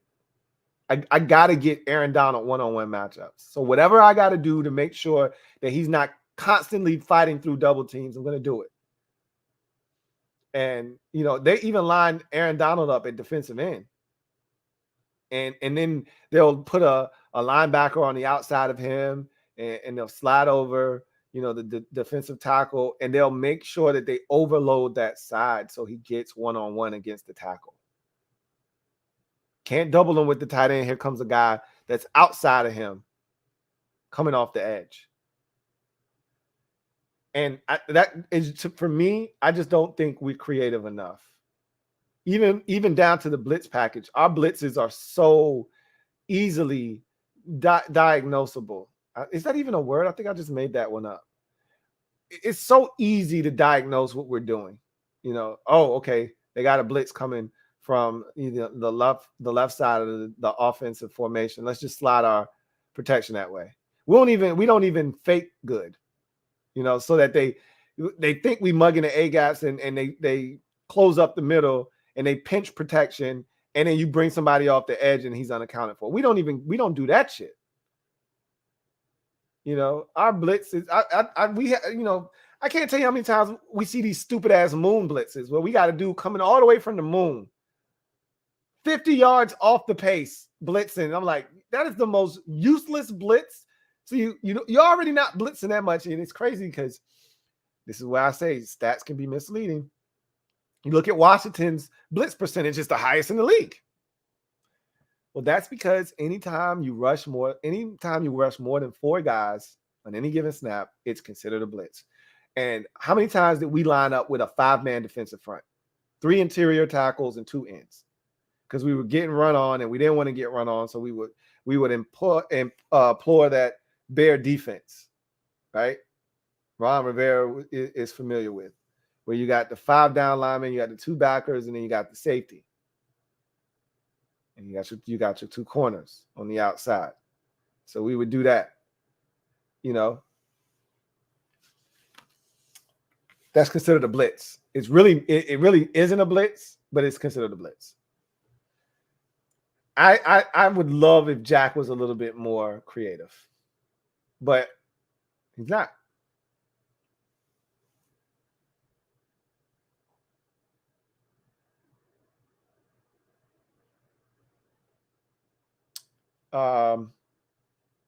Tony P56, thank you for the super chat. Greatly appreciate you. Who writes, keep our running back's name out of your effing mouth. Then go wash your face. And if the D-line plays well, DBs will shine. Draft offensive weapons and outscore the opponents. They usually go hand in hand. You know, if the DBs play well, then that gives the pass rush a longer opportunity to get there.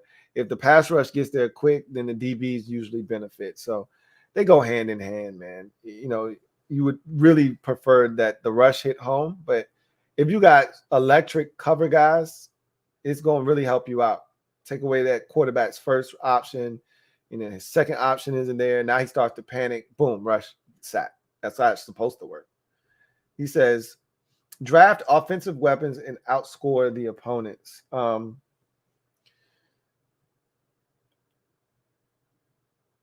I don't know if we're capable of doing that on a consistent basis, but maybe we will be.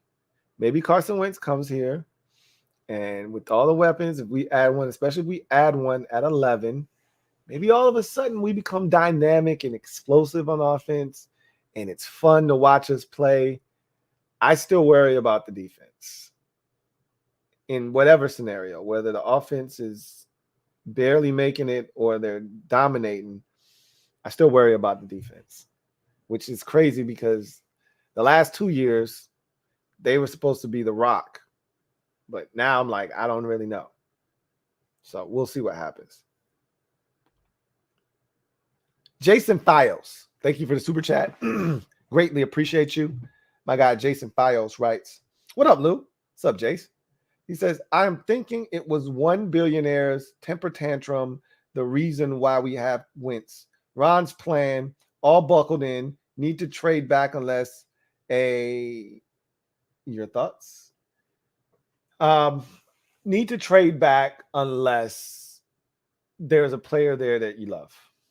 And I don't see how there isn't at least one guy that you love at 11. Like I said, there will be spillage from the top 10. I assume that there'll be 3 or 4 guys that they absolutely love and would love to add to their roster. You pick the one that you value the most and you keep it pushing, It's not very hard, and I don't think they're going to make it very hard. I think they're going to take a receiver. I could be wrong about this. They could be looking at guard. They could be looking at safety if one comes available. They could be looking at corner if one is available that they love. They could be going in a multitude of directions. But for me right now, my gut tells me that, and listening to Ron, I told you, Ron, he pretty much says how he feels. And listening to Ron, he's telling me, he's telling you, he's telling anybody that listen, and we're going to make sure Carson Wentz has a chance to be successful. And whether that's an offensive guard, because we straight at tackle, we straight at center, but we need a guard, whether it's guard or it's receiver, I think he's going to do all he can to try to bolster the weaponry around Carson Wentz and give him the best chance to succeed. So, and it definitely was one billionaire's temper tantrum that pretty much spurred action and led to Carson Wentz being dealt to us. 110% spot on.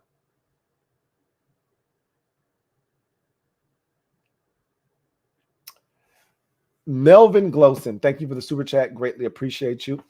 Double up. Thank you for doubling up, Melvin, who writes, Bills GM needs to go F off regarding JD. Like I said, I did that last week where I was really disappointed in Brandon Beane. That's the Bills GM. Really disappointed in him because I'm like, dude, stop crying. You crying over a 2-year, $7 million deal for a player, man. Go sit down somewhere. Get out of our face. He wanted to come back to Washington. He didn't know we still wanted him. And we didn't know he was just going to take the first deal that was out there. And so there's miscommunication. Again, that's on Washington's end. We should have been in communication with JD, but still, he decided to come back. It is what it is. Stop crying. Phil Ricards, thank you for the super chat. Greatly appreciate you. Who writes, you're right about Chase.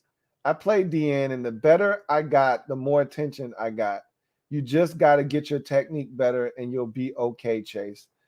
And that's the bottom line. And he knows that. He came from college where he was the man. Like I used to point out, the Chase Young effect is what I called it at Ohio State. At one point, they're playing against Wisconsin in the Big Ten championship game, and he's got 3 dudes trying to block him. that frees up the interior offensive lineman and just pretty much get a scot-free run at the quarterback. Because all from the guard, from the center over, all we're looking at Chase Young. And this guy just runs right up the A gap and gets inside. He's got to be able to find a way to still make plays and impact games despite getting chipped and double teamed. That's not an excuse. Not when you're an elite player like he's supposed to be. That's not an excuse.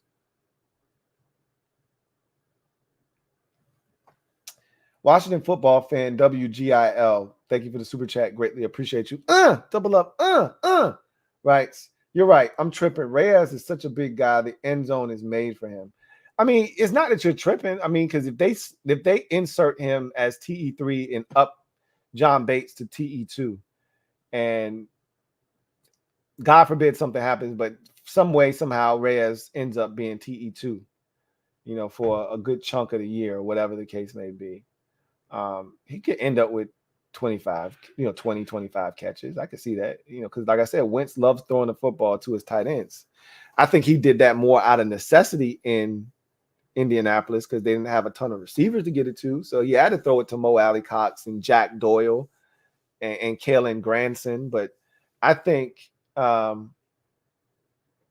if they've got a ton of weapons at receiver, he may not have to look for the tight end as often. Who knows? We'll see.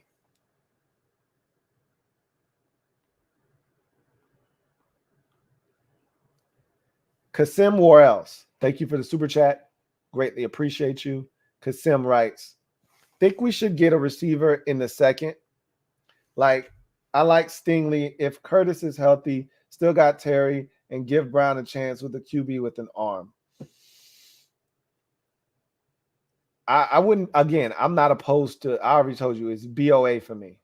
Best option available. If that's a corner, if that's a safety, if that's a guard, by all means, be my guest. I don't care. My thing initially was, hey, we got to get a middle linebacker with one of these first two picks. So I really don't care what you do as long as one of these picks is a middle linebacker. I'm straight.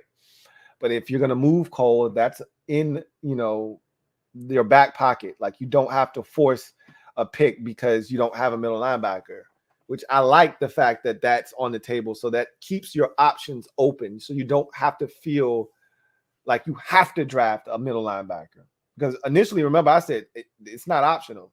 You got to draft one in the first 2 rounds unless you love this draft at linebacker so much so that you think you're going to have some opportunities in the 4th round when you get back on the clock. That's not the case. You need to go ahead and, make it happen early. So for me, if Cole Holcomb is an option inside, you don't necessarily have to do that. BOA becomes even more of a preference at that point, because now you can tell yourself, I don't have to take a wide receiver at 11. I can take one at 47, and there'll still be talented guys at 47. If I want one bad enough, and I can take this safety, or I can take this corner, or I can take this fill in the blank, guard or whatever. So we'll see what happens.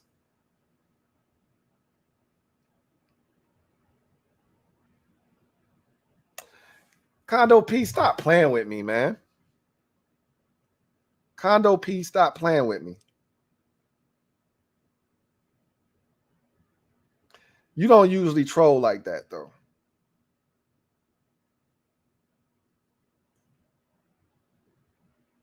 Let me, I'm looking it up right now.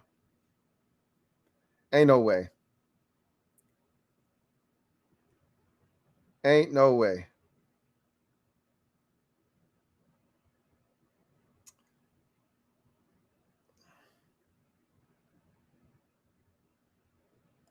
Okay. I don't see anything. So I'm not buying that right now. Condo P, thank you for the super chat. Greatly appreciate you. Thank you for being a member of the MOBB. Condo P writes, breaking news, the Cardinals are trading Kyler Murray to the Eagles. What? I don't see that right now. I don't see any alerts on my phone. I don't see anything that would suggest that is the case. I would have had a Bleacher Report What I had a Bleacher Report update on my phone. My Twitter would have been off the charts. And I just searched Kyler Murray. Nothing came up.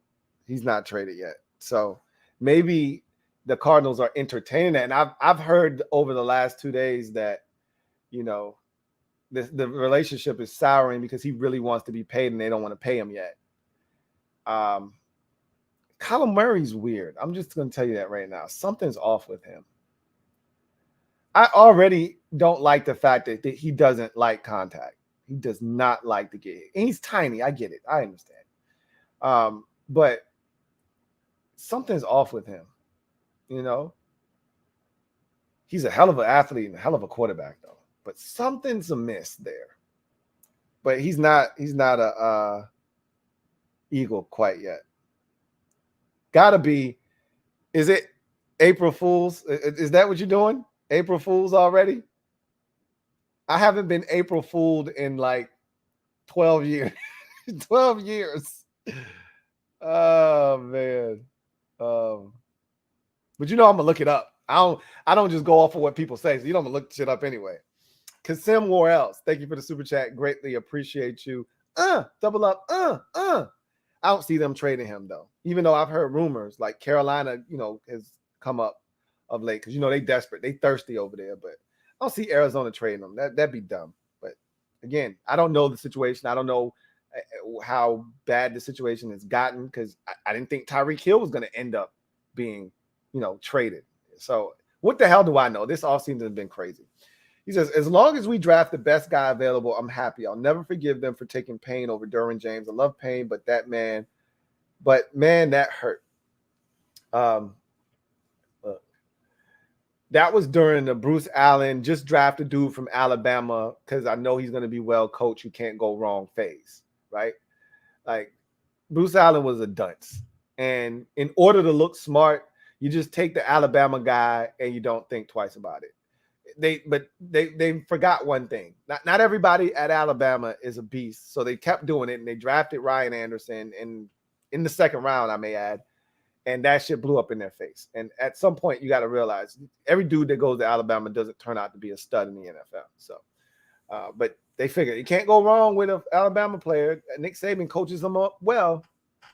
And for a little while there, it was working. But, and not that Payne stinks. Okay. But you guys know how I felt about that draft. So I'm right there with you.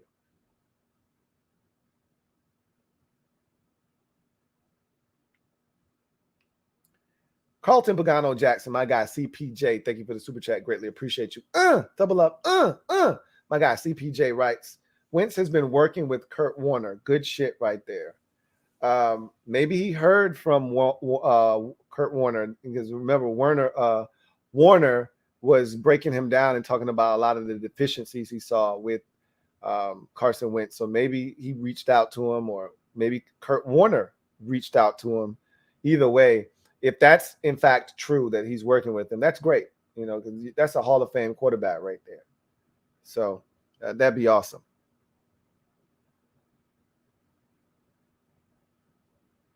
Condo P. Yeah. I heard your jokes. Okay. Thank you for the super chat, Condo P. Greatly appreciate you. Double up. She says it's April Fools. Yeah. I look, I didn't even think about it initially. Then somebody in the comment section, I saw something about April Fools. I looked over, I saw the date.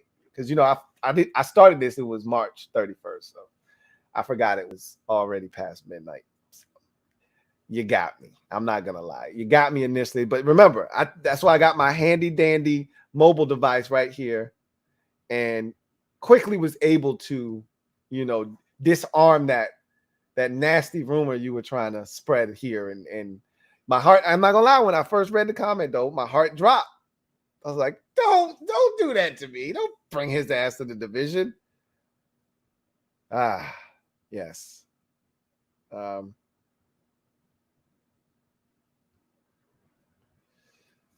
Washington football fan, WGIL. Thank you for the super chat. Greatly appreciate you. Who writes? Lou, Greg Stroman April Fools. Greg Stroman.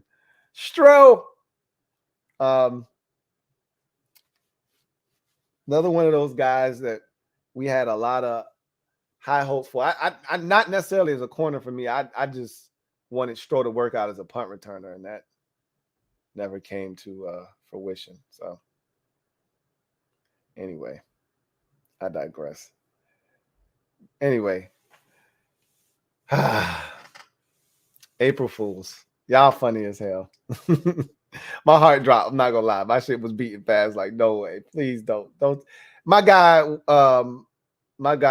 Alex would have been going nuts in here if that was the case. So I should have known better. Anyway, I digress. That was the last super chat. You guys enjoy the rest of your night. I did not realize it was already 1 a.m. So wow. Time flies when you're having fun, though. 4 hours. I did not expect this to be a 4-hour stream, but you guys are awesome. Really do appreciate you guys chopping it up with the kid.